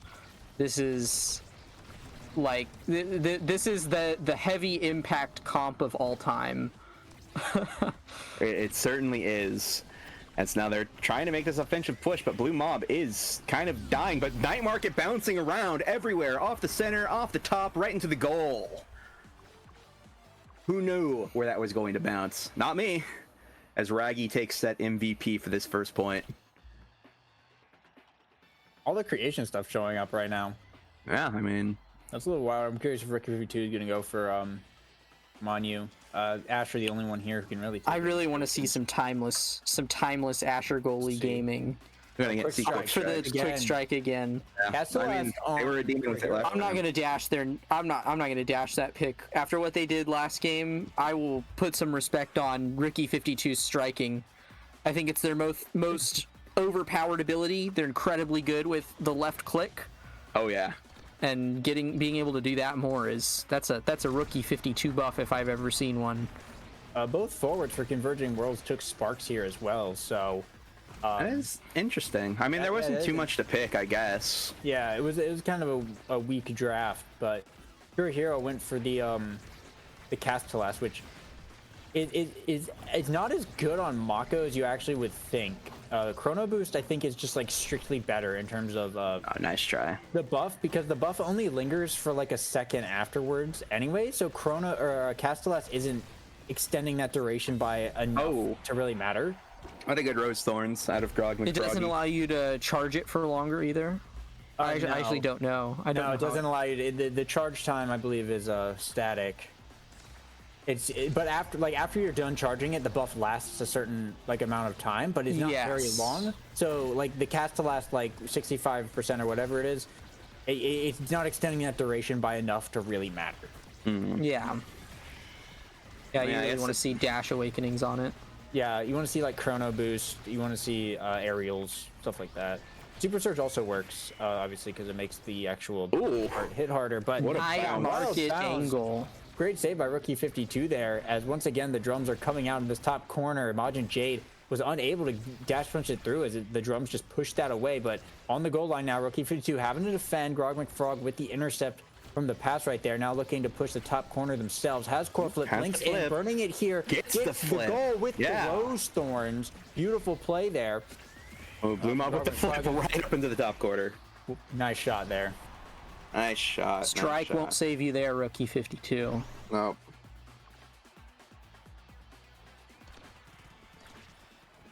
I just now processed that Raggy also opted for pummelers. Oh, Pummeler's Dracar. I mean, Pummelers Dracar. It goes hard. I mean, that's certainly a pick. I mean, don't you're know. praying that your Julie gets enough KOs Oh, that your baby. pummelers are rocking. the That is a double juicy save. double. McDouble. Not sponsored. I wish we were sponsored. That'd be cool being sponsored by McDonald's. Yeah. That'd be Then sweet. we could be like I don't know, we could be like every time a double ding happens, we could like literally talk about like the McDouble. The McDouble, yeah, exactly. Yeah. And I Every mean, time- like, Every time fucking Castellas is picked, we have to like shout out the McChicken or something. exactly. And then, like, I don't know. Every time Juliet gets a dash punch score, we call that the McFlurry dash punch. I don't know. I think we're just hungry. Every time, you know what? I have not had lunch, so maybe I am just hungry. Every time Timeless Creator shows up in the draft, we have to say the ice cream machine broken. Oh, baby, what a flip. 52. Solid save there. And now Raggy pushing back up with a core flip of their own, trying to get it up to Blue Mob, but Primary there shuts that down. As Okay, oh my gosh, the goal line! Yes, the flip! But Grog McFrog with the snipe. That was a great attempt. That flip almost saved it. Just maybe was shotgun wild. it out or have a little bit more patience, but nice try on the side of connected dots. As we are at 1-2 on this this set 2.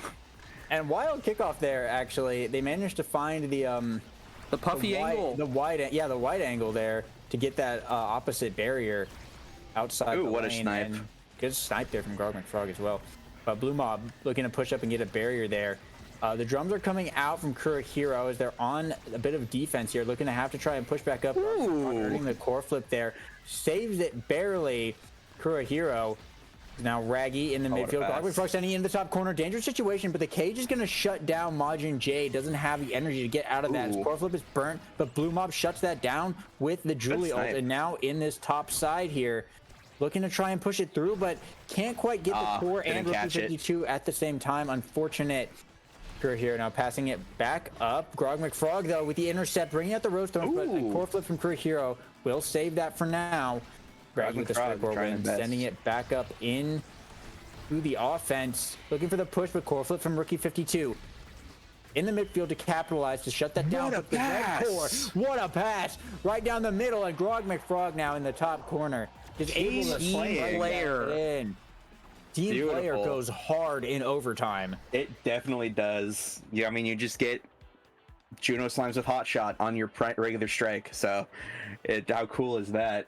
As we get into this Look at next that draft. Titans on the board. I'm curious to see if anyone's going to take that. Oh, Super baby. Surge as well. This is a hold on. Connect the dots. This is an incredible draft for them. Oh, yeah. We're looking at Mako and Julie getting exactly what they want out of this draft, and meanwhile, sadly, Among the Titans, not being picked up.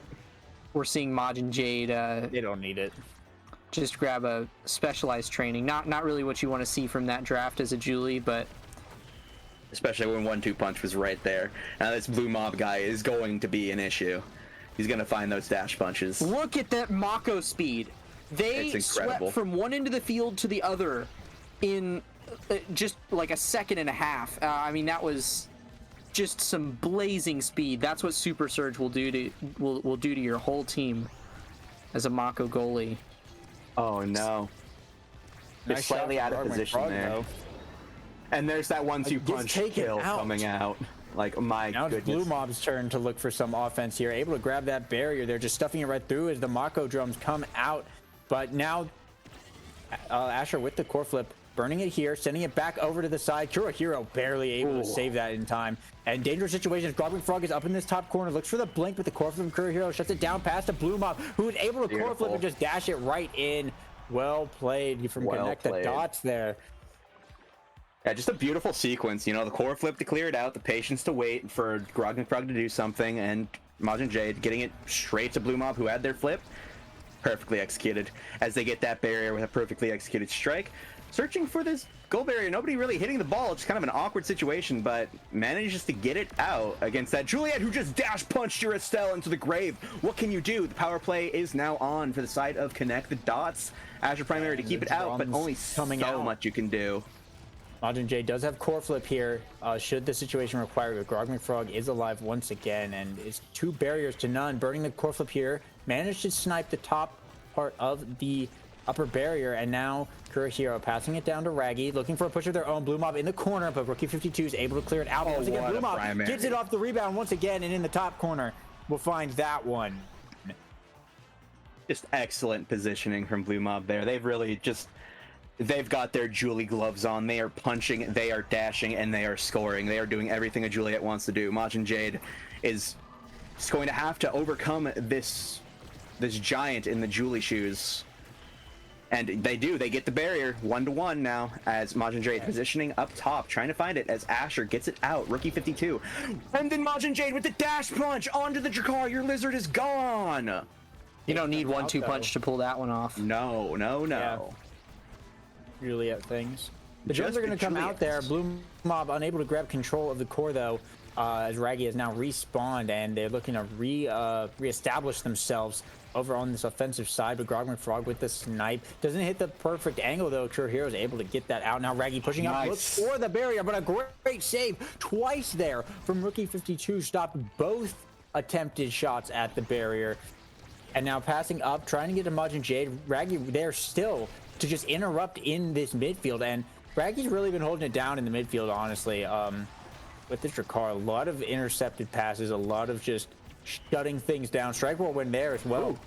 And core moving a little bit too fast there. Team player kind of kicking in. Kurohiro was unable to stop that, having to core flip now to keep that away from Majin Jade. Is now Raggy in the top, but Rookie 52 team playing saves that and lets Grogman Frog just take the goal. Wow, I mean, that core was moving slow. Yeah. What I'm seeing here is I'm seeing Rookie 52, this strategy being, hey, we're gonna play this on defense until overtime procs, and then just let team player do all of the work. And I mean, Rookie 52 has the defensive prowess to be able to pull off that kind of strategy, right? I mean, and so every time they can make a point last for a minute, they take it. Well, great defense out of Kurohiro there, stopping like an insurmountable push from Grogman Frog and Majin Jade. As Majin Jade is taken out after not being able to find that offensive success that they wanted, but this is a very familiar position, for this team of Converging Worlds. Rookie 52 is the barrier, the holding goes. You give them their quick strikes, incredible. Even against Juliet, holding it down, using the Asher to just basically, I mean, Asher, it can hard counter the Juliet, so it was a solid pick here in this match, and I mean, he's definitely showing the defense there. And Corflip now from Blue Mob. Asher moment, let's go. Again, Asher moment just shuts that down. And hey, absolutely, we're in overtime. Blue Mob just cannot. Here come the lightning fast clears. Oh! The goalie is taken out, though. This is a dangerous situation. The team players beat the overtime speed. Oh, no. Pass up to Majin Jade, but Raggy's still holding. Raggy's still holding it down. Grabbing front, trying to snipe it in, and there it is. The demon angle, the bounce. Finally, Converting Worlds gonna take that point. A set point now, all tied up for both teams. It is a race against the clock for Connect the Dots. They have to make things happen before overtime, or it is just the core moves too fast for anyone to deal with. As now, okay, taking advice to heart. They are taking that first barrier, first 10 seconds of the match. They are running against the clock as Raggy gets it in, defended by Rookie 52, but Blue Mob is still in there.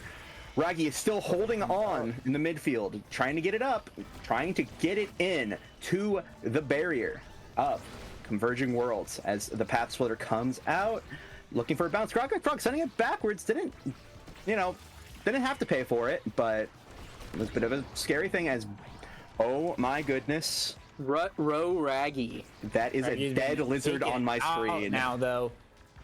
Now it's Rookie 52 trying to get it back up to the forwards, but Blue Mob doing a solid job of keeping it on the other side of the field. Finally, Rookie 52 trying to able to send it back there, but Raggy has respawned and is once again able to take control. And Blue Mob just stunning Rookie 52, just lets the core hit that barrier as is now an open goal for Converging Worlds. Core flip comes out from Kurohiro, but Rookie 52 able to block it here. But what a find! Blue Mob off the rebound. What a find there! Snipes the bottom of the goal lock, and that'll be the set going over to connect the dots.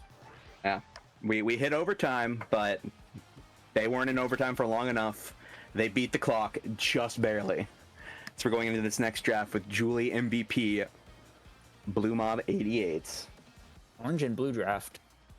Julie looking for perfect form. That's normally I would say that Julie would be looking for a size awakening right there, but perfect form on this Asher goalie would be pretty disgusting to deal with. That cooldown reduction is just absurd. Speaking of disgusting, double dash awakening Mako. We're about to see these players fly. Oh, baby. And the drums come out. There they go. The war drums have been beat and the soldiers are in the battle, but one lizard goes down. The shotgun lizard out of the play as Machin Jade is looking for these double barriers. Almost finds some Grog McFrog in the bottom of the receive, but Blue Mob running away with it, getting a barrier of their own.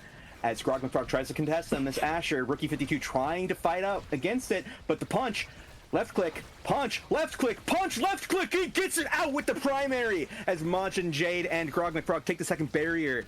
Blue Mob now, though, with the core flip, not exactly able to hold that one, but they're on the offensive push. Primary and ult come out from Grog McFrog and Machin Jade, but now they are making another offensive push. They are just in the goal box of Connect the Dots.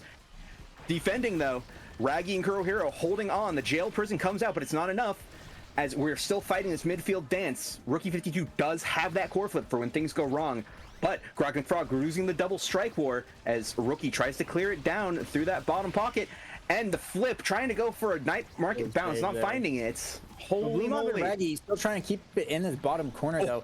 Oh my gosh. Almost night marketed, and just saves it. Bad. What a bounce. The overtime core plus the team player just going absolutely wild right now. Kurohiro sniping it back over to the other side. Rookie 52 sending it all the way back once again, and Blue Mob still looking to try and keep it in this corner, but the core is just moving too fast to maintain control of it. They can't get the setup that they want when it's moving this fast constantly. As Machin Jade with the dribble, Grog McFrog with the shot, Kurohiro with the save, but Machin Jade finds the angle anyway.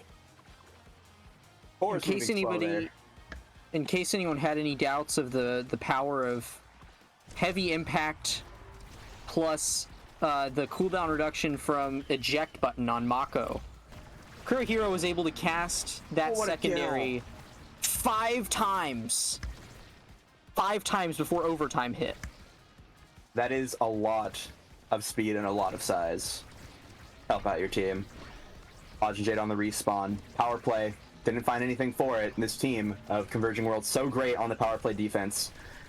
As a straight dash punch, not finding anything, trying to get that barrier. Core flip, go out, try and get it clear. Path splitter coming out, trying to get the clear.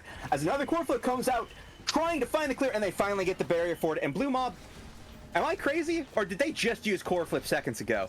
Already back at it again. Raggy trying to get it out with Kurohiro, trying to get it to the other side of the field, trying to start this offensive push, and almost getting it in, but Rookie 52 just striking it out from the shotgun as the jail comes out. And this corner once again. Finally, Blue Mob able to find the setup.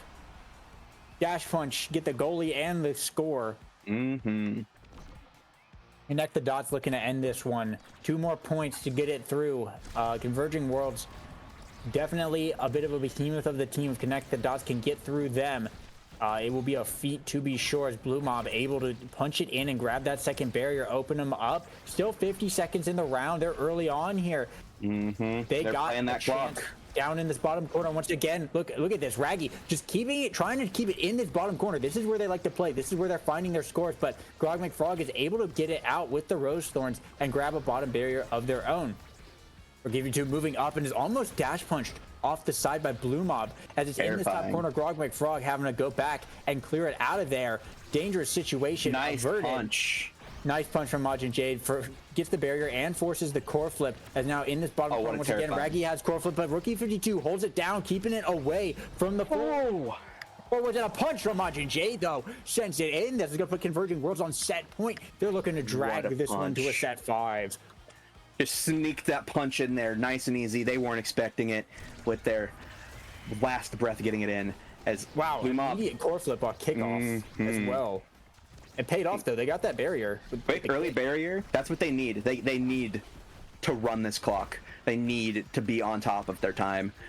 Because if not, overtime is always there. Jade.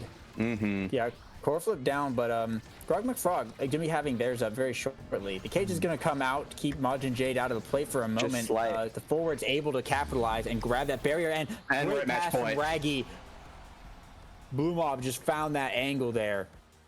This is a tight one. Match point for Connect the Dots. This could be it for Converging Worlds. 2 core flips coming up for Converging Worlds though. Rookie will have theirs very shortly as looking to push this top barrier. Majin Jade able to get it out though. The drums are online. Oh my Hero holding though. Solid defensive play. Frog almost the double, but Kurahiro shut that down. Still holding that top barriers and very close calls there. Core Using flip to take out Grog McFrog. Blue Mob. Majin Jade also pretty hurt here. Having to spend some energy to avoid that punch, but still taking a lot of damage. Rookie 52 kind of on their own on the defense. Now Grog McFrog once again alive. Cage from Kurahiro. He's gonna stay alive, but Majin Jade is taken out here. Core flip from Rookie 52 sends it all the way back over. Grog McFrog looking for this barrier, but Kurahiro with the core flip sends it back up to the top, and that's actually gonna be both barriers, one from each side, falling down as the war drums come out. The speed is on. Can't find anything with the buff though, but Raggy does have that core flip in the back pocket. Seems to get it through Grog McFrog. Blue Mob up in the top corner, looking for a shot here, pushing down to the bottom, but Rookie 52 still holds. Corner is burning. Rookie 52 still holds. Goodness. Oh, what a shotgun. What a shotgun from Raggy. Stops the clear and gets the barrier. Goal is open. Game point here. Blue Mob and Raggy looking to make this push, looking for this bottom corner. Can't quite find it yet though. Majin Jade in the top, looking for the dash punch. Kurahiro with the defense sends out the cage now. Blue Mob sending it down into the bottom. Couldn't get there down in time. Kurahiro passing down to Raggy though. Dangerous situation off the corner. Raggy just holding Blue Mob. Goodness! What a goal! What a goal! Connect the dots, taking out Converging Worlds. What a terrifying match to be in there. Team player and dash punch, Julie, you are being sent to your grave, or you're just, oh my goodness, the core is moving fast. Everyone was dying. What a game. Let's check out these stats. Well done, Connect the Dots. 10 kills on Blue Mob 88. 269 redirects. 156 saves on Rookie 52. My 273 goodness. redirects on Raggy. Holy moly, Raggy was in the play. In the 21 shots. Raggy was in the play. Raggy's positioning in that game was immaculate.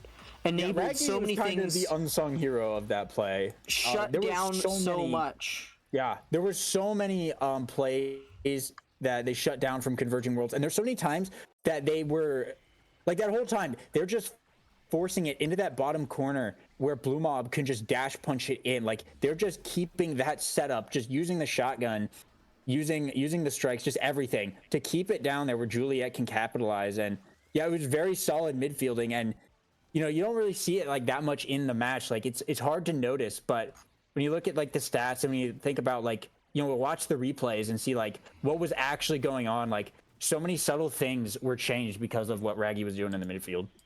No, it makes a ton of sense to me, and the thing that I was seeing is that even before they had the Mako secondary really come online, right? Raggy was doing a lot, but after they got the Mako secondary online, you get this player who is incredibly good at, you know, spotting what the enemy wants to do and interrupting it, and is very creative with their positioning and how they use their abilities in that position, and that. Getting the extra speed from the Mako secondary allowed Raggy to just pop off. Like they were everywhere on the map. They were absolutely everywhere. That was just fantastic. Like, we might have seen, team player on the side of Converging Worlds, but that was some fantastic team play from Connect the Dots. Like, I don't know what else to say. That was just incredible synergy from the whole team. Yeah. I mean, that's not to belittle Converging Worlds or anything. I mean, Rookie 52 had some wild defense, some wild holds there, especially against like that Juliet, where Blue Mob was just either on top of one of the barriers coming from the top side or from the bottom side, and they just could not get it through Rookie 52. I mean, obviously, of course, Connect the Dots eventually managed to pull it through between the buffs, between the midfield going on, but Converging Worlds put up pretty solid defense and solid offense as well. I mean, obviously that game dragged on a long time, but yeah, Rookie 52, still the GOAT. Absolutely held it down in a lot of those really tough situations. Yeah, incredible play from everybody, honestly. It was a very fun game to watch. It was a great game to cast. 25 minutes in the night market, shopping for goals. Well played to both teams. I believe we're moving on to losers semifinals next, which is going immediately. to be not immediately, but next. Yes. Which is going to be Connect the Dots versus Sleep Deprived Gaming. We're gonna have a quick break. I'm swapping out of the cast. So Lego Sykeem, take good care of the audience. Take good care of chat. We have a chat on this thing? I'm just here to hear my voice. Yeah, you got quite a bit of chatters. Oh, baby. Quite a bit of fans. They're all in love with you, Sykeem. They're here for you. Well, I know. I'm here for me. So they should be too. But I've had a great time casting with y'all. Oh yeah. Thank y'all so much for inviting me on, as always. Thank you for coming and showing up and being so fun to cast with. Honestly, a great time. All right, but stay tuned, y'all. We'll be back. We'll be back with losers semis. Team of Mass Samurai, Twisty Sleepun versus Connect the Dots. We just watched Kurohiro Blue Mob and their midfielder Raggy. Took me a second, I'm sorry.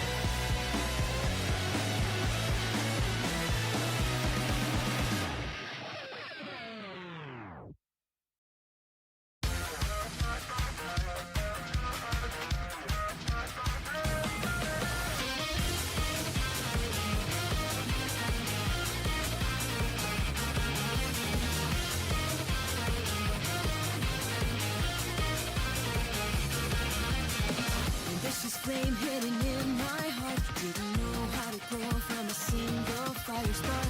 But let it go when the road was dark. Couldn't wait, ran ahead, it's time to move and make the mark. I gave my pride, left all my regret. I just wish to be stronger, to give it all my best. What do I do to spread this burning courage? Every day, every night, it's stuck inside of my head. I'm gonna stay grind today. I wanna be somebody leading the way. Don't be afraid, gotta be brave, no matter what's coming our way.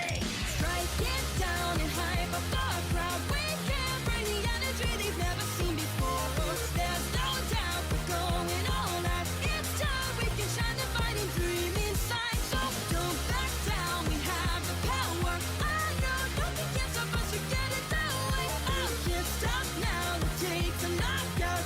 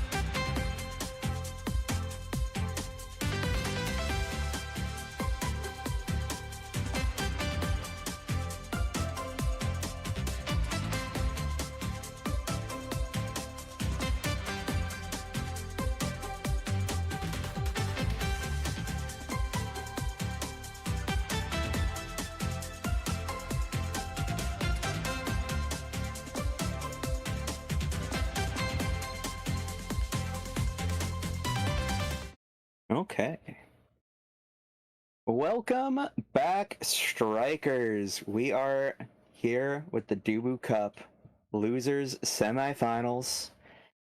Connect the Dots versus Sleep Deprived. Getting right into it. I'm here with Lego Mage. Cloak Oak dropped out. Cloak Oak is not here. He will never be coming back ever again. We have gotten rid of him. As we get into this night market game, we are shopping once again. Connect the Dots back at it. Mm-hmm. Araban coming out as Going for the Araban. Okay. Wonder if Sleep Deprived games specific. Oh, Julie Band. Oh, good. Blue Mob looks like putting some respect on Blue Mob's name as they whip out the Rasmus. Oh, you should be excited about this one, Lego. Mako Mirror as well looks like. I wonder if this is Mako goalie we're seeing. I'm not sure. I'm not entirely familiar with the Sleep Deprived game that they've been running today, but you see the X pick and Raggy hovering at their car once again. I just saw. I believe this is going to be Mako goalie. I believe in the map that we watched Mass Samurai play, they were playing Mako. So I believe we're going to be seeing Mako goalie Mirror. And I believe, this might just be an X midfield because, this is what it looks like. Night Market famous for the X midfield. And yeah, quick strikes, heavy impact start. Both forwards on the side of Connect the Dots have taken Vicious Vambrace as their starting awakening. So gonna let Sleep On and Twisty deal the damage that they want. Sleep On actually opting for core control slick kicks. Of course, as I say that, Raggy is taken out, and a double barrier now from Twisty here. Max Samurai passing it up to Sleep On. X Maximus is activated. Couldn't quite grab a control of it, but Twisty with the Zen ult, with the dash, is going to allow Sleep On to just punch it right in there. So first point now going over to Deprived Gamers. 20-second goal there. Pretty explosive start to this game.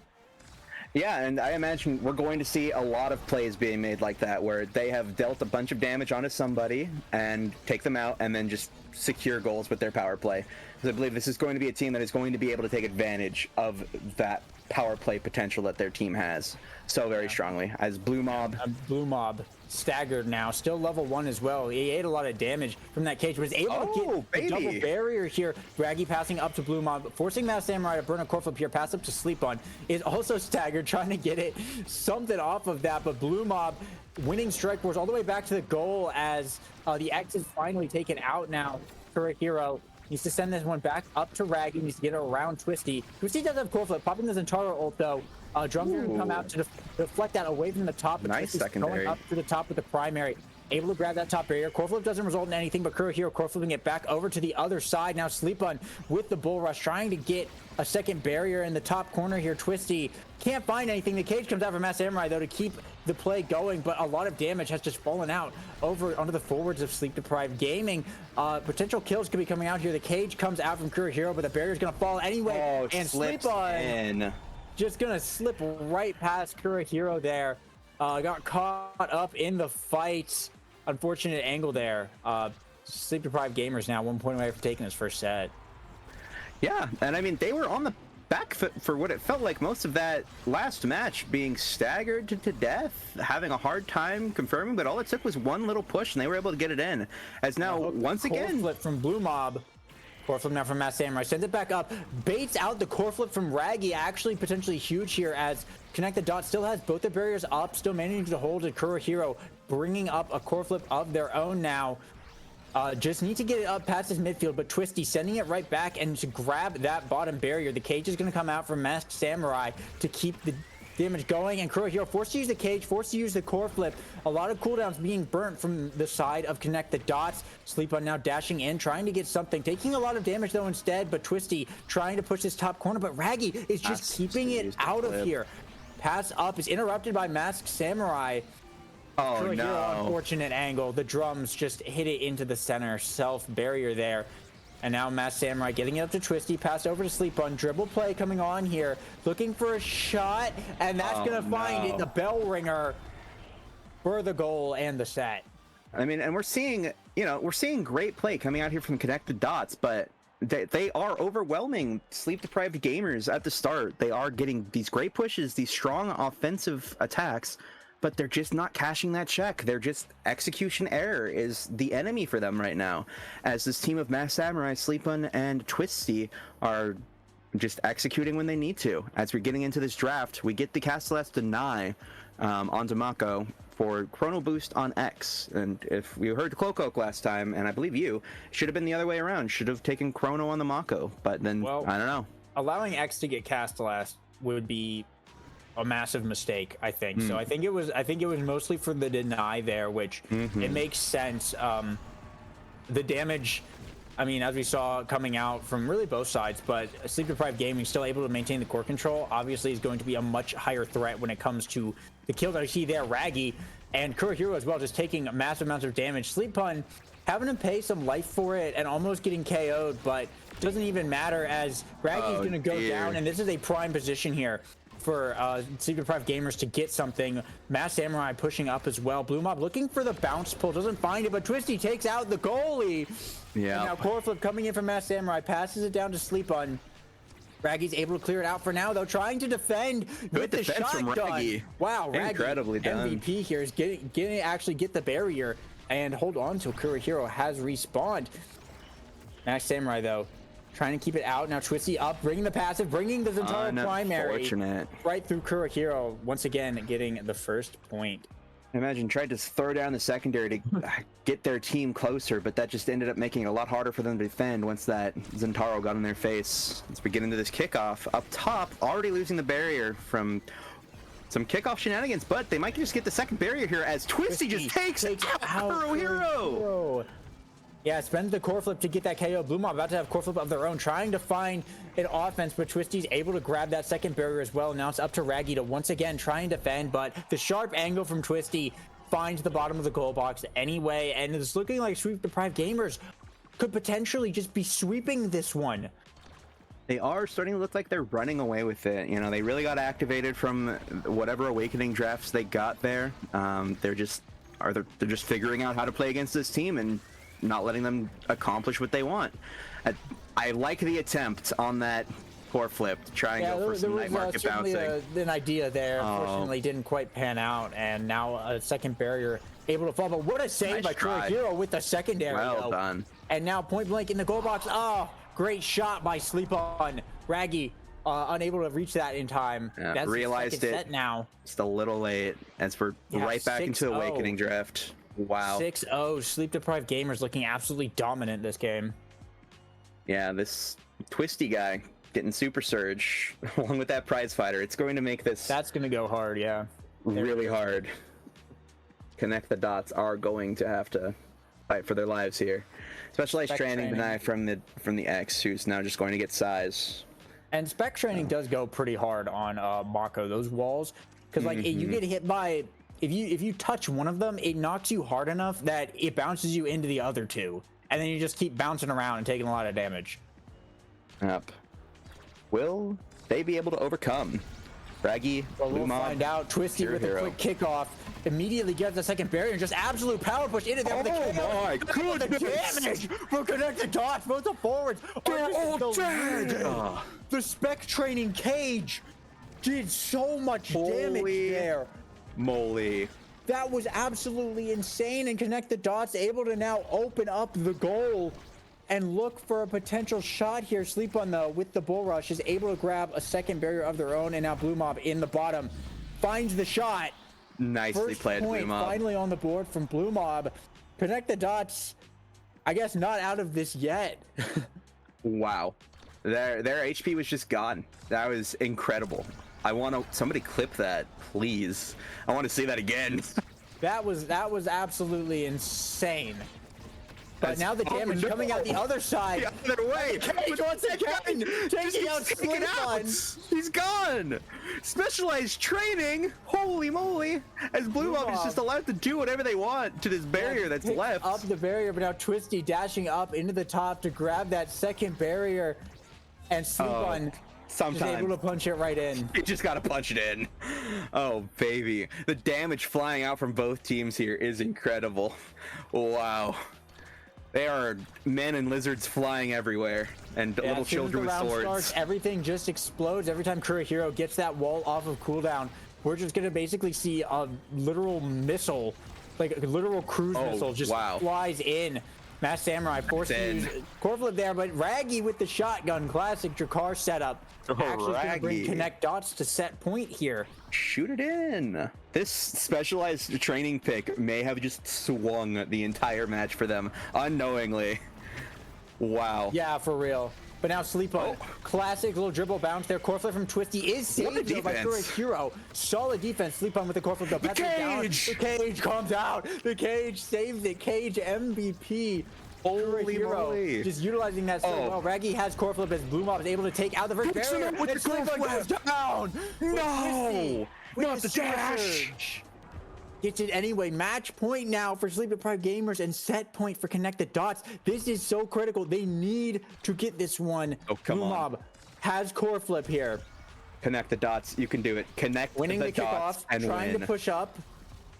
But Sleep Deprived Gamers holding, pushing back. Gets the top barrier, and now in the top corner, dashing in, Twisty. What a Can't get secondary. anything though. Should be Hero holds it down. Now Blue Mob with the core flip, grabs the top barrier. Maybe two, if I had to get. Oh no, they're able to clear it, but Sleep on taking a lot of damage for Bringing out it. the X Maximus. The cage comes out. Crow Hero core flip is away in the cage. Sleep on once again. Twisty also taking a lot of damage. Masked Samurai has core flip here in the top corner. Connect the dots, trying to find a shot, trying to find an angle. Core flip from Masked Samurai. Clears it out now as Sleep On's going to be respawning. Snipe from Crow Hero sends it back in, but Blue Mob can't quite capitalize. Now in the top corner, Blue Mob, Snipe for a win. Absolutely critical, but Twisty, Zentaro ult in the just top have corner. to live this push. Samurai pushing up. Oh my God. Doesn't get anything off the Zentaro, but Core Flip now comes out, finds the barrier. Crow Hero though, with the rebound, snipes it in. What a shot. That's the set to connect the dots. Oh my goodness gosh. gracious. Connect the dots. They're huge still in this to win this. Huge opportunity here. Extra special is on the board. No. Extra Do you see what I see? on the board. Do you see what I see? I see a couple things. No. Oh no. Perfect form on Twisty. But look at this. Watch this. The extra special. Oh no, it's denied by Blue Mob. Denied Masked Samurai, but also denied Kura Hero. We'll see how that's going to go. What is this draft, Lego Mage? Oh no. Oh no. That perfect form pickup is absolutely could absolutely be killer here. Twisty is going to be insane. Takes a lot of damage. You just kill him. You just kill him. Just take it out. Just kill him. But it's Sleep on now. Manages to grab one of the top barriers. As Blue Mob and Raggy are now looking to get barriers of their own, but still the defense is there. Snipe. For Sleep Deprived Gamers, nice snipe the bell ringer. Managed to get both of the bell ringers. So close, but Blue Mob with the whiplash. Shoves it right in. What? Oh my! Yeah, just kill this Twisty guy before he can even get his cooldowns. Just kill Twisty. Just kill Twisty. Why deny perfect form when you can just deny his life? Sleep On has the flip here. Gonna look for something, but they might just get a barrier off of that interaction alone with the hook. As Raggy missing the shotgun, trying to get it in, but they strike war win, and this has flip, burning it here, sending it up to Sleep On, looking for a shot, burning the core flip here though. Bull Rush is going to get both of the barriers, and Twisty pushing up now in the top, brings the dash, but the flip from Kuro Hero sends it all the way back. Now Blue Mob looking for a shot, can't quite find one. Raggy trying to push it back up. Kuro Hero's taking a lot of damage back there. They're on a timer. But Blue Mob just can't quite find anything off of that Samurai. The cage comes out, but Sleep On evasives out of it. Beautiful shot. Beautiful shot. I don't know what I'm talking about. Hot shot is the only reason why that went so fast. Hot shot missile prop sent it in that fast. Hot shot Drakkar. Hot shot missile propping. Here. We don't need perfect forms in Taro. Who needs perfect form? Wow. Big offensive push almost coming dead. in from Sleep Deprived Gaming. Sleep Pun taking a lot of damage here though. Blue Mob though able to turn around, convert, has the core flip, gets the first barrier. Sleep Pun barely alive. Burning the core flip. Blue Mob finds the second barrier. Sleep Pun is taken out. This is absolutely massive. Raggy just trying to get it away from Twisty, get it back up to Blue Mob. Twisty jumping in, trying to get something, but can't get it through the drums. And now Blue Mob in the bottom, brings the hook. Oh no! But can't quite land. Told you, execution error was going to be their greatest enemy. The turn Twisty is dangerously staggered to Sleep On, pushing up with the X Maximus, trying to find something. Twisty dashes in, has the core flip, gets the barrier though, still has the core flip. No, jail goes wide. What a beautiful Zentaro play. He did the tech. Sleep Deprived Gamers finds it. Nice try. But wow. All right, don't lose your mental here, folks. Hold on tight. Connect the Dots are in it to win it. They have already said, Twisty, you are nothing. Perfect form means nothing. We are going to take this. They are going to stay in and fight. Loses the barrier, has core flip though, and Twisty with the kill. Mass Samurai sending it right back up though. Twisty looking for something, and Hero still holding it down. Sleep On could not get anything there, but a pass up there, the X Maximus, that's going to be enough. And Sleep On now has core flip going into this next set. Game point for Sleep Deprived Gamers once again, and match point for Connect the Dots, a very familiar situation. Stand on business, Connect the Dots. Take it to a set 5. That's the first barrier going down. Sleep On with the flip. Bull rush for the bottom barrier here. They are in a good position to engage here. Raggy holding down the midfield, trying to keep it up. The cage goes wide from Kurihiro, but they still have the pressure. Oh, my goodness. Mass Samurai able to clear it out though. Raggy trying to find something with Twisty holding on and getting the kill onto Blue Mob. Mass Samurai trying to push up, trying to get something going here up in the top corner. Zenolt comes out, Mass Samurai up in the midfield, Sleep On able to get that bottom barrier. Now X Maximus pop. Core from Twisty is blocked by Raggy. What a shot! Gets the bottom barrier, and defense required Hero sends it all the way back over. Blue Mob now in the top corner, looking for the pendulum swing. Can't get it through the drums just yet though. Bottom corner now, finding a shot. In the top corner! This is anyone's game! Perfect Form Centauro! Super Surge Perfect Form Centauro, you are nothing in the face of Raggy. Raggy, the Giga Lizard, Gaps, the Giga Lizard, Centauro, any day. Holy the Giga moly. Lizard. You are not 1-2 punch. No. Oh, but Demo falls over to Sleep On. That's actually massive pickup. And Twin Drive. You know what? I'm not going to say anything. Last time I doubted their draft, they proved to be wrong. So this is true. But oh my gosh, this Zentaro. Prize Fighter, Heavy Impact, Perfect Form, Super Surge, Twin Drive. This is the Gigabit Zentaro. But the thing is, Connect the Dots has Raggy. Connect the Dots has Raggy. They have this specialized Kurihiro. Like what? Oh no! Raggy, they've realized. Taking a lot of damage. Twisty has realized that his arch foe is actually Raggy and just needs to kill him. Looking for this barrier here. Twisty able to find it. Now pushing in, and a bull rush from Sleep On. Bull rush goes in. Jubs it right in. Sleep Deprived Gamers. First one's on the board in this final set. It's down to the wire. It is down to the wire. What an exciting match. You should be happy that you are here to watch this as history is being made in losers quarterfinals.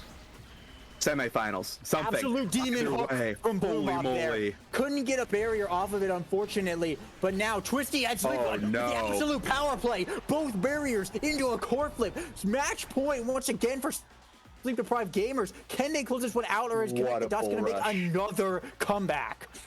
Come on, Connect the Dots. You reverse sweep in sets. You can reverse sweep in points. Let's go.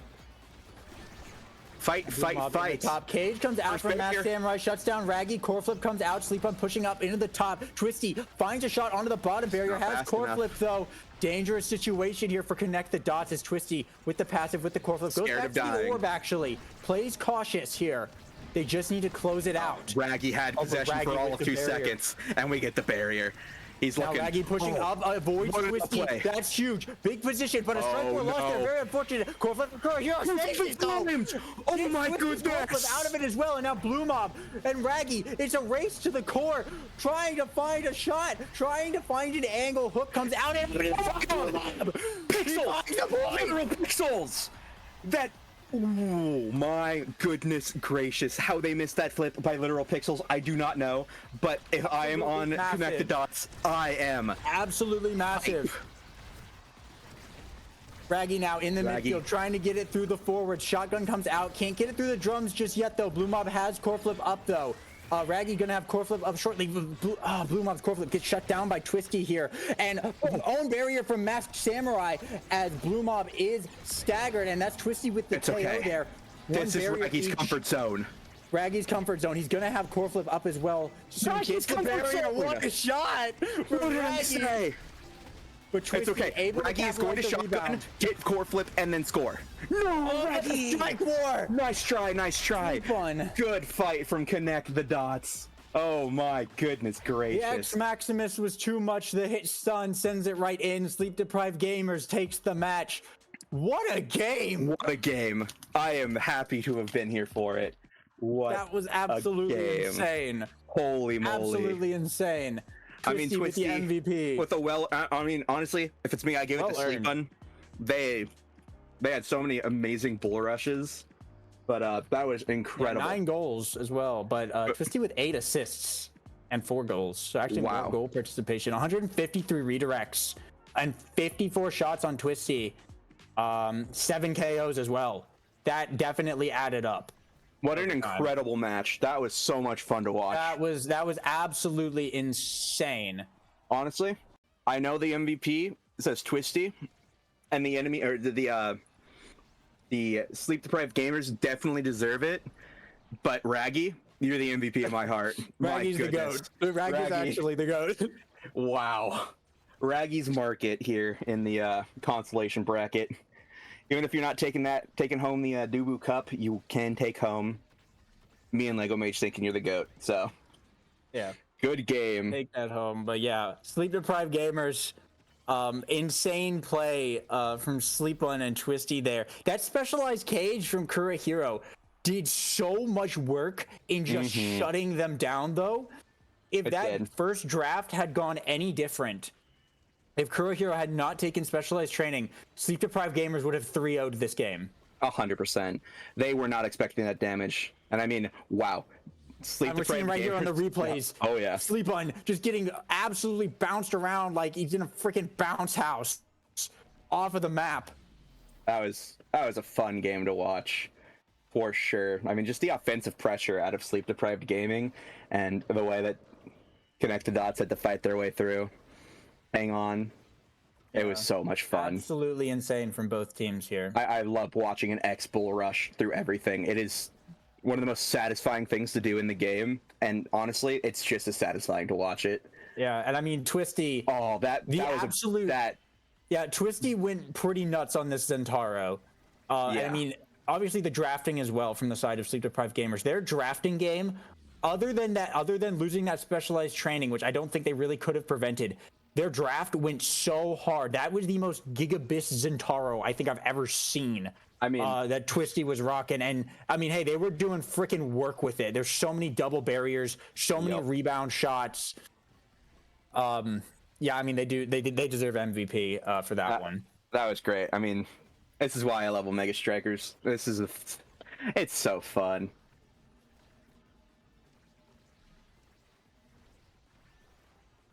So that's going to be Sleep Deprived Gamers going into losers semis or losers finals. Yeah, no, this is losers finals. Losers finals. Yeah, Sleep Deprived Gamers going to losers finals with a shot at the prize here. With Dream Team versus Dream Team. The we saw this team play earlier. I don't know if I was not here for that. Yeah, no. Me and Cloco casted it. It's Nor Cyan. So I'm apologize if I butcher your name. It's gonna happen over and over. Jack Limestone and Lethal Bird. Now, Nor Cyan, goated room player. You know, we saw some great plays on Atlas Lab, but I'm pretty sure, correct me if I'm wrong, Sleep Deprived was the team. No, Second Wind was the team that knocked out Dream Team. That's right. So, no rivalry there, but yeah, Nor Cyan, room goalie player, from what I've seen. Jack Limestone, Estelle player. Probably not going to get to play that Estelle. But we'll see. And then we saw Lethal Bird on the Juno. A couple times we watched. So we'll see. Curious to see where this goes. Yeah. Not familiar with this team, so I mean, seeing Sleep Deprived Gamers, I mean, play like that. I imagine this is going to be. I imagine the closer we get to the finals, the more of these crazy matches we're going to be getting, and I imagine this one's not going to be too much different here. So, have they selected their map yet? Is that correct there, Night Market? No, they are still doing map bans. We are still just sitting here to yap and chat with each other. Look me in the eyes, Lego Mage. Look I'm me in looking the you in the eyes. eyes. Oh yeah. I'm looking you in the eyes. Look me This in is- the eyes. I Look can't. at my go. look at my blank eyes. My white, my Exactly. blank eyes. They're They are disturbing. void. No, I There's- can't. You think that there's nothing there? There's everything there, Saikeen. I know, It's that's why I'm the so afraid to universe. look. I see everything that is and ever will be in those eyes, and I can't look. But also, I can't look away. They Yeah. just draw me in. And wow, I know calculus now, so that's good. I'm pretty cute. Yeah. Thank you. Wonderful. Well, hey. Perks of casting with Lego Mage. Learn Yeah, something new every day. is getting to be near me and hear my voice and look in my eyes. Mm-hmm. That's As the I perk. uncap my water bottle. Take a little I'm gonna- swig. Get my I'm gonna throat nice and moistened. Pat your imey. Don't touch the Amy. I'm gonna uncat the imey. Don't do that. I'm gonna just make her a regular girl. No, just make her a regular cat. Triple I'm humanity. going to ungirl your cat girl. Ungirl your cat girl. My cat just looked at me. I think it understands, and that worries me. Dang. Anyways. How's your day been, Lego Mage? What you do today? You played in the tournament, right? What do you think I did today? I did this today. No. There was a certain point in time. I think that you took all of my hard work that I put into that team yesterday, and you guys lost in the first round. I got these bozos, the top 48. Seraphim. I blame our Chalupa, midfielder. Taco. Don't you dare blame your midfielder. I'm blaming my midfielder because our midfielder lost to character select. Oh, did they ban Era? Midfielder, I also no, they did not. They picked Era on Imy's app, and then they picked Estelle on Night Market for like no reason. But I also blame the ping because like for some weird reason we were just like lagging. I mean, so that was very unfortunate. I'm pretty sure that happened yesterday too, where the servers kind of just like could not handle all there of was the like load. yeah, clearly there was something going on with the servers because I was doing stuff and it was like, yes, we shall wait before Lego Mage actually guy. registering your input. Always has an excuse for what happens in the goal box. Tisk pisk. Well, getting word from production here that I am going to have a wonderful night. I'm going to have a delicious dinner, and I'm going to watch some amazing Omega Strikers. Thanks, production. I don't Weird have that any you know dinner. that what I'm having for dinner, but that's cool. Where's my dinner?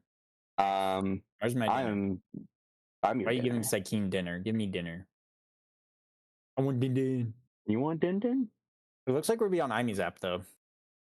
Amy's application. Rasmus app, my favorite. Let's go. What do you do on the Imy app? You shoot ball? Okay. I don't know. That's you asked. I mean, is that a serious question? Because No, it's like depends. if you download the Imy app, like what do you use it for? What do you do on the? what do you use I'm on the pretty Imy sure app? Amy is just like an assistant application. So it's like she's just like ChatGPT in 30 years. Dang. I mean, that's. Oh, one sec. My cat got locked into the room. I'm gonna go let her out real quick. Hi, cat. I will bequeath you your freedom. All right. Well, looks like we're starting up here, so curious to see where this goes. I don't believe we've seen Rasmus come out from either of these teams. So, considering we're on Rasmus app, I wonder if it's going to be a ban or if we're going to see someone try and go for the Rizzle Dizzle. All right. Plastic. My cat has been let out, and it is now time for us to get into Amy's application. Dream it's like Team. Rasmus ban. Classic. Cowards. Haters. I'm sorry. Not cowards. Playing smart. Estelle ban if as well anything. coming Yeah. out. I mean, did you expect anything else? If you're not playing Rasmus, yeah, you're banning Rasmus. Except for that one game earlier where I think it was the first game we streamed where no one banned Rasmus and then no one played Rasmus. That was kind of funny, but Lethal Bird on the Juno, Noir Cyan on the Rune. These are Jack both Limestone. It looks like we're gonna get the picks as expected. Lethal Bird was playing Juno earlier. Nor Cyan was playing Zen. Mist. Is that midfield Zen over there on the side of Sleep Deprived Gamers? Looks like it. Yeah, that's probably likely. Twisty again, right? Probably Twisty on the Zen. Sleep on that Julie. Very strong on this map. And we got eject button Kai goal. It was a primetime Deadeye start. Everyone taking primetime except Noir and Lethal Bird took Deadeye. That's actually kind of interesting because primetime is very strong on both Rune and Juno, so they opted to go actually for the damage there. So we'll see how that plays out. I'm curious to see how that goes. I mean, sure, your Rune and Deadeye kill combo is really strong, but your Rune goalie Pillars goes hard, but Lethal Bird with a little Strike War win there is going to actually be the first one to grab the first point. Okay, first one hit level 2 as well, so expect that slime minefield coming down. Oh, I guess Masked Samurai is also a level 2, so we'll see how this develops as we go into this first kickoff. Masked Samurai just standing around, but now is activated in the play, trying to find something with their secondary, but not going to find anything. And the Blobo minefield coming down, Rune teleporting out. What a pillar! Very nicely played. There. Yeah, I really like Rune goalie on this map just because you can do things like that very well. It doesn't have the same offensive push that some other goalies you might want to choose on this map have, but the defense is really strong. Yeah, nicely played. Oh my goodness. The barrier will fall. But hey, he clears it down there. He knows that that's an option. Next time, it's out for him. But Sleep On with the Julie ult finds it. Wow. Ooh, what a punch. As they're lining up for the kickoff now, trying to get in. Twisty with the primary, but the Era with Strike Beam Strike beats the Zentaro. Well done as the Juno minefield comes down, getting that barrier. Lethal Bird just... Oh! That was great patience from Masked Samurai, but Lethal Bird with the capitalization just shot a slime right in there. Wow. To get that out, but Core Flip's coming online here this round for Sleep Deprived Gamers. Not as much energy over there, almost a kill. Lethal Sleep On forcing Lethal Bird to actually burn more of that that energy, but Lethal Bird jumping in, getting the barrier. Core Flip comes out and is denied. Twisty jumping in now with the dash, with the Zen ult, managed to get the barrier. Core Flip from Sleep On and a pass. Twisty with the capitalization. Match or set point now for both teams. Set point indeed, as midfield Zentaro is putting in the numbers, putting in the hours, you know, trying to find something, and they're finding it with this Juliet Zentaro comp.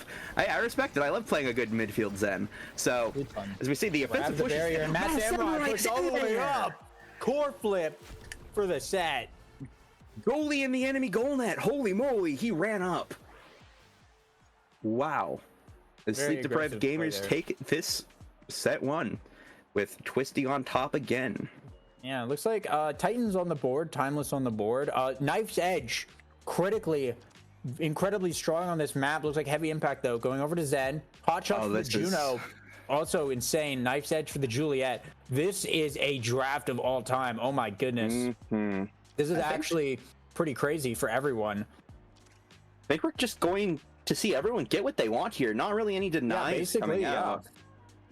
Everyone just kind of went their own way, which is wow. It's good for them. Time to see what they do with it. Seemed to work out, yeah. So Lethal Bird wins the kickoff, gets the barrier, and dodges the dash punch. He's pretty insane. And the redirect with the slime, the hot shots. Bird in their walls, in their goal. Has been doing a lot this game. Yeah, and I imagine they're going to do a lot more now that they're hot shot Junoing with the Deadeye. So they get that instant red core proc if they hit it from far enough away. So yeah, this is Banner's really coming good out for now them. in the defense, managing to hold Noir Cyan. Nice try. Twisty with the dash is able to finally grab it, and Sleep On with the dash punch is going to take out Noir Cyan. Doesn't get the goal just yet though. Jack Limestone forced to hold it down for 7 more seconds. A very dangerous situation. Twisty. Oh my goodness. Jack Limestone with the strike war win. Absolutely critical there. Great play as Noir Cyan finally respawned. Brings out the pillar to shut down anything Twisty might have been doing right there, but a pass up to Sleep On. Oh, this is a scary situation. Another dash punch. Oh Sleep my. On killing the goalie twice in one round, and that time gets the goal. Rest in peace, soldier. But you're back now, so good luck. Have fun defending against this Julie Zentaro that is giving so much trouble. Good luck. Pillar, beautiful. Pillar placement from Noir Cyan. Banish comes out as well. Twisty unable to grab anything at the moment. Nice Great clear. strike from Noir Cyan. Twisty with the Zen ult. Still can't find anything, but is going to earn core flip here. It's Jack Limestone and Lethal Bird now looking for a push of their own. Master Nice Samurai barrage. keeping it out. Twisty core Just flips sitting and around waits waiting for it. something. Yeah, just waits for it. Can't get anything going off of that though. The era Jack Limestone is staggered and Sleep On does the core flip. Burns it to try and go for the kill. That was greedy and it unfortunately did not pay off, but Max Samurai does have core flip now. Gonna eject button from midfield, bring it up, but what a pillar! Oh, beautiful what a pillar pillars. from Noir Cyan. Yeah, And I it told is you. still holding. Banish comes out onto Twisty, and Noir Cyan keeps that barrier up and through it all. This is what I was talking about before the game. We watched some Noir Cyan earlier on Atlas Lab, playing the rune, amazing defense, knew exactly where to put his pillars, when to put his pillars down, and was just holding Back forever. clears well, back clears He spotted. did it. He did it. He did it. He figured it out. The barrier will go down though, as Twisty is looking for a shot here. Oh, what a comes out from kick-off. Mass Samurai, but what a send back. Lethal Bird now looking for a push of their own. Jack Limestone trying to find a shot here. Okay. Sleep unable to get it out of there, but once again the pillar sends it up into the top. The bandit comes out, the pillar comes out.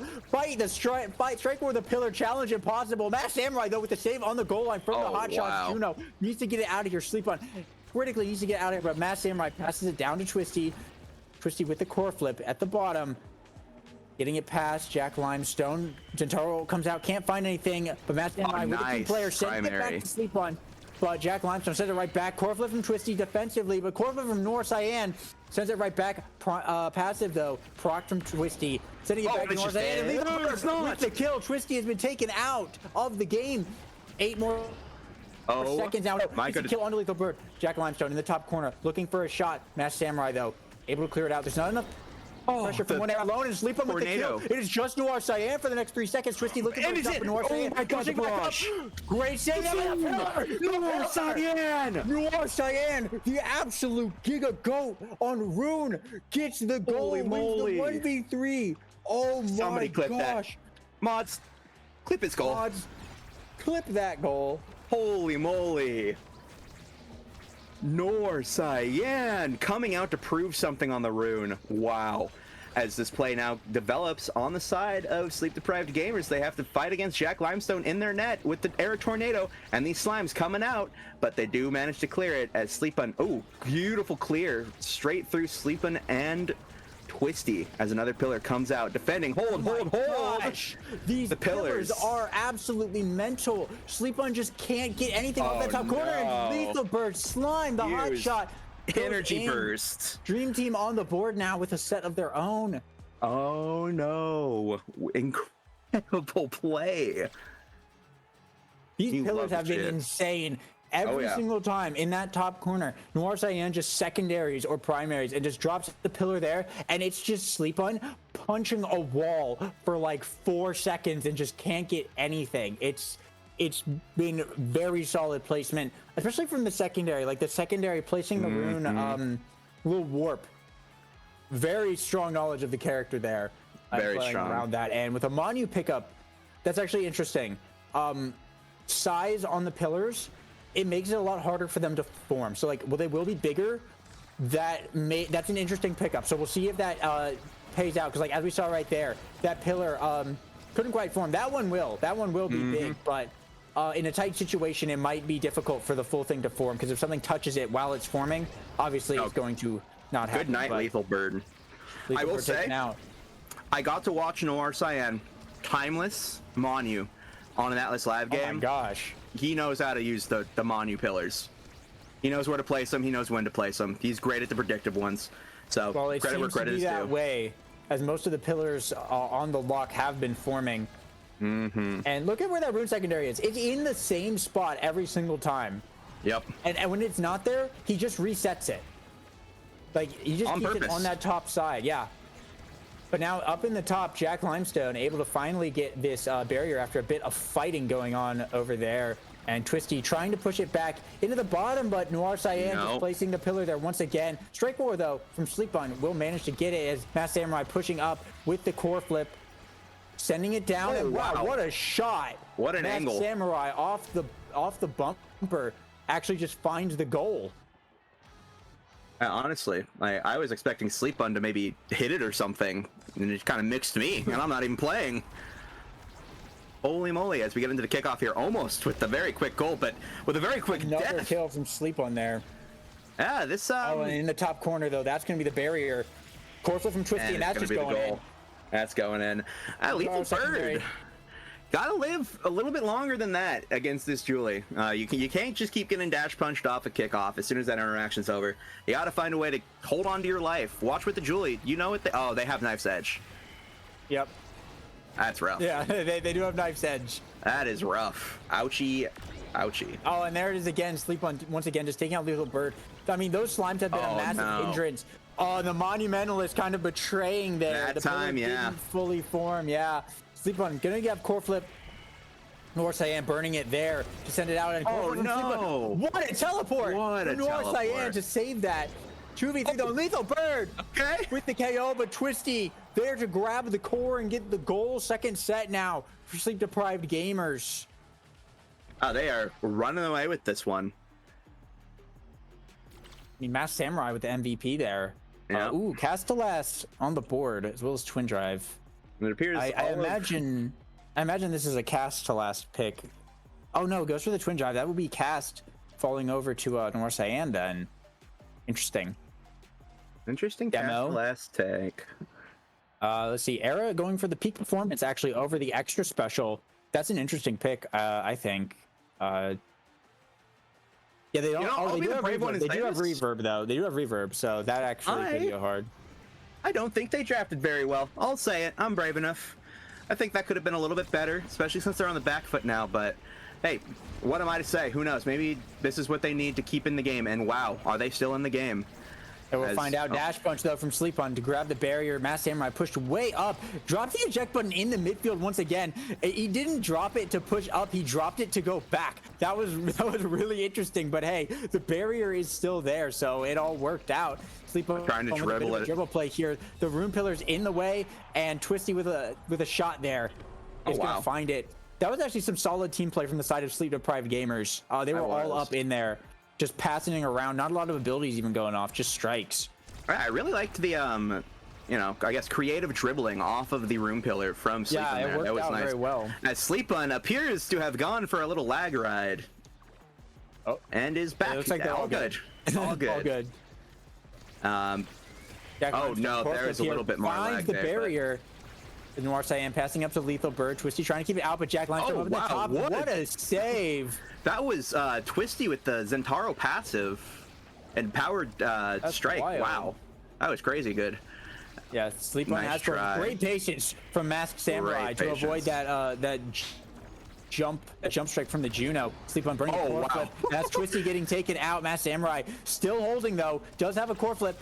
Eject button solidly, but should have just thrown it away. He tried to wait, but yeah, the slime was right there to grab it. Too much going on, especially with the hot shot. That thing's gonna go flying at 1,000,000 miles an hour. Yeah.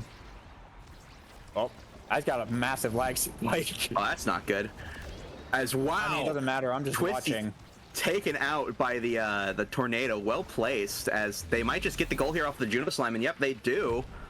Nice play. Very quick, very fast, very efficient. 12-second goal. Yeah, now it's Dream Team on set point once again.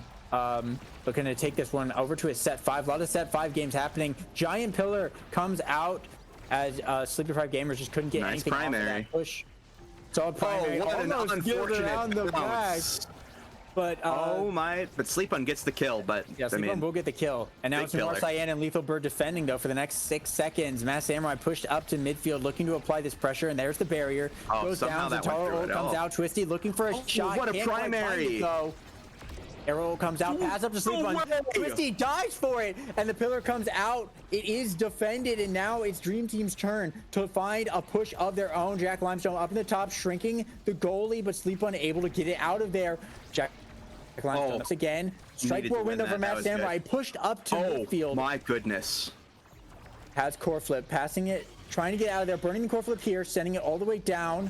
Twisty now passing up to Sleep On, but Jack Limestone with the intercept. Once again, 2 intercepts in a row. Solid. Banish is going to come out to shut that play down here before it happens. Hot shots, sending it back over to the other side of the field. And what a pillar from Noir Cyan to save that. Oh my. The Manu pillar that actually saved him from not getting own gold. Oh my gosh. Sleep On. Sending it back around, but the pillar sends it right back. Twisty now in the bottom corner, gets it through Lethal Bird. No one's up there to capitalize on that just yet. Though. What a teleport, though, from Noir Cyan. Keeps it out there, core flip from Sleep On. Sends it around, but Noir Cyan still able to see that. Twisty trying to get up to Sleep On. Will die once again. To a slime. Twisty eating these slimes. Oh no, Sleep On's been taken out. It's only Master Samurai. Giga Blast comes out, but oh, it's too much. What the Lethal Bird with the shot. That's the set going over to Dream Team. I just looked over on stream to see what killed Sleep On, and it was the Air Tornado finishing its formation and just being at the wrong spot at the wrong time. Oh my goodness. That is wild. And Chrono on the board. I hesitated to say it earlier, but all of Zentaro's bits is going to be in this single draft. So there's something to think about there. He looks like he's going to get the Super Surge. Yeah, perfect form looks like it's going to be picked up here by Noir Cyan. Oh, this is going to make those pillars so much more hard to deal with. This is true. I will Super say, Surge going over to Twisty though once again. There is the chance. 1-2 punch on Lethal Bird though, plus the hot shots. That's going to go hard. That actually goes incredibly hard. We also have Deadeye as well. So we're gonna be seeing some fast goals. And oh my god, Twisty just eats these tornadoes for breakfast, but Sleep On with another kill onto Lethal Bird. Lethal Bird eats the punches like Twisty eats tornadoes. It's so how real is that? Matt Samurai pushed up and Sleep On with the Julio and able to grab that barrier now. Oh, as they're looking for a push to go on here. Jack Limestone able to get it out here, but Matt Samurai with the save. Slime's coming out though. Yes. Oh my. Here's the thing, but Twisty has taken down Noir Cyan. It's just the forwards on Dream Team as Sleep On trying to get it up to Twisty. Jack Limestone having a speed boost back to try and get it. The slime saving it from the corner, but Sleep On with the dribble finds the shot. Wow, I mean, the slime just delayed the inevitable. Maybe if you like shoot it somewhere else, maybe you get it out there, but wow. Incredible action coming out right away. And there's the first Super Surge Zen secondary we've gotten to see off kickoff as wow. Oh, goes around the barrier. I don't know how Lethal Bird lived there. Did he dash? I think so. I don't know. I'm not sure. He must have evaded? Yeah, he evaded perfectly to not die to the dash punch. That's incredible. Core flip dash from Twisty though is blocked by Noir Cyan, and core flip from Sleep On once again shut down from Dream Team. And Lethal Bird. Twisty with the kill back onto Lethal Bird. Lethal Bird just out of this game so often. They know that Juno hot shots is a massive problem. And Sleep On with another kill. It is just Noir Cyan. The barrier is gonna fall. Twisty looking for a shot, but the pillar comes out to block the dash. Looking for a strike work here, but Noir Cyan and Lethal Bird win these. Going for that flip up to Sleep On. Pass down to Twisty, but still dashes with the core. You forgot something, young man. Oh my goodness. Unfortunate situation though. The slime went so far. That's that missile Samurai passing up to Sleep On. They need to get it past Jack Limestone. And a strike board there from Sleep On to keep it out of the goal box. Passing over to Twisty. Looking for the dash, but Noir Cyan still saved it. But the Zen off the rebound. Up into the top. Sleep Deprived Gamers on match point now.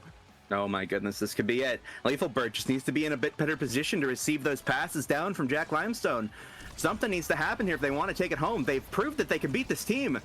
So do it. Get some more points. Take us to a set 5 game, 0.5. Like, come on. Yeah, clearly, just get more points. That's what I'm saying. Lethal Bird passing up to Jack Limestone. Corvus sprung by Twisty, and they will manage to get the barrier off of it. Mini NATO coming out, pillar up in the box. This is an aggressive push here as Jack Limestone in this top corner, but they managed to get it out for now. Now Twisty's turn to push this bottom. The pillar comes out though, and Twisty just can't get it back there. It's too big. The slime comes down. Lethal Bird spending everything, but the slime is right there. The Samurai can't reach it. Oh my goodness gracious! They are getting that. They're getting points, like I said to do. I mean, you have to remember, this is a perfect form rune. He is going to get so many cooldowns off of those pillar bounces in the corner there. So he's loving that this is happening. He's always going to have a pillar for an offensive push. Yeah, and Matt Samurai now pushed way up with the core flip. They're looking to end this game. Unfortunately, on air.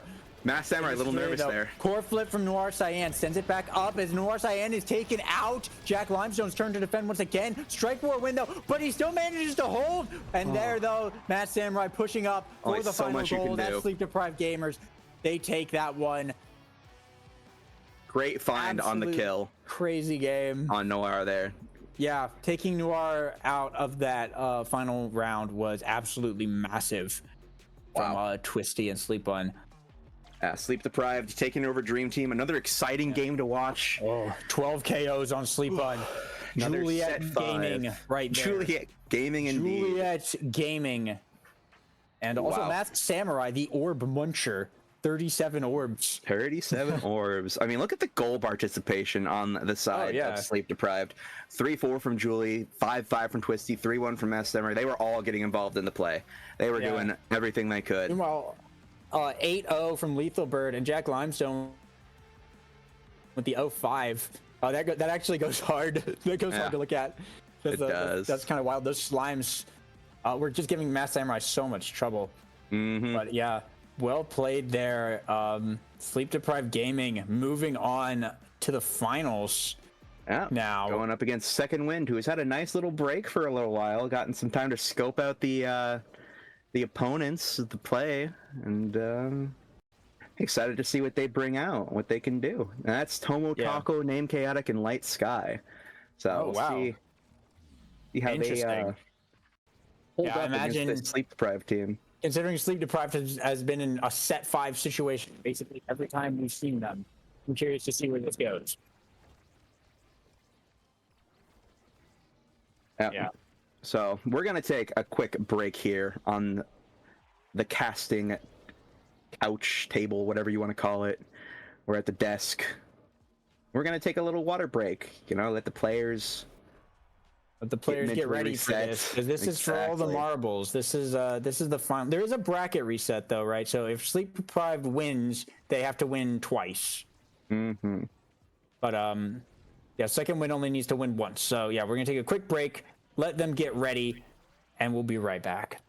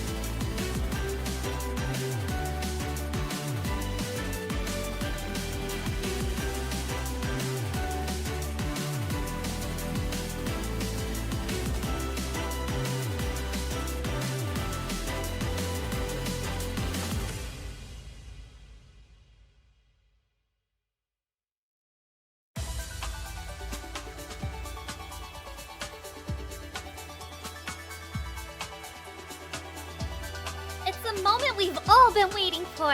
The best of the best are going head-to-head in this winner-takes-all grand finals. Lock in those picks, strikers. Hello, everybody. We're back now for our grand final, second wind, sleep deprived. Excited to see how this one goes. You know, we've got the Masked Samurai, Twisty, Sleep on Sleep Deprived. And we've got some names that we haven't seen for a couple hours. We've got Light Sky, Tomo Taco, Name Chaotic on the side of second wind. So excited to see them play. Excited to see that.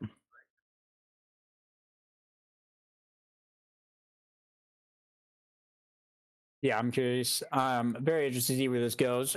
We've seen sleep deprived gamers bringing it in off of that set 5 like every single time. And looking at this lineup here, second wind, probably no joke either. I mean, they're right here with them in the finals, and they're here off a winner's bracket. Remember, so they have not lost in this bracket yet. They haven't, but they've also been sitting around for a little while. Maybe, you know, the muscles got a bit cold. They got maybe the muscles got a bit cold. Maybe they got a good rest though, because maybe sleep deprived gamers have in fact been deprived of all sleep for like all day. Yeah, I mean they've been going at it. So we'll see if they still got that hot streak going, or if they're tired out. We'll find out. We will. Looks like we're just finishing out getting the teams set up in the custom lobby, and then when we do, I believe we'll be taking a trip to Denver as we go to this central server. Going straight to the temple. Back at it again. Central server Taiko Temple. Let's go. Like we got Tomo Taco on goalie here. I'm not familiar. I don't think with that, but I think the only player on this team I recognize is Name Chaotic. Oh yeah, Tomo Taco, Light Sky, Name Chaotic. They were playing some pretty good Omega strikers earlier today when I got to watch them. So Tomo Taco holding it down on the defense. Name Chaotic taking names, dashing punches, and Light Sky just holding it down in the midfield like a goat. So we'll see how this team of sleep deprived gamers can handle this winner's finals. Winners finals, and it is bracket reset. So sleep deprived gamers, they are going to have to win twice against Second Wind, and Second Wind they just need to win. And it looks like Zenban coming out against Twisty here. Respect on the Twisty. Second Wind. Imagine Kazan Band is coming out as well, because this Name Chaotic guy, bit of a demon. Oh, a little bit of a disagreement on what to do there. I saw a little Kai portrait. Now pick incoming from Light Sky. And I believe this is what we saw them on earlier. Coming out. Probably Masked Samurai, Tomo Taco on the Mako. Okay, seen a lot of Mako goalie, especially on this map. Yeah, seems to be definitely a popular pick recently. And Mako Mir actually looks like, and Rasmus coming out Name Chaotic on Juliet. So let's see what we got these starting awakenings here. Take a look. Super Surge Demo. Oh, that's absolutely massive on Taiko. Baby. We love a demolitionist start. Yeah, Masked Samurai and Sleep Baby. Fun. And name with the Sleep on curiously took Vambrace actually on Rasmus. It's an interesting pickup. There's not a huge amount of damage on the side of Second Wind. That Juliet with Pummelers is mostly looking to knock you off the ledge, but obviously Sleep on not wanting to die at all, and Twisty, almost gets the goal off of that barrage there, but good defense. Second Wind with their goal open now, and 2 barriers still up for the side of sleep deprived gamers. Dash punch coming out from Name Chaotic doesn't quite find the kill yet, but the drums are beating. Can't find anything though. Twisty and Sleep on up in the top. That's Samurai having to send it back up. The cage is going to come out. Comes out. There's a little bit of self-sabotage actually. Kind of unfortunate bounce angles in there. Kind of send it backwards. But core flips are going to be coming online soon. Great save by Tomo Taco there. As they're just fighting off in this corner. Yeah, and Sleep Deprived Gamers finally losing a barrier. Core flip coming out and baiting out Twisty's core flip as well. Name Chaotic getting a kill there. Absolutely massive. Light Sky teleporting in, and Name Chaotic in his bottom corner. Gets the barrier, has the core flip, burning it here, finds the goal, and gets the core Explosive flip energy. off of Masked Samurai. It just went back and forth for so long, and then in one fell swoop, Second Wind just came in and swept that point. Indeed. And I'll say it real quick. While the what is it, Vicious Vambrace pick on Sleepin might be a little suspect. I mean, you would be surprised how much chip damage now, even after her nerfs, can still put out and still get you low, get you out of the fight. So I honestly respect the pickup from Sleepin. I think that is going to serve them well, especially when now starts scaling a bit more. She scales so strongly. As we're looking at this, one barrier down a piece from either side. The Sleepin encroaching, gets the second one with a good strike as the ultimate comes out from Name Chaotic, but it's just passive to Sleepin, who now has the flip. Pass down to Twisty. What a save by Tomo Taco, though. Giga Blast, once again, saved by Tomo Taco. Absolutely clutch there. Sleepin now with the hook. Trying to get it up into this corner. Can't find anything, though. Central servers lagging me out. Everything's teleporting. Cage comes out on the defense, though. I'll say it. I think that might be your own home internet. You're maybe getting a bit choppy on the mic here as it goes in from some bouncing angles. Light Sky getting the goal. No, I still blame Central servers. I also blame Central servers. Let's go. They're encroaching on my internet. Indeed. This Name Chaotic dash punches it through Sleepin, and Sleepin just eating the Dorito for fun. I guess this was the play, but the Vicious they're able to Vambrace grab the plan. second barrier, and with the core flips coming up, though, Second Wind looking for possibly a big push here. They can just get it out of this corner. Oh, what solid defense from Tomo Taco. Finally, we'll lose the barrier here. Now Sleepin and Twisty looking for a push of their own. Twisty looking for a shot. Giga Blast, Nice saved by try. Tomo Taco. And now Sleepin in the top. Core flip from What Light a Sky is couple out. shut down by a pendulum swing. Tomo Taco forced to flip their hook from Sleepin. It interrupted, though. And now pass down to Light Sky, trying to get it through Sleepin. Back up to Name Chaotic with the dribbles, looking for a shot, but the cage Okay. comes out from Masked Samurai. I like that Sends it back cage. to midfield. Now Twisty Weird looking bouncing. to bring it upfield. Name Chaotic does have core flip, though, in this bottom corner. Burning it here, finds the top. Finds it. That's the set for Second Wind. Oh my goodness. What? Yeah, Kai, everything is fine indeed. Light Sky, holy moly. That was a crazy set as we get into the first draft now. Now on top, going to get that Monu, and this now is going to be a problem. Holy moly. Absolutely stellar pickup for now. Perfect form. Perfect on form. Rasmus. Probably a deny onto the Julie, most likely. We see Egoist pick up. Chrono's still on the board, as well as Aerials. Okay, Chrono going over to Masked Samurai, Aerials to Tomo Taco, and Hot Shots On the Kai. there I mean, for the Kai. That's not a bad pickup at all. I'd say everyone got something that they can generally be happy with. I mean, the Egoist pickup is going to be very helpful just the longer the game goes on. Might not feel great right away, but it is going to feel good when you start getting hit a lot. So Yeah, I think Second Wind definitely came off a little bit better on that draft. They got the Egoist, they got the Monu, they got the Aerials, which also, of course, denies the Aerials from Twisty. Kind of forced Masked Samurai to take the Chrono, which is good, but once again, put Twisty onto that Hot Shots, which is good on Kai, but Chrono and Aerials both kind of gap that pick for the character, so maybe. Name Chaotic, though, with the Dash Punch. About to be earning core flip here as well, and in this bottom corner, he's going to send it right in. I am pretty sure all of the goals Name Chaotic has gotten so far this game have been core flip goals. Just punching them in. Yeah, and I mean, that Egoist pick.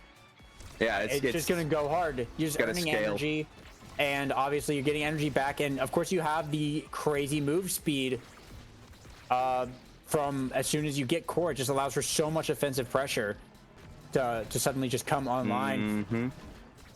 See, lots of cooldowns being burned right now as Sleepin gets theirs back from the Demolitionist procs. Are they going to be able to get a goal with them? We'll see. As oh my god, what a call out with the dash punch from Name Chaotic, just in Masked Samurai's walls, in their mask, one could say, reading their thoughts. Oh, and that's a kill coming out there onto Twisty. His name Chaotic with the dash. Oh my goodness. Finds the kill, finds the goal. What did I tell you? This name Chaotic guy, even off the Kazan, he is dashing and punching heads straight into the grave. Forced to be reckoned with for sure. Yeah, and this is set point now for Second Wind as they get another very quick barrier here. Core flip coming out from Sleep One. Can't do anything with it though, as it's still stuck on their side of the field. But yeah. Oh my goodness. Another kill onto Twisty. Light Sky about to get core flip up as well. Hook from Sleep One is canceled. Light Sky with great positioning there. Just shut that down. And now they're looking to get this second barrier here. Nice. Two defense. core flips on. Egoist activated. The barrier will fall with a flip from Name Chaotic there. Up in the top corner, Name Chaotic takes out the goalie once again. Core flip from Light Sky. Sleep On still holding though. What a hook coming out there. Oh my goodness. 5 more seconds of 2v3s. Name Chaotic pass to Light Sky. That'll be the goal. Another set for Second Wind, 6-0. Second Wind looking absolutely dominant this game. And this is a Julie shirt. Has one size awakening, but it's just Pummeler's demo that is, you know, fighting these dash punches. There's no aids there. There's no 1-2 punch or prize fighter. This is just a Julie who is well positioned to use their size. Wow. And they're picking up the prize fighter.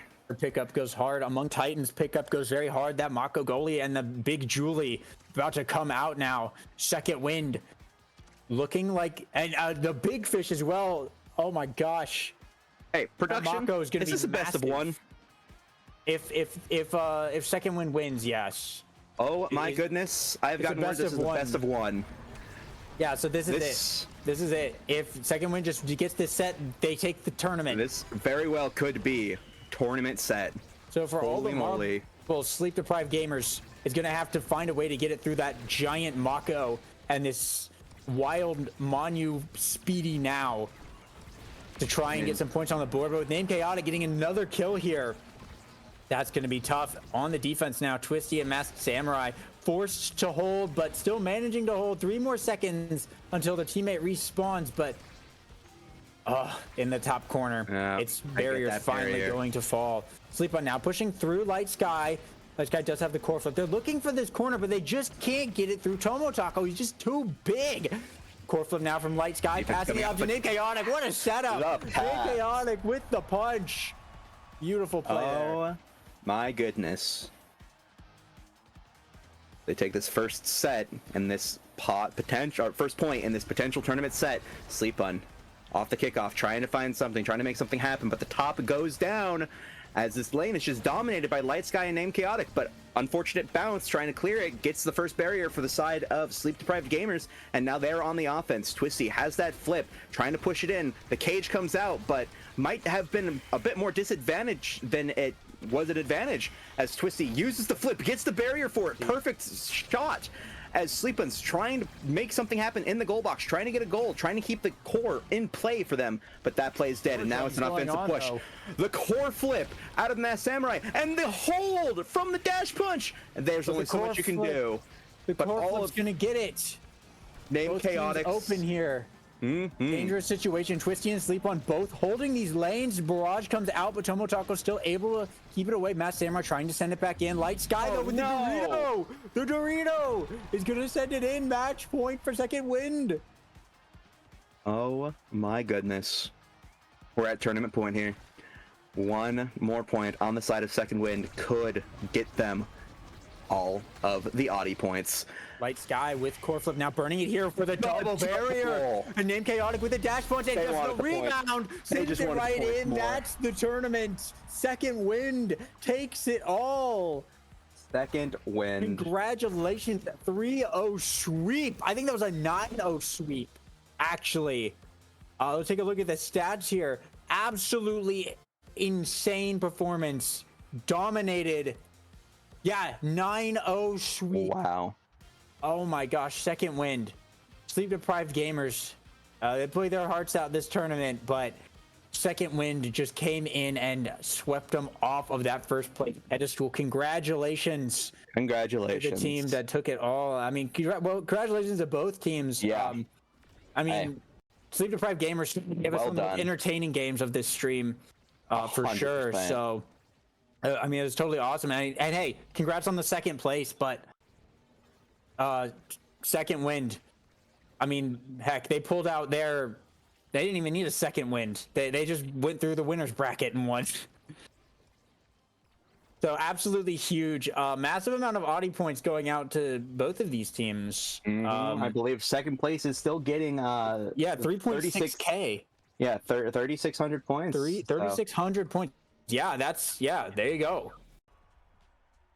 But yeah, so congratulations to both teams. Congratulations to the.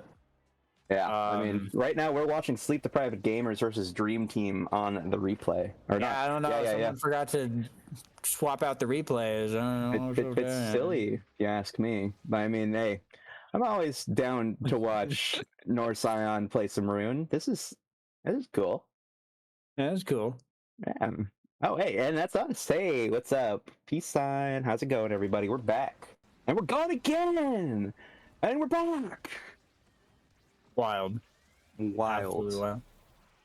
Back. But no, so that's with the replays. Yeah, but yeah, that's the tournament. That's the consolation bracket complete now. For Dubu Cup, we'll play to all the teams. Even though they did not make top 48, they still got to play in this bracket, and obviously for our top 3, earn some prizes themselves. So very cool, very well done. Absolutely stellar games we saw from obviously Second Wind, Sleep Deprived Gamers. What was it? Raggy. What team was Raggy on? I actually forget the team name. I believe Raggy was on Connect the Dots. Yes, Connect the Dots. Connect the Dots. Wild performance. Yeah. That is a game that is going to live in my heart forever. That game was one of the funnest ones to watch. But obviously, Second Wind said, "We don't want a fun game. We want to win. We just want to sweep this and win." So hey, winning is fun. Hey, winning in that fashion, like, good on you. Like, if you're able to just walk in and sweep a game like that, like, I mean, you deserve first place. There was some very well played, great coordination, great teamwork from Second Wind. So, I mean, yeah, congratulations, guys. Y'all did amazing. Yep. I mean, God gives his strongest Westies the highest ping. This is true. Fun time. And stick around. We are going to be rating the Odyssey Interactive Omega Strikers Challenge. Or challenge. Yeah, they are streaming the rest of the main bracket over there, so we're gonna be rating them. See the rest of the main tournament. A lot of solid teams, a lot of NASL teams and stuff over in that bracket. I believe they're doing best of 3s over there. So single elim best of 3s. It's kind of interesting. This was a double elim best of 1s. Yeah, and they're doing single elim best of 3s over there in the top 48. So some pretty wild games going on over there. So definitely be checking that out. But yeah, thanks to everyone for watching. Thanks to Odyssey, I guess, for letting us host this this bracket. That was really cool. Shoutouts Mexi Casual, Marissa, and Yachi Kicho for being behind the scenes on the TO scene. Thank you so much for all of the wonderful work that you did for us, that we got to just sit here and yap for the past 6 hours. So, hey, shoutouts to them. Thank you. And thank you, Max LC_OS, the button pushing goat. All right. Without him, none of this would be possible. Thank you, Max. We love you. We wish you came around more. I miss you every single day. I have my Max shrine that I say prayers to, that hopefully you come hang out more. But hey, always nice to have you, TO. You're the best. All right. Well, thank you to everyone for watching. Thank you to everyone for competing as well. Thank you. This tournament was crazy. It was 100-something teams in the bracket. Literally broke the Omega Strikers servers. So that's absolutely awesome. We love that. Yeah, we love that. Over 300 players coming in, and gaming pretty much all weekend and into next weekend as well. So very cool to have. All right. But yeah, thanks for watching, and yeah, I'll see you over at the other tournament stream.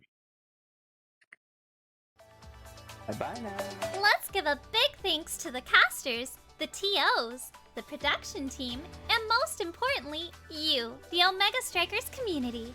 Thanks for having me on the broadcast. Bye, everyone.